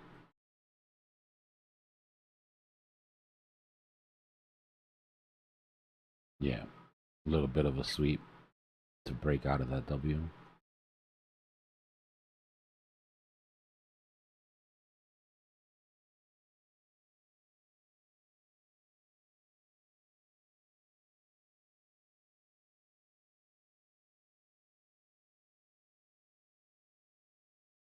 Measured moves hit. Retail's gonna have to step in here. Market maker's already hit his target. Retail's gonna have to prove that they want to keep going, or he's gonna come back and pay himself on these vectors.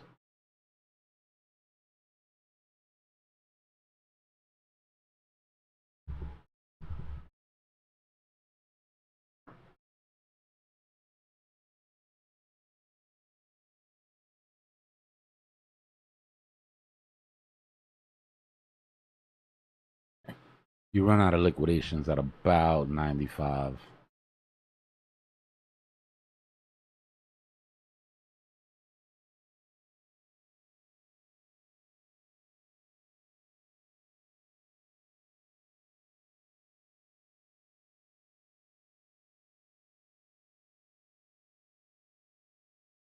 All right, yeah, that's what I thought.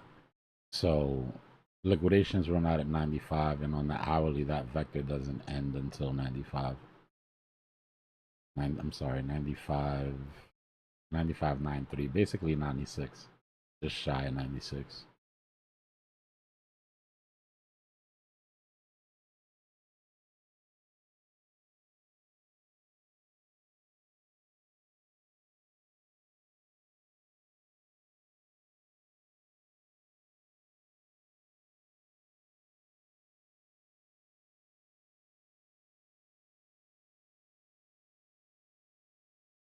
Like it wants to do it now too.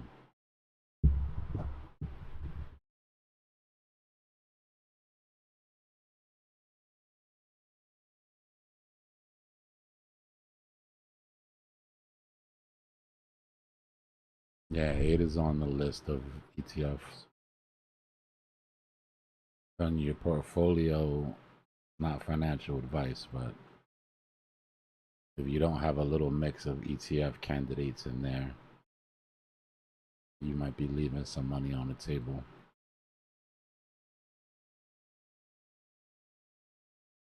That being said, crypto's a Ponzi, everything goes to zero, you're probably going to lose all your money. Don't even bother.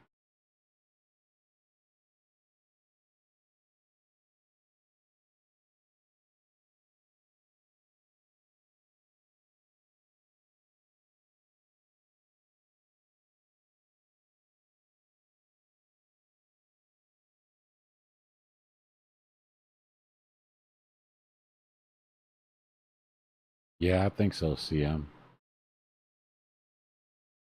I think so. I think we see all-time highs on ADA.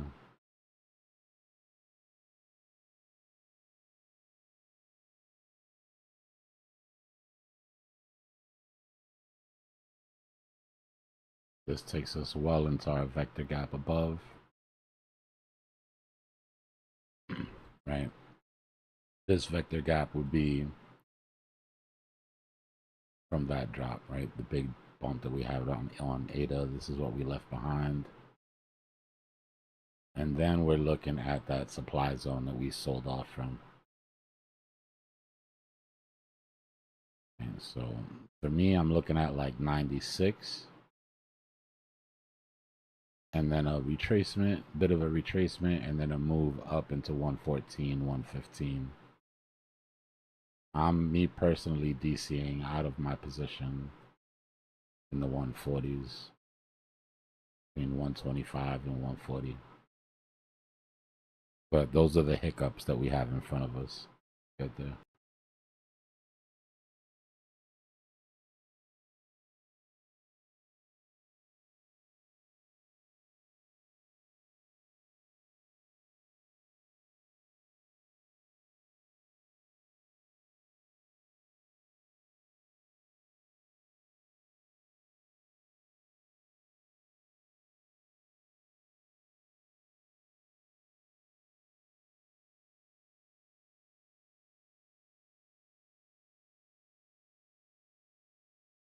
Let's go, ETH. Alright, so ETH is in that value area already. Right, we were looking to come back into this value area. And so we're at the value area low right now.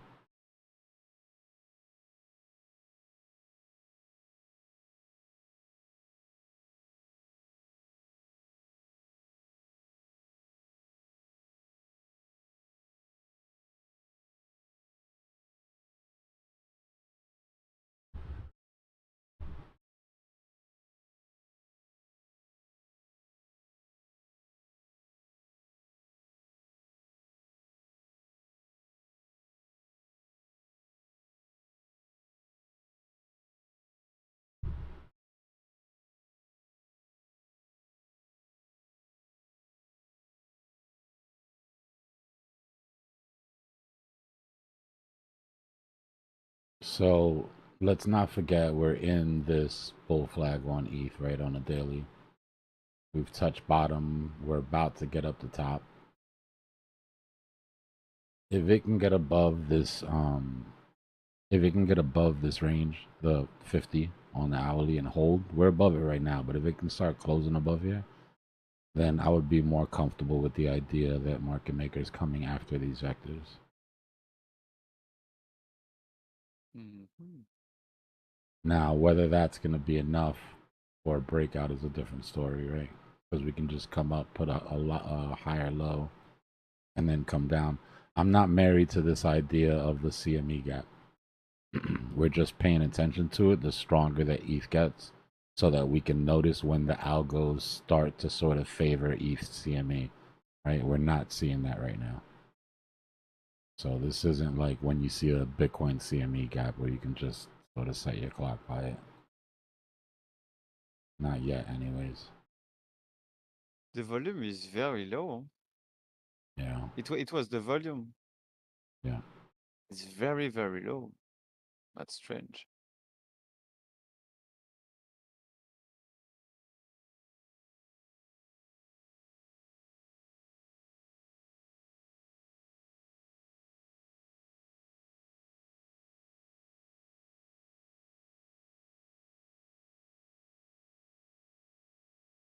It's about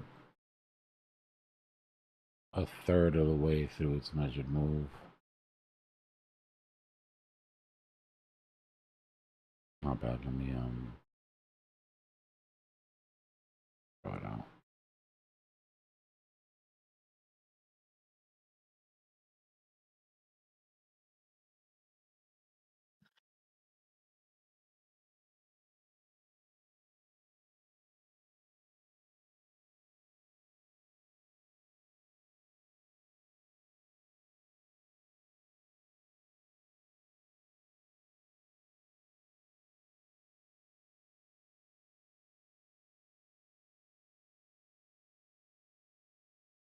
About halfway through its measured move.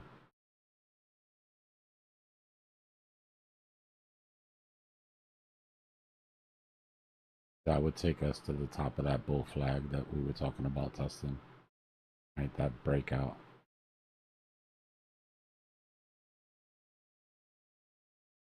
Mm-hmm.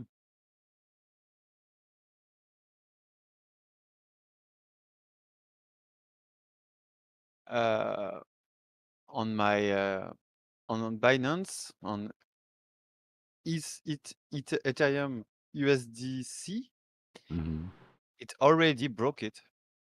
Nice. Okay. The range. Yeah.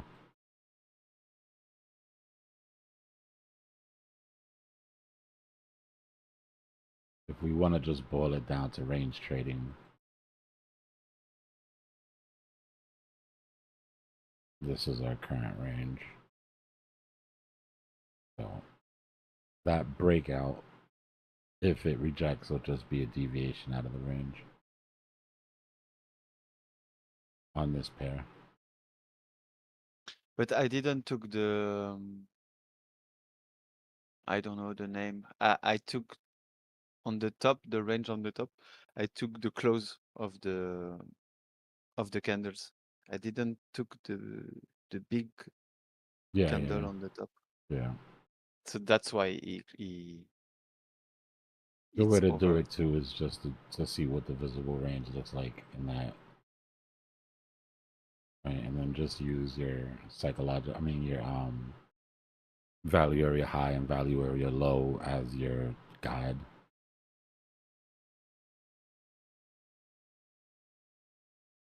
So we've popped out of this value area. We're trying to pop back in.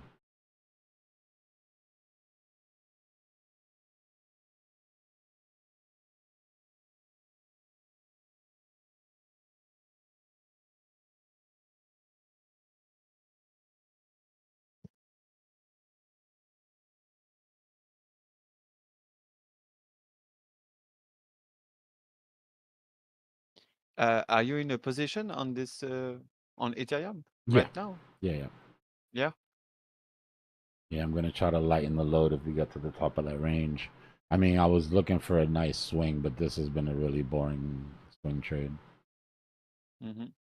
I'll take that measurement for you. I mean, it's we're past the point of this being a flag. Right, in my opinion, you can still pull it, but whether it's a range or a flag, your measured move for the flag would be from this. Oh, really?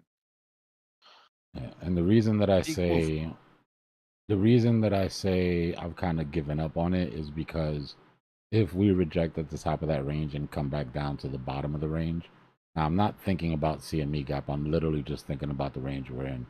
If we come back down to the bottom of the range, 4,200, then the flag will be too long to consider this pull, right? At that point, you'll just have to look at it as a bullish channel, which means your measured move is just the width of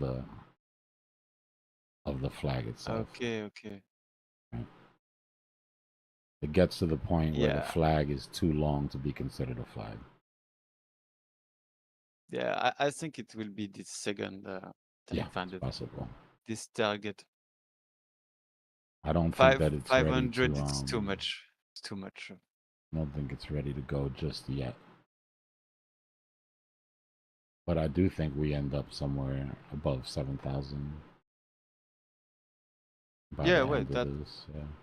Yeah, So yeah. another reason for me that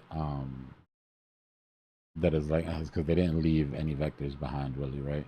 There might be a couple on the 1 hour. Yeah, so there's a couple on the 1 hour. But if this would have been a nice, like if there would have been enough volume to leave this as a big red vector on the 4 hour, then I would have a little bit more faith in this breaking out. But there's too much to the bottom side that's worth getting, and we don't have the sentiment for that breakout just yet. Maybe like above the flag to about 453, and then it comes back in. And then we'll try it again on the weekend.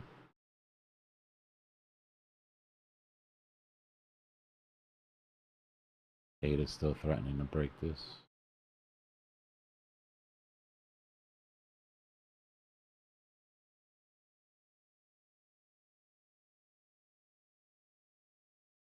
It pumped again.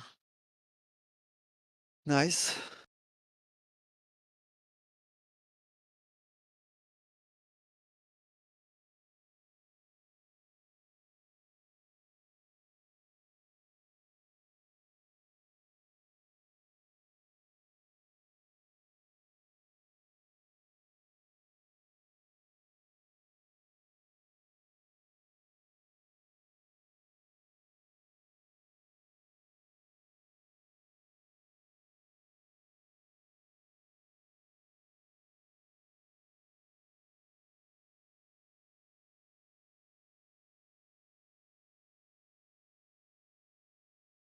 Yeah, 4K is not out of the question for ETH. 4K would actually be a good retest. It would bring a lot of other people in too. Or the fresh meat. Pause. Yeah, I was expecting like a bigger retracement, like really fast, and finally Ethereum is holding good, quoi. Yeah, ETH BTC is helping out a lot with that.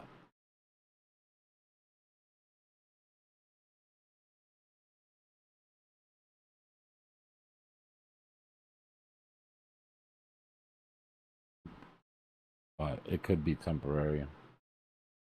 So if we just look at ETH BTC on the 15,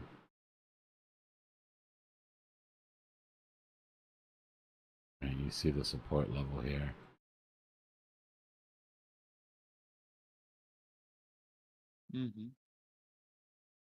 So we're basically at that SR flip now. If we're accepted back into this range, then that's great news. Right? Because if we go to the logic of range trading,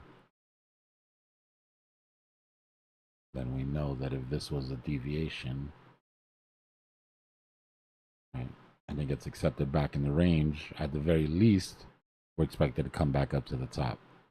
At best, we're expected a deviation to match that bottom deviation.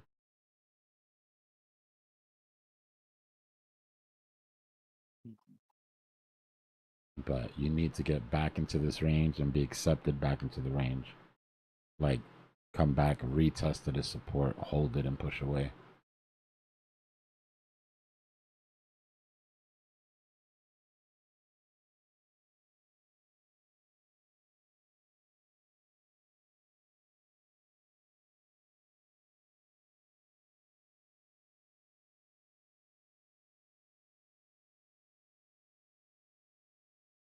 So just like we were looking at, right? We see the pattern. We see our higher low.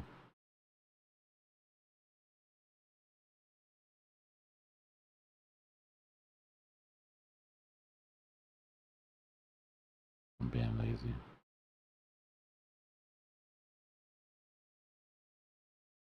Measured move would at least get us back into the range.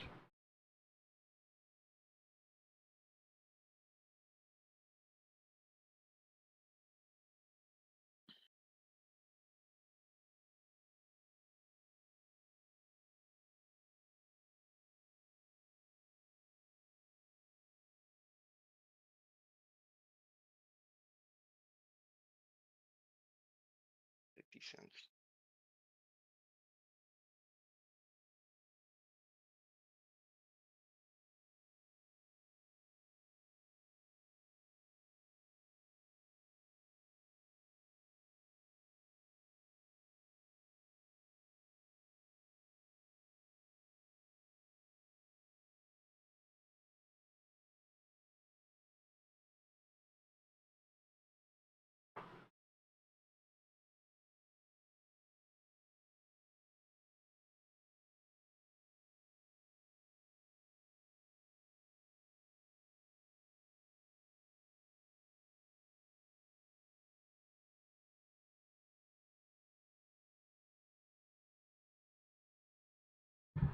ETH's not at the point yet where, in my opinion, the algos are pushing too hard to close its CME. I mean, I'm watching it. That's why I've got it there.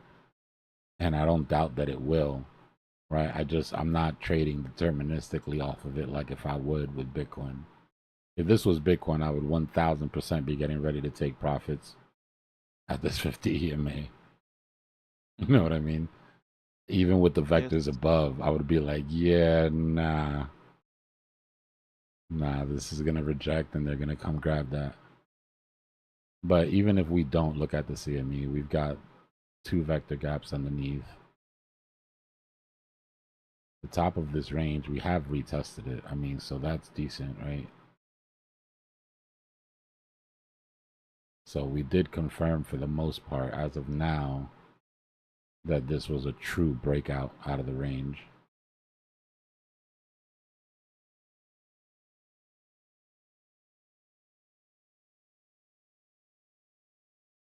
Whether it holds or not is a different story, you know? This gap is bullish, quoi. Yeah. So for me, voilà, it's there is a gap, quoi. For me, we didn't retrace. We didn't test the resistance. I don't know the. My bad. I know this chart is messy as shit.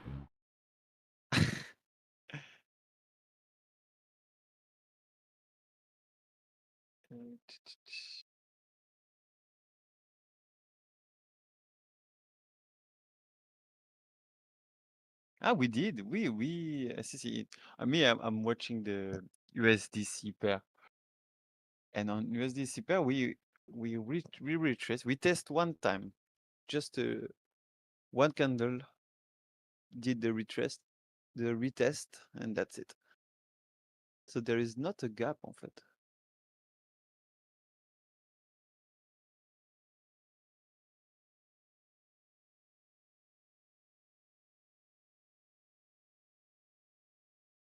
So far, it's respecting the range.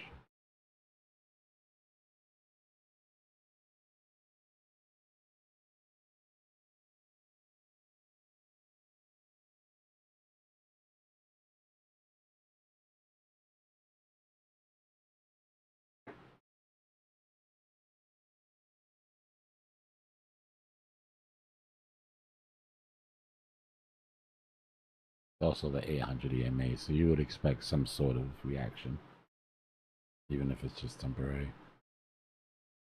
The breakout of that W hasn't been retested yet. There's vectors all the way down, and your 50 EMA is right underneath to catch you. So if I'm market maker, I take advantage of the lull from hitting the 800, pay myself on the vectors, and then go for the measured move while the 50 comes up underneath to provide support. Which EMA do you use? The 50? I use the 50, the 200, and the 800, and then my micro EMAs that I use are the 5 and the 13. So you use 5. Yeah, 5 is price. Right, so we take all of this off the chart. Mm-hmm.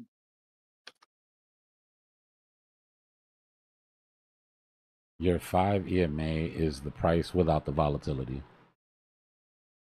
Right, that's your price line. Your 13 EMA acts as support or resistance for price. Right, so obviously when you're ranging, all EMAs get sliced. Right, but in a trending market, price or the 13 EMA acts as support for price until it's underneath it, and then it acts as resistance. So the model that I try to teach new people to trade is the 5 and 13 cross strategy. Right? Once your 13 crosses that 50 EMA, and you get one candle of confirmation, then you're long. Right? This is bullish. I don't use EMA. It's momentum trading. I think that the I know best way to teach people how to trade, honestly, the best base is momentum.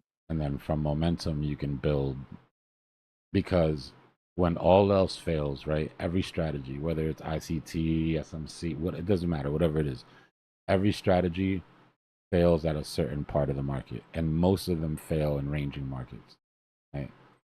And the best way to tell if you're in a ranging market or a trending market is to learn how to trade momentum.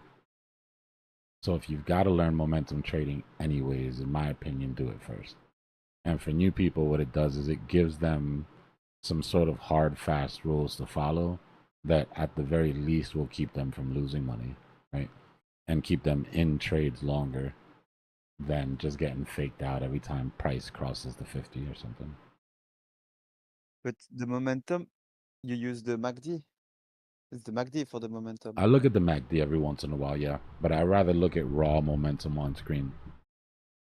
I can tell that we have bearish momentum with my EMAs before the MACD ever flips. Okay. Like you'll see it happen, and then you'll see the MACD flip. I mean, there's nothing wrong with MACD. MACD is a good tool to have in the kit for sure. I don't use it. But for momentum, I'm following EMAs, right? I'm following moving averages, true price, right? Raw price.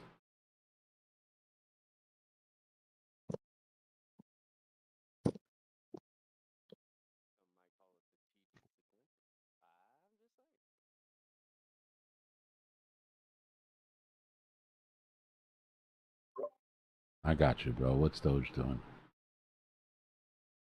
Got good hourly on a couple hourlies on Herb.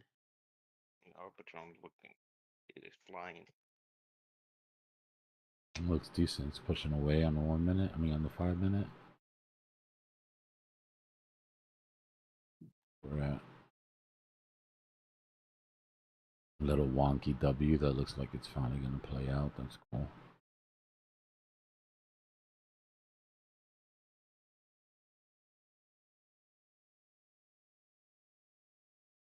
Broke the uptrend, came back, retested the uptrend. That's also good. I mean the downtrend, sorry.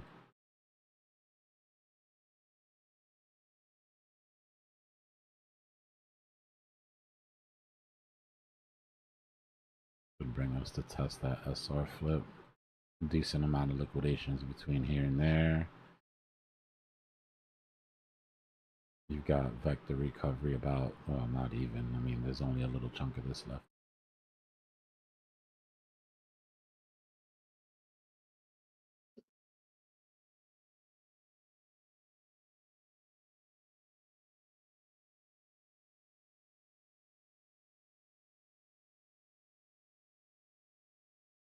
Let's see if it goes for it. The goal is here to break, to get back above 24.6. And this inverse head and shoulders isn't invalidated yet. This whole thing is just the right shoulder because the breakout didn't hold.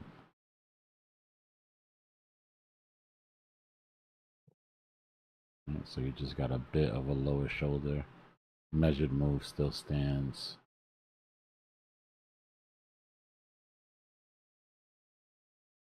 That would bring us up to our target 30-cent Doge. But before all that, obviously, we've got to get to the point where we can break this SR flip. And we're in the pattern that should take us to test that.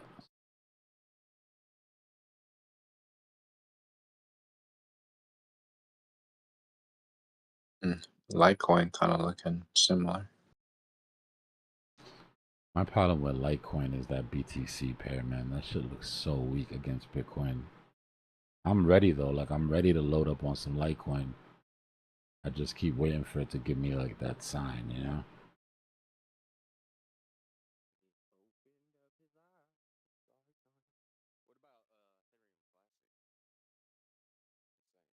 Ethereum Classic. Ethereum Classic is dead, bro. Who's buying Ethereum Classic now? No idea. There's I'm some joking. ETH classic whales though. Each one of these dead coins has a group of whales that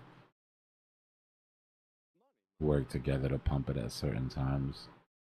Litecoin's a good example of that. Litecoin whales are notorious. They really are. I remember getting.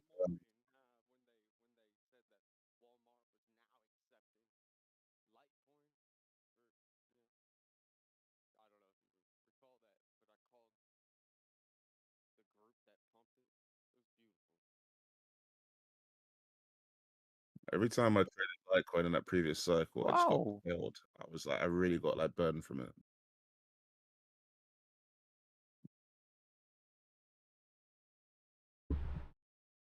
It's like it does nothing and then it starts to move and then everybody's like, oh well, yeah, obviously Litecoin, and they jump in and the party's over. Yep. Yeah. Literally. Literally. That's it. It's over. But this is different now, in my opinion. Litecoin's probably in the best position it's been in, catalyst wise, in a long time. With the America First shit, with the ETF. Even if it doesn't come through, just the idea that people think it's possible has an effect, right? Like, it's not if it works, is do people think it works?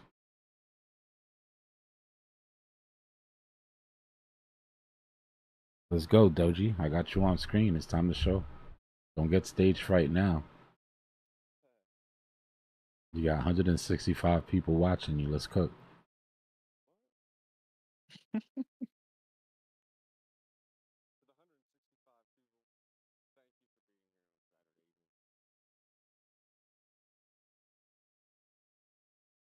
Saturday evening.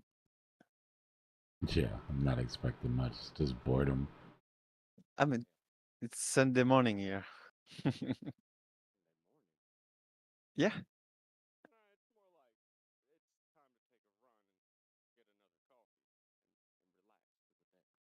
It's time to sleep, maybe.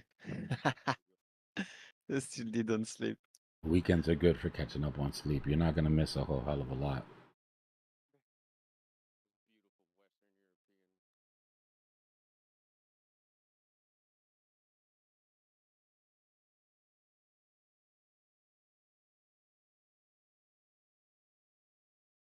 After watching the traps for a while, I could say, like, Saturday from like 3 in the morning to like 3 in the afternoon. Like a good solid 12 hours that even when things are volatile, they tend to be dead in that range. If things are going to take off on Saturday and break the trap, it'll usually be like 4 or 5 going into the evening time. But Saturday morning's always been a good time to take care of some shit you gotta take care of. Detach from the screens and shit.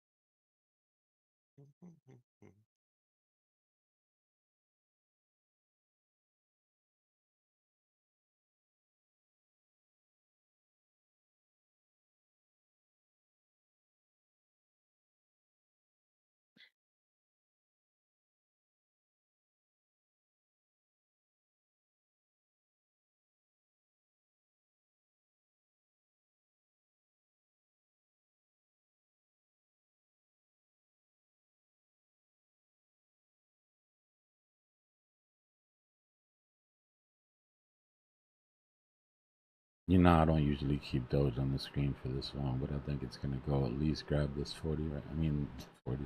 This 24 right now. It deserves it, Coach. It deserves it.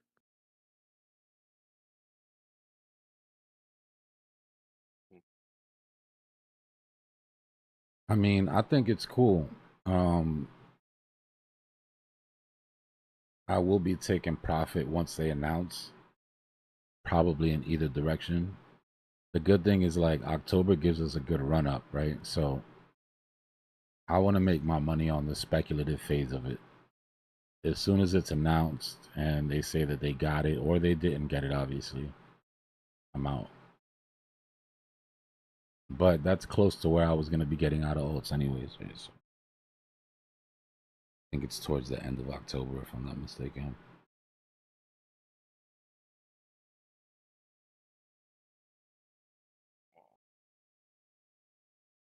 The best part of the ETF runs are before they get accepted.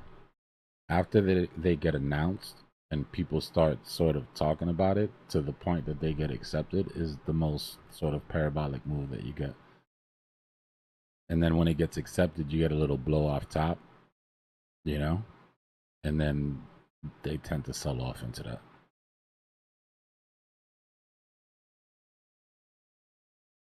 Hey, Bitcoin is pushing. Mm-hmm. A lot of tokens pushing. Yeah, look at you. I thought it was breaking like this. No, I The was top of saying, the trend line, the top of the range. I was saying And earlier, finally, if we can get above that 50, then I think they'll come after. I think they'll come after some of these vectors. What we're looking for is a deviation that does not free the trap longs, right? To keep the weekend trap intact. If we free the trap longs, then it's broken.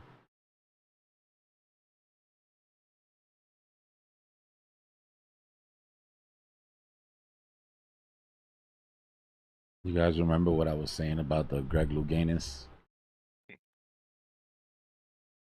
Bitcoin does this thing sometimes. I'm not saying it's what it's doing now, but it does this thing sometimes where it tries to break a level, like it tries to break a support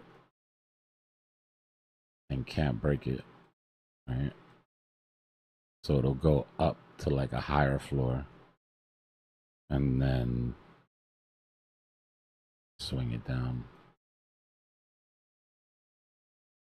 So just be careful when we get to this 200. It'd be funny if this W finally plays out after 3 days or 2 days, however long it's been. We ain't scared. Somebody was asking me earlier, like, wouldn't you draw it the whole, like, basically asking me, wouldn't I draw it like this now? Right? You would have had to redrawn it like 14 times. Well, it's valid. I mean, that's a valid question. But the Yeah. the reason that I haven't moved it is because your measured move would be exactly the same. Right? Your measured move is still that side of the W, which still gives you the same. So I only tend to redraw the patterns when the measured move of the new pattern is different than the original. If the original hasn't invalidated, then that's the dominant pattern. I probably redrew that pattern like 40 times. Yeah, you weren't wrong for it. It's I good kept having to move exercise. my measured move. It's good so exercise. I could see it. Yeah.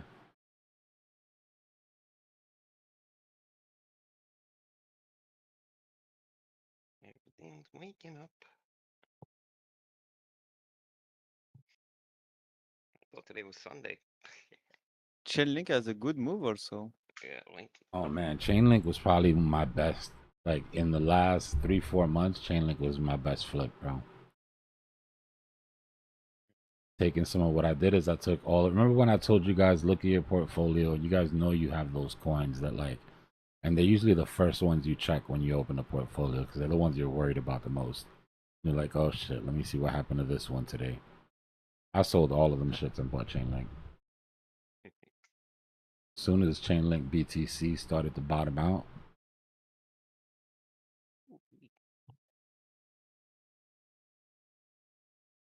I want to look at it.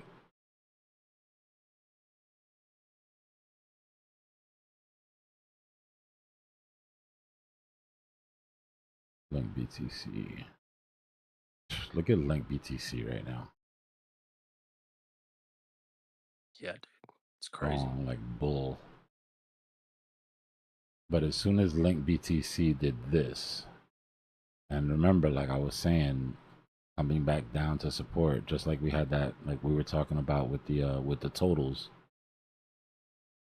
right? I held here, I held, waited. Finally, we touched down. Now, could still be wrong, right? This doesn't look any different than this does, or than this does, right? But for now, and I just felt like with the timing and everything, there was this little bull flag down here. Tiny bull flag.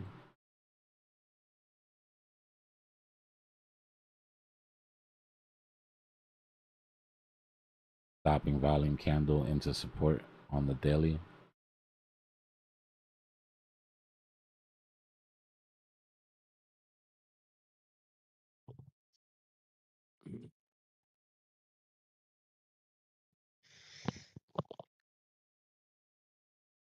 Yo, Dbloc. I know we got a little action right here. I got a question about XLM. Yes. Which is that it's mainly just it's more like a technical question than it is about XLM. It's just the fact that I'm paying attention to XLM. I can probably take a screenshot and put it in the bubble chat, but I'll just mention real quick. So, like, whenever I'm looking at the 15-minute here, you know, it like you've said before, kind of like sometimes W's can turn into bear flags. Mm-hmm. And so basically we on the if you look at the 15-minute starting about Thursday, Okay. if we make the current measured move on the W, we'll hit a top, or that measured move will mean that we basically hit that area 4 times. So my kind of question is, because I kind of get, you know how like some simple things can be confusing, I guess, or You're at least talking about maybe. You're talking about like 43.3. Yep. What measured move gives you The 12 p.m. basically, it's like that W. It's the same W that played out on the BTC chart for the weekend trap. To the right. You're on a way. Not that one. This one, yeah. Oh no, actually, I was actually referring to the one. It's even farther to the right. Over here? Wait a minute. Shit, dude. My bad. I've confused the shit out of myself. Now I see that I'm just Well, now wrong. you did it to both of us. I'm sorry, brother. Shit. Well, I'll tell you what I see here, right? Depending Yeah. on when you Yeah. came, depending on when you came to the pattern, right? If you were here early, Mhm. then you're looking at this W still, which is still active. It didn't break out, but it did form a bullish channel, which now looks like Right. it's about to break. Yeah. Well, it's already broken, actually. It's your Right. channel there. Right. So you'd have two measured moves. They're both basically the same. The W measured move would be slightly bigger because it comes off of that wick.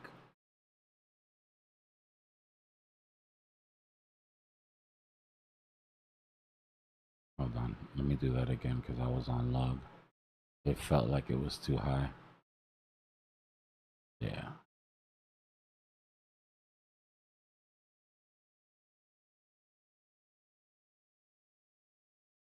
Right, now the flag would be a smaller measured move just because it comes off of the higher low. Right.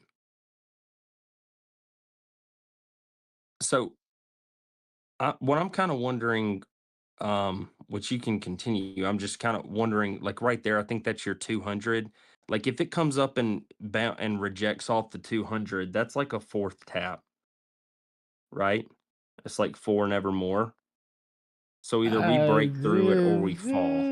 Yeah, That's my question. It's like I the don't 4 like that. I nevermore. don't like that saying. Okay, me I either. don't.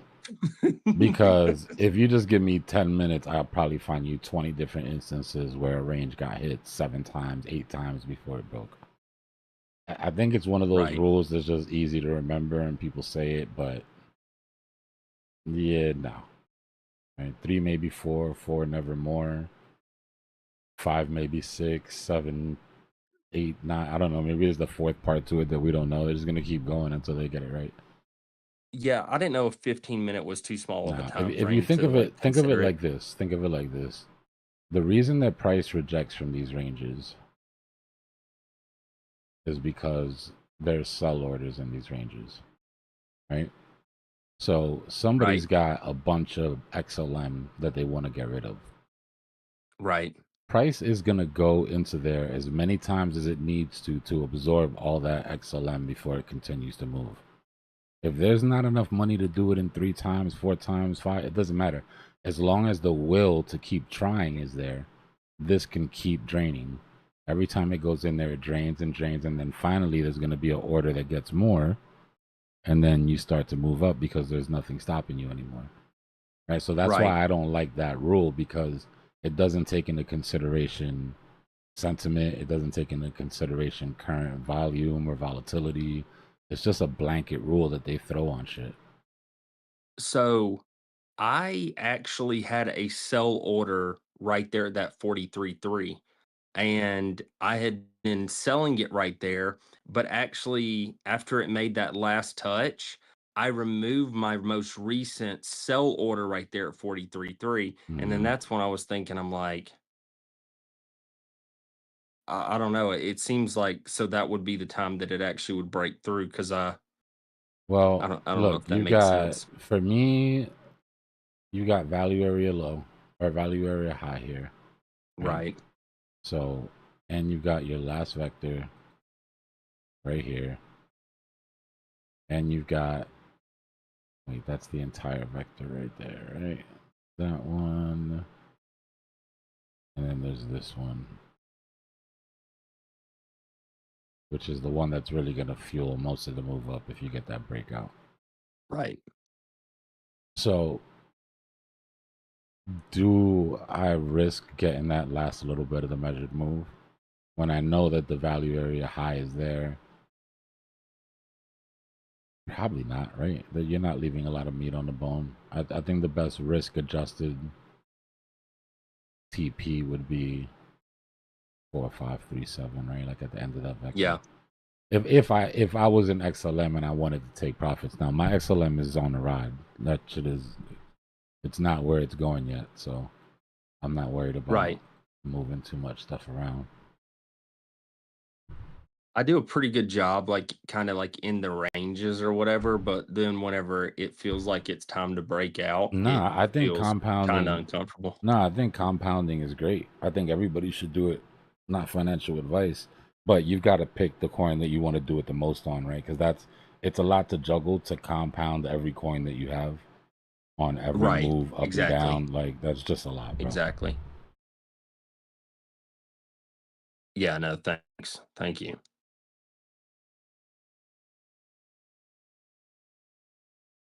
Yeah, it's a free indicator, AJ.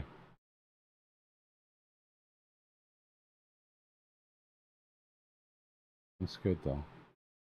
Again, if we're talking ranges, our visible range is there. This was a deviation to the bottom. It went back up to the top, then it came back to the bottom of the range, and then now these measured moves bring us back up to the top. So it's just regular behavior like this, right? I don't know. Mm-hmm.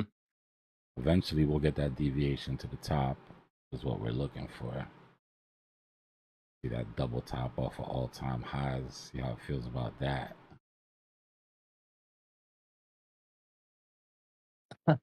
I know, freaking A. Whenever I look at the XLM BTC chart, it looks like we're in a bull flag, and it looks like we're at the top of the bull flag where it kind of like looks like it wants to break out. But that's why I was also thinking we might come up and touch that 4 time and just fall, because it might not be ready to break out. Anyway, those are, I just look at this XLM all day. So it's like I have a million thoughts. But certainly that is helpful. Let me ask you this though. Let's just pretend that it was to reject off the 200 right there and come down. How far would you like expect that to come down? Like, what's the measured The move on the 200 fall? on what time frame? On the I guess like the 15-minute. I mean, no, but which one? Yeah, because it makes a difference. Okay. We're already Of course. above the 200 on the 15. Or whatever your purple line is. That's Which the one's 800. The 800. Okay, the 800. Let's say it rejects off the 800. How far down would I expect it to fall? Because I mean, that deviation. If you, Sorry. Nah, you're good. I'll show you. You take everything. Like you mentioned a minute ago, the deviation. The issue is like I saw the fall, so I sold, but I was waiting for it to come down farther, so I didn't catch the deviation. And so it's like, okay, if it does reject, how far down? What do I expect there? Well, I should just invert the chart probably. It's your mean reversions, right? So right now on the 15, like I said, we're going after that vector. By the time you get to that vector, your 800 is probably going to be around those ranges. That rejects off the 800. Price will seek out the 200 again, or the 13.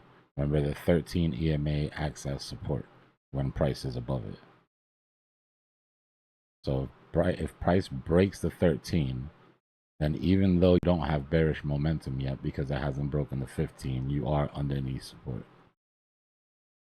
So your first goal, your first target, if that was to reject, would be the 13 EMA and then the 50.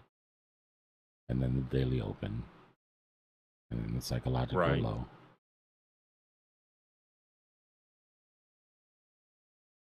If it breaks through this here on like every time frame higher, that means that all of our EMAs are below us.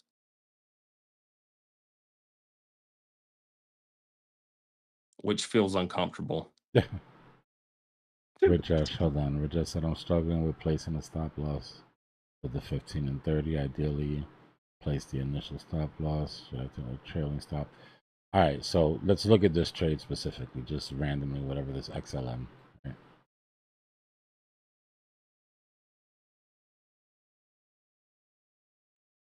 So you're looking at this trade. And even if you're not trading patterns, right? Let's say you're new, you're not good at spotting patterns, you're just trading your 13 and your 50 crossover, right? So your stop loss, your initial stop loss, or my initial stop loss, would be below this wick, right? Below the lowest wick. Now the reason that that's where it would be for me is because once you realize that you are trading patterns, or once you start to, see the patterns, then you'll see that you had a W here. Right, so even though you're trading the 15 and the 30 crossover strategy, what you're really trading is the break out of this W, right? You're just using the strategy to let you know when that bullish momentum is kicked in. And that pattern is invalidated on the right side of that W. Right, so now is where it gets subjective. Not subjective, but it depends on how you want to do it. How it's supposed to work. Wait, so I can take one ATR. Yeah, whatever you're comfortable with. 1 or 2 ATRs underneath the candle. Exactly.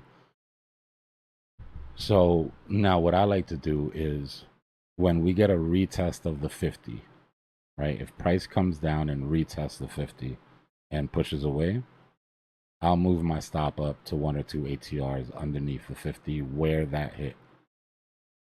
In this situation, we haven't gotten that yet. Right? So my stop loss, if I was new and I only knew these two things that we're looking at, would still be down here. But you know how the strategy works. If your 13 crosses the 50, right, this is your stop loss. Excuse me. Once you get up away from this range where your initial stop loss is, your 50 EMA becomes your stop loss. Right? Wherever that 50 EMA is, and what triggers that stop loss is the 13 EMA crossing it. And then UTP. We just got some really big buys in Bitcoin.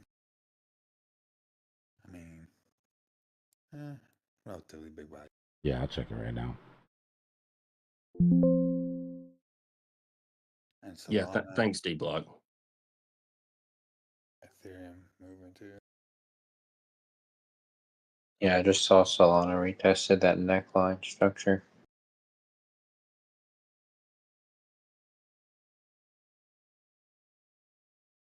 Let's see. Some more liquidations above. Plenty of vectors on the side for motivation, but we run out of liquidations above the 200.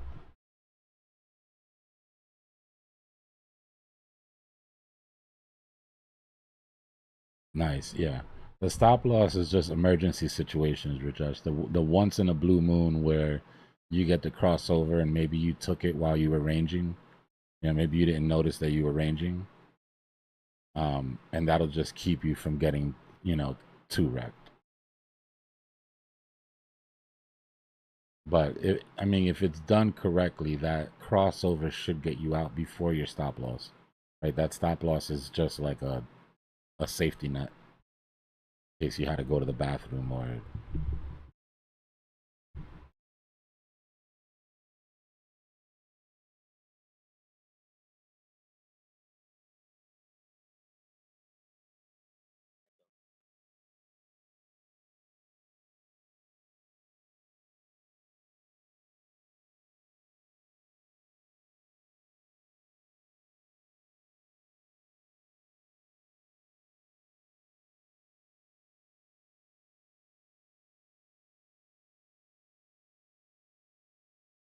How long is it till the psychologicals close? 3 o'clock in the morning, couple hours. All right, word. Appreciate it. Like to keep these nice and tight. All right, let's do some future tripping. The reason I want to keep the psychologicals tight is because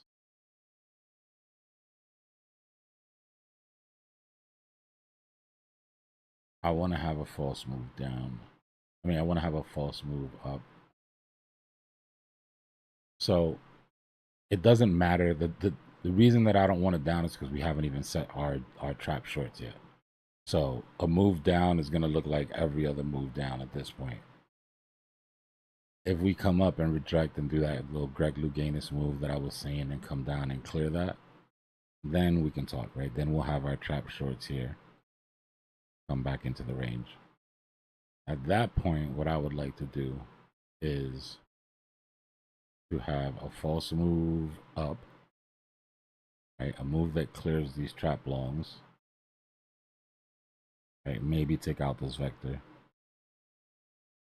And then, because our psychological ranges are right here, right? We could have our 3-day down to come hit that psychological range for the week, but not have to come down here.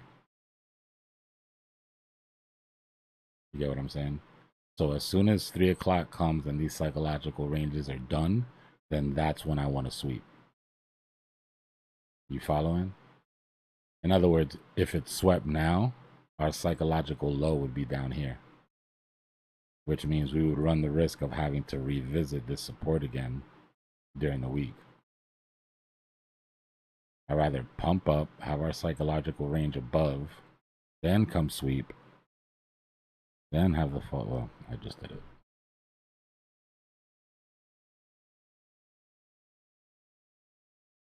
My brain is a crazy place, man. Y'all just gotta rock with me. Feel free to ask questions if none of that made any sense.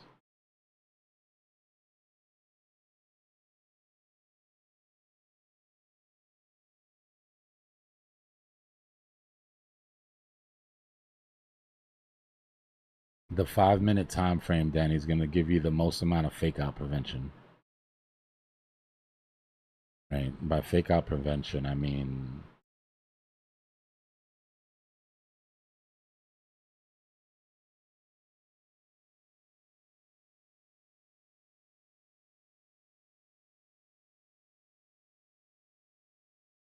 let's say you used it to take a short here.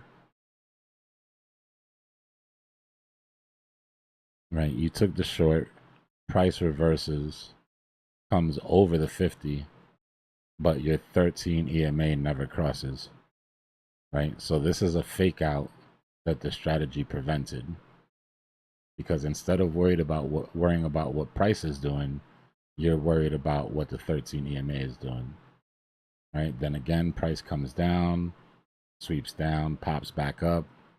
Somebody would have maybe closed their short at this point, right? It's getting kind of scary, but your 13 EMA wasn't even close, right? So you're holding. Now you get out right in this area, basically. So the 1 minute is going to give you a quicker entry.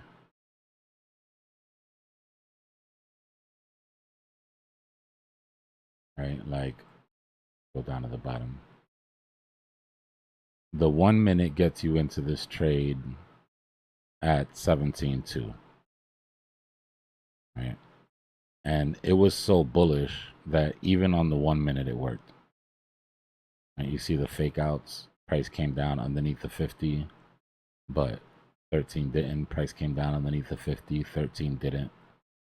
Right? But this is a very bullish move. Right? Normally what will happen on the 1 minute is you'll get a bunch of times where the 13 does cross and then it keeps going.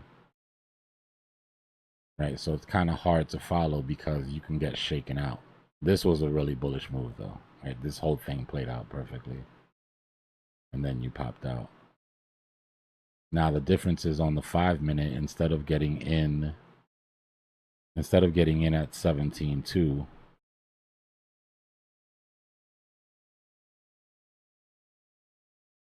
you would have got in at 17.3 or 17.4.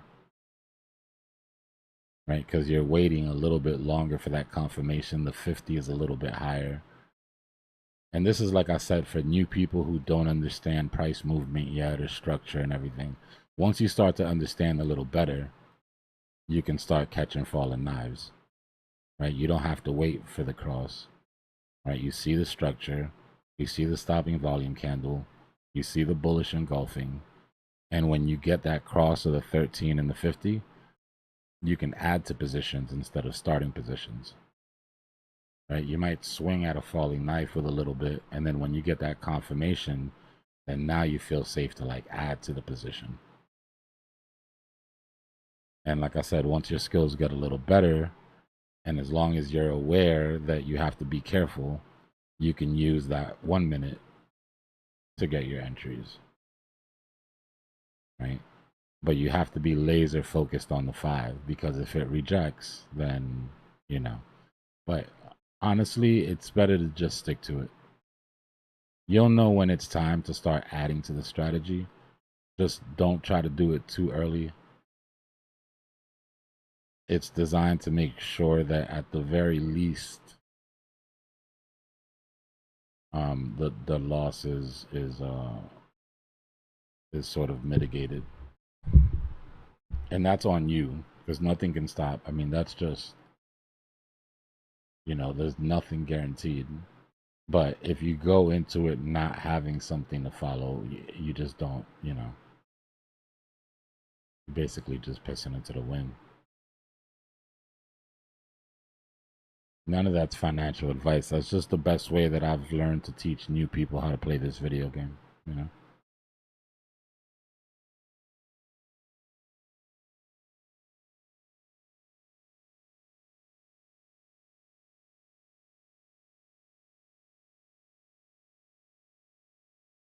Nah, even on the daily, right? What that teaches you is how to judge if something is bullish or if it's bearish. Right? That's low key what I'm teaching you. You can use it to get into positions and whatever, but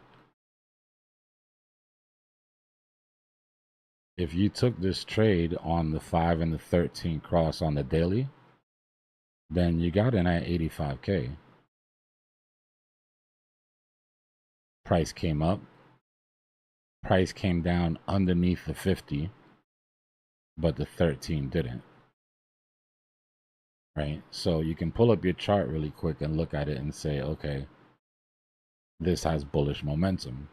The 13 is above the 50.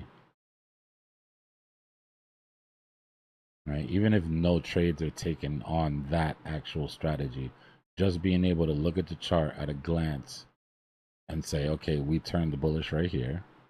This is where we lost bullish momentum when we had bearish momentum. This is where we regained the bullish momentum. This was a fake out. This was a fake out. This was another fake out.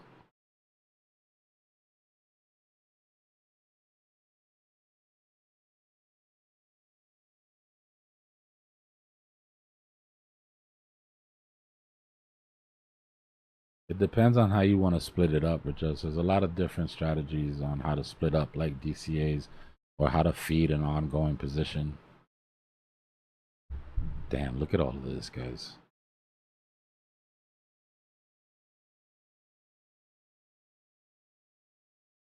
This is all the work we've done, and this is since what? December of Crypto don't sleep. 2023. This is y'all. This is y'all wanting to know what's going on the 5 minute, okay? This is what it looks like when you chart on the 5 minute for 3 years.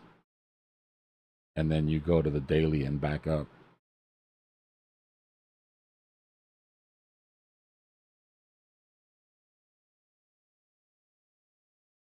Look, I'm going to take you guys back in the past. You remember this? 40K. Prior bull market dead cat bounce. This is when everybody was super bullish and nobody liked me because I had this big stop sign right here. And I was like, we're not going to pass this shit on the first go. We're going to get rejected. And then the second time is rockets. We came down, we hit all 3 bearish targets. Like, when I say hit, I mean like we pixel poked them. Like to the pixel. Inverse head and shoulders. Hit that rocket and took off.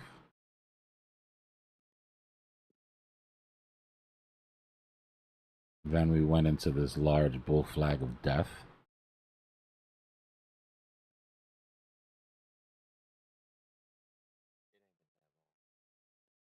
This was probably the most important range of this whole bull market.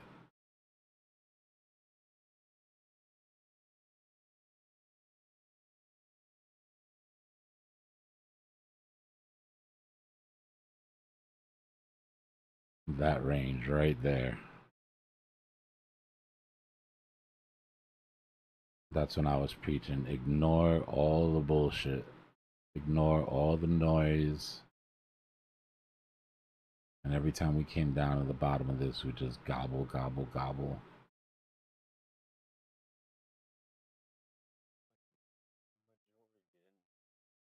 And then this was my last call to all degens. Like, degens, it's time to stop. If you don't have your bags packed at this point, things are gonna get crazy. And then, yeah.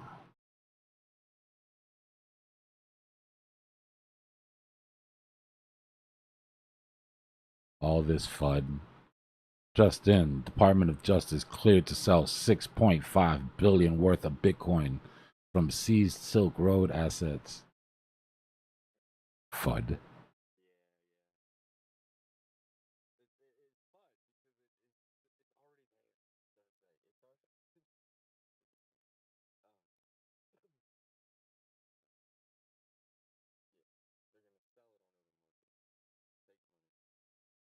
Nuclear war.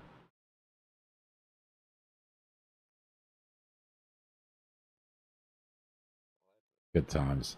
That's just like looking through an old photo album sometimes.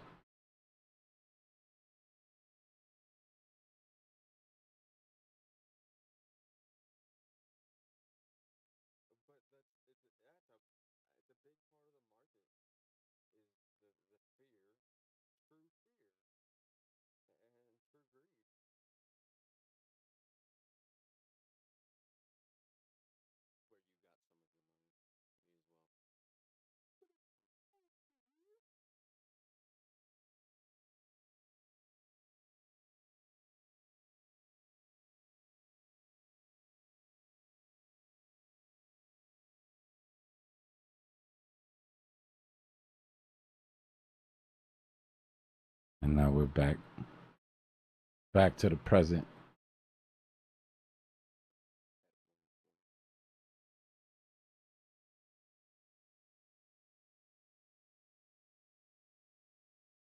Nah, somebody that just came in here for the first time came in when I had that chart all backed up and just left. They're like, I'm not doing this.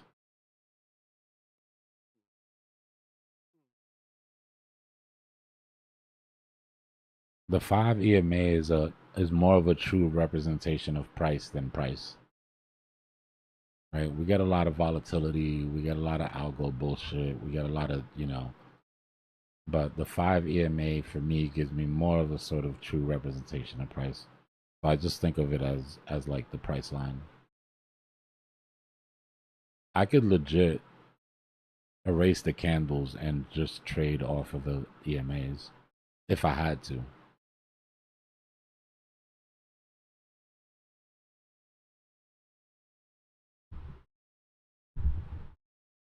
It could be. It could be. The only real way for us to judge a false move up at this point is going to be if it's up. Somebody made an argument earlier that said, could this be a type 2 trap? And they're not wrong. They're not wrong. The only reason I've hesitated to do it is because of how many liquidations are here. But the argument they're making is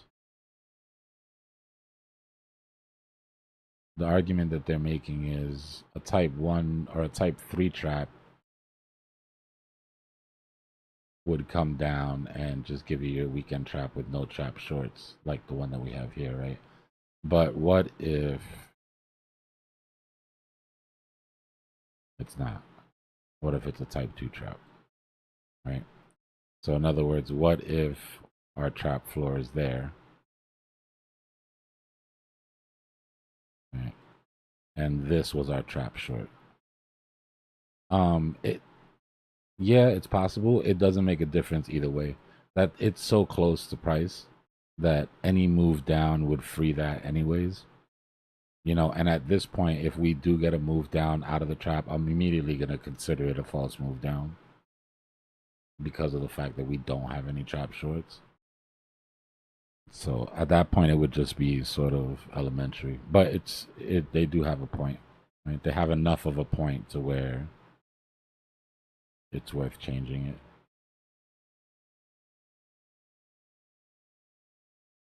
But where that does make a difference, I'll tell you, is that if this is a type 2 trap instead of a type 3 trap,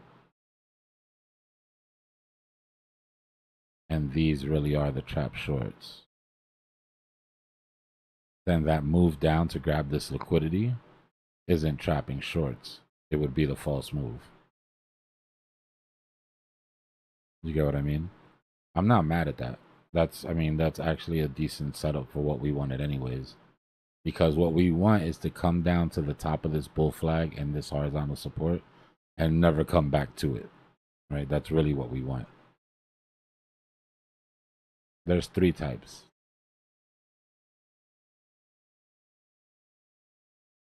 There's 3 types of traps.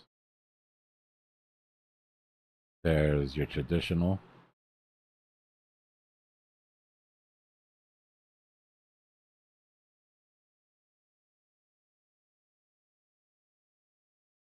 That's one.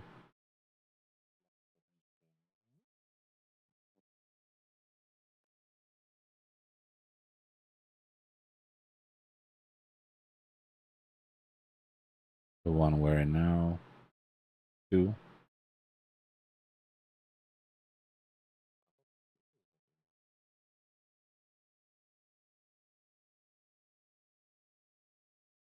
And then one with no trap shorts or trap longs. All of these could be backwards. Right? All of these could be upside down.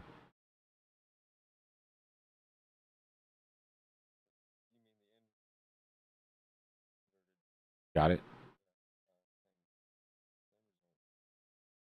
The only difference it makes too, it's not something to go crazy about trying to figure out if you're having a hard time with it.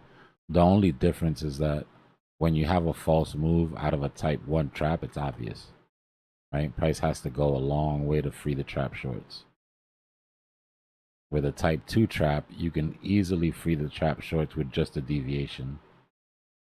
With a type 3 trap, you just have to assume every move out of the bottom of the trap is a false move. So it just changes slightly how we play it a little bit.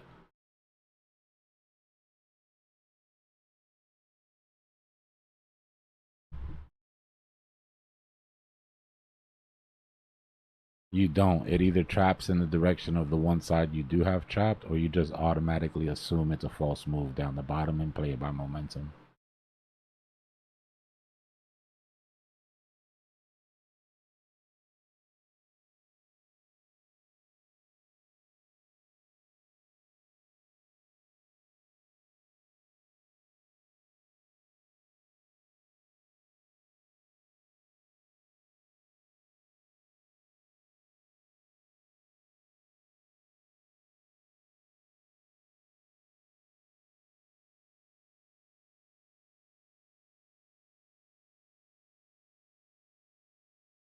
Now, if this is the range we're looking at, and let's forget about the weekend trap completely, what do we see?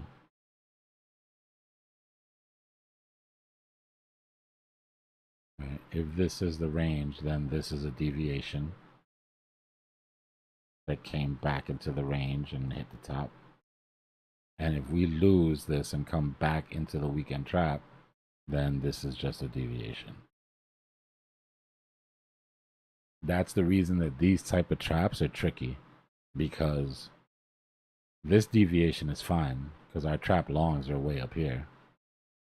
But if you have a deviation this size out of the bottom, you're going to free the trap shorts.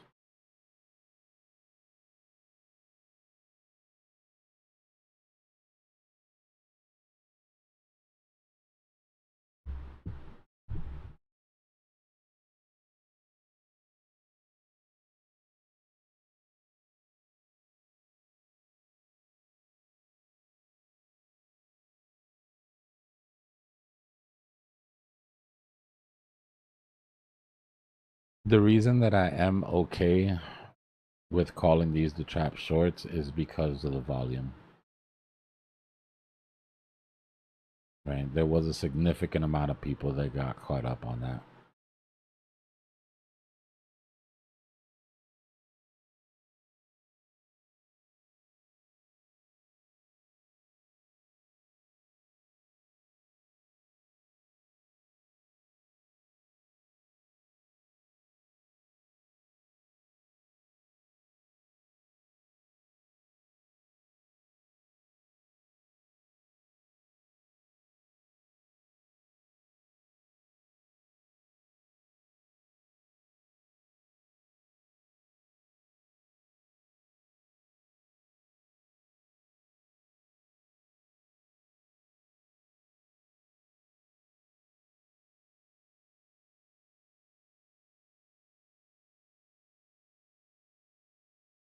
Is Link gone? I haven't given Link all its money back yet.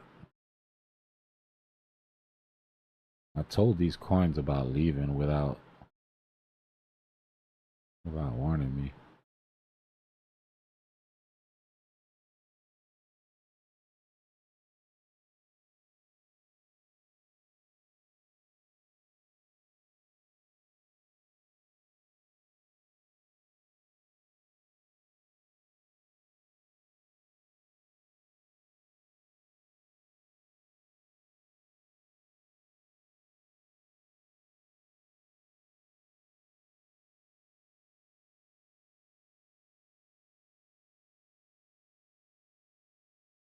Okay.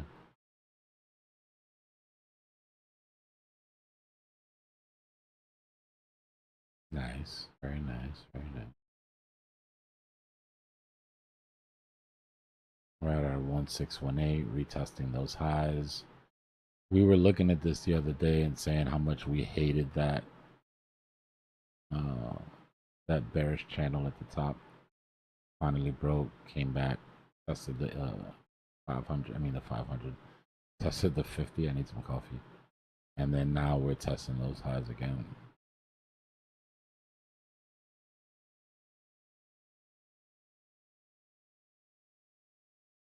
Also came back and held support off of its flag.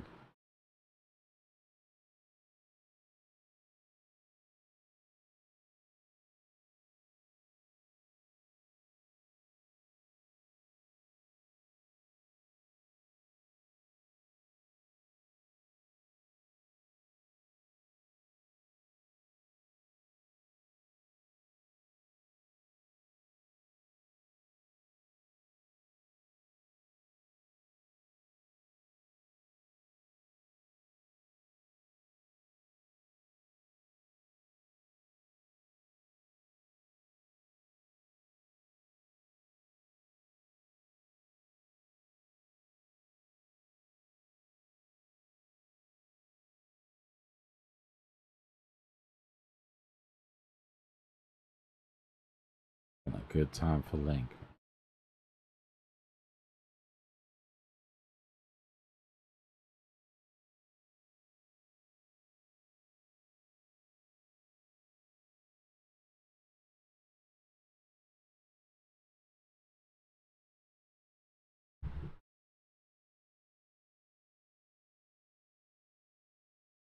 Just price gapping on the order book, thin order books, low liquidity.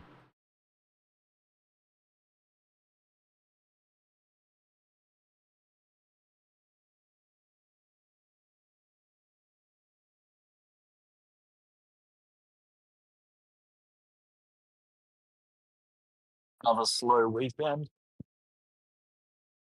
Yeah, it's looking up for some of the majors though, a little bit. Oh, okay. Nice. Yeah. But yeah, Bitcoin's just doing the same dance. Yeah. True that.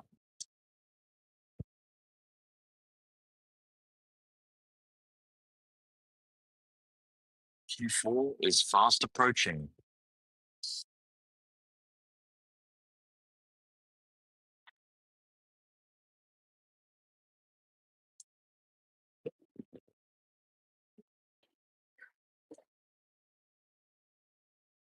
Bulls, you want to hold this 200?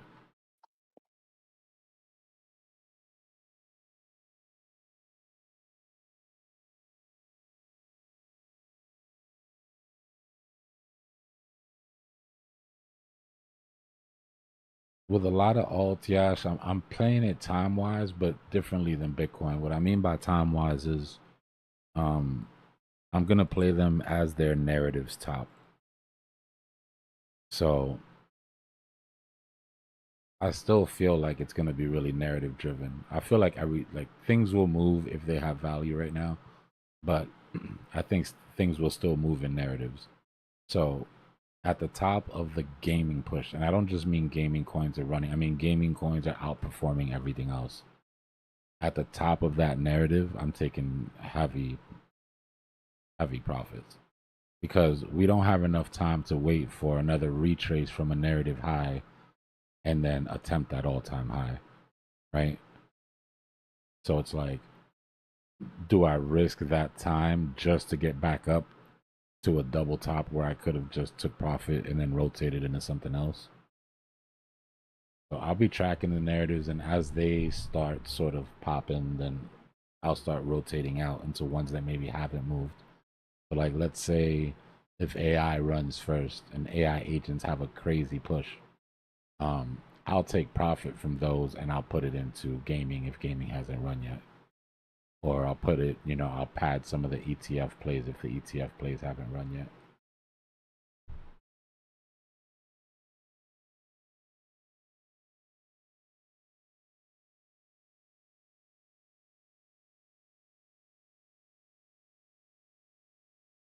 The top 10 we should see, except for your hardcore utilities, like payment for some reason tends to top first. So XLMs, XRPs, those type of things. But your top 10, 3 to 6 weeks after Bitcoin tops. The problem is you won't know which one of those it is. And sometimes it's really sketchy because they'll start to go down before Bitcoin tops, and then Bitcoin will top. And then as people are taking profit from Bitcoin, they'll buy the dips on alts one last time. But you better be sure that you buy the right one, right? Because they don't buy all alts. So what I like to do is, as those narratives top and I take profit and Bitcoin runs and Bitcoin tops out, that's when I go back and I start paying attention to the alts. I'm not going to hold more than 3 coins after Bitcoin tops. I need to be able to juggle those positions, right? I need to be able to manage all 3 positions in real time at all times, because now you're in the danger zone, right? When something goes wrong, it goes wrong quick and in a hurry. I wouldn't even be mad at anybody for not playing that game, right? That's an advanced sort of thing to do, to start dabbling after Bitcoin's already topped. But if you're doing it right, and by right, I mean, the safer, more responsible way to do it, which is not take everything at once and just sell into green candles, then by that time, you've already started taking some profit, right? It's about what our average exit is.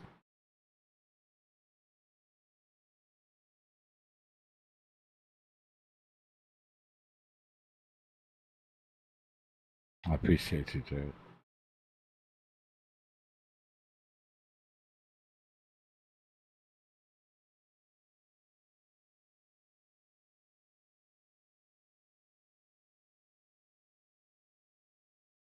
Yeah, October, the most of them, late October.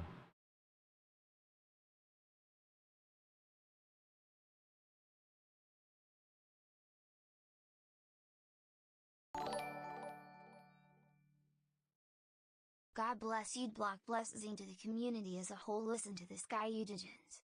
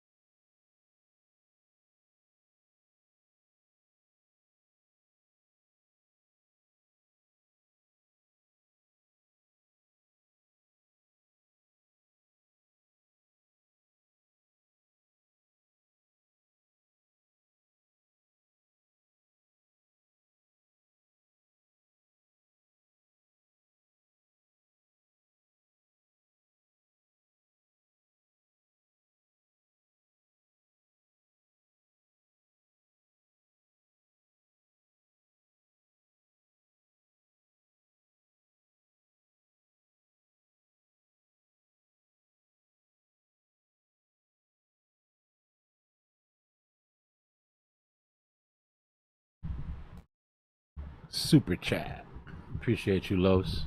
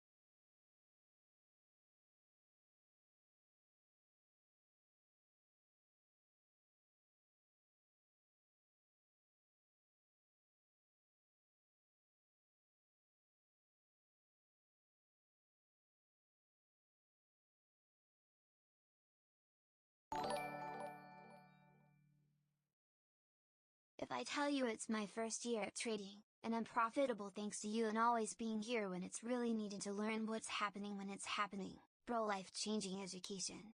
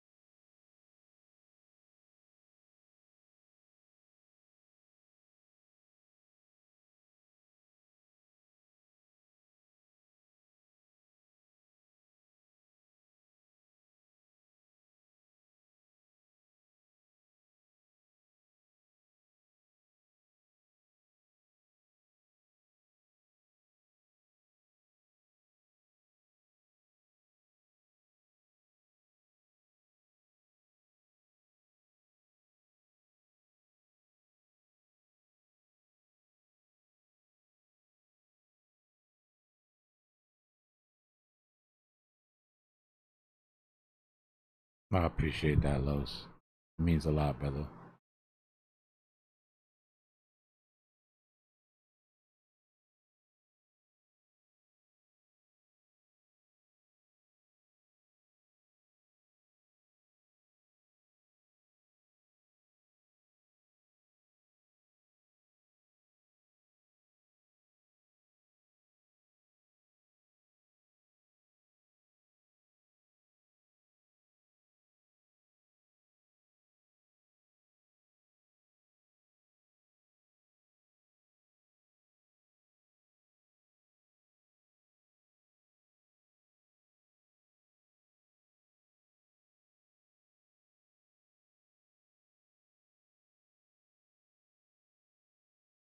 Shane, I appreciate that, bro.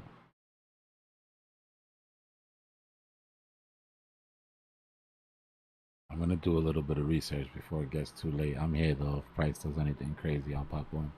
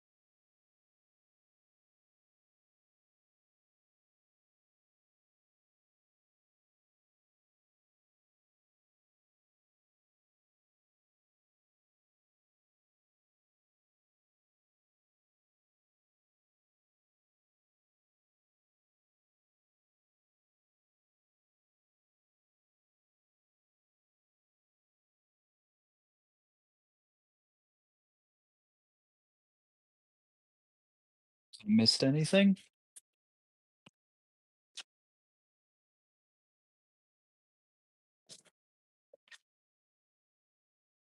And I feel like a recovery week is coming on. I think we're gonna get back to what we were working on, and whatever this trip down was just a bad reaction to the data. But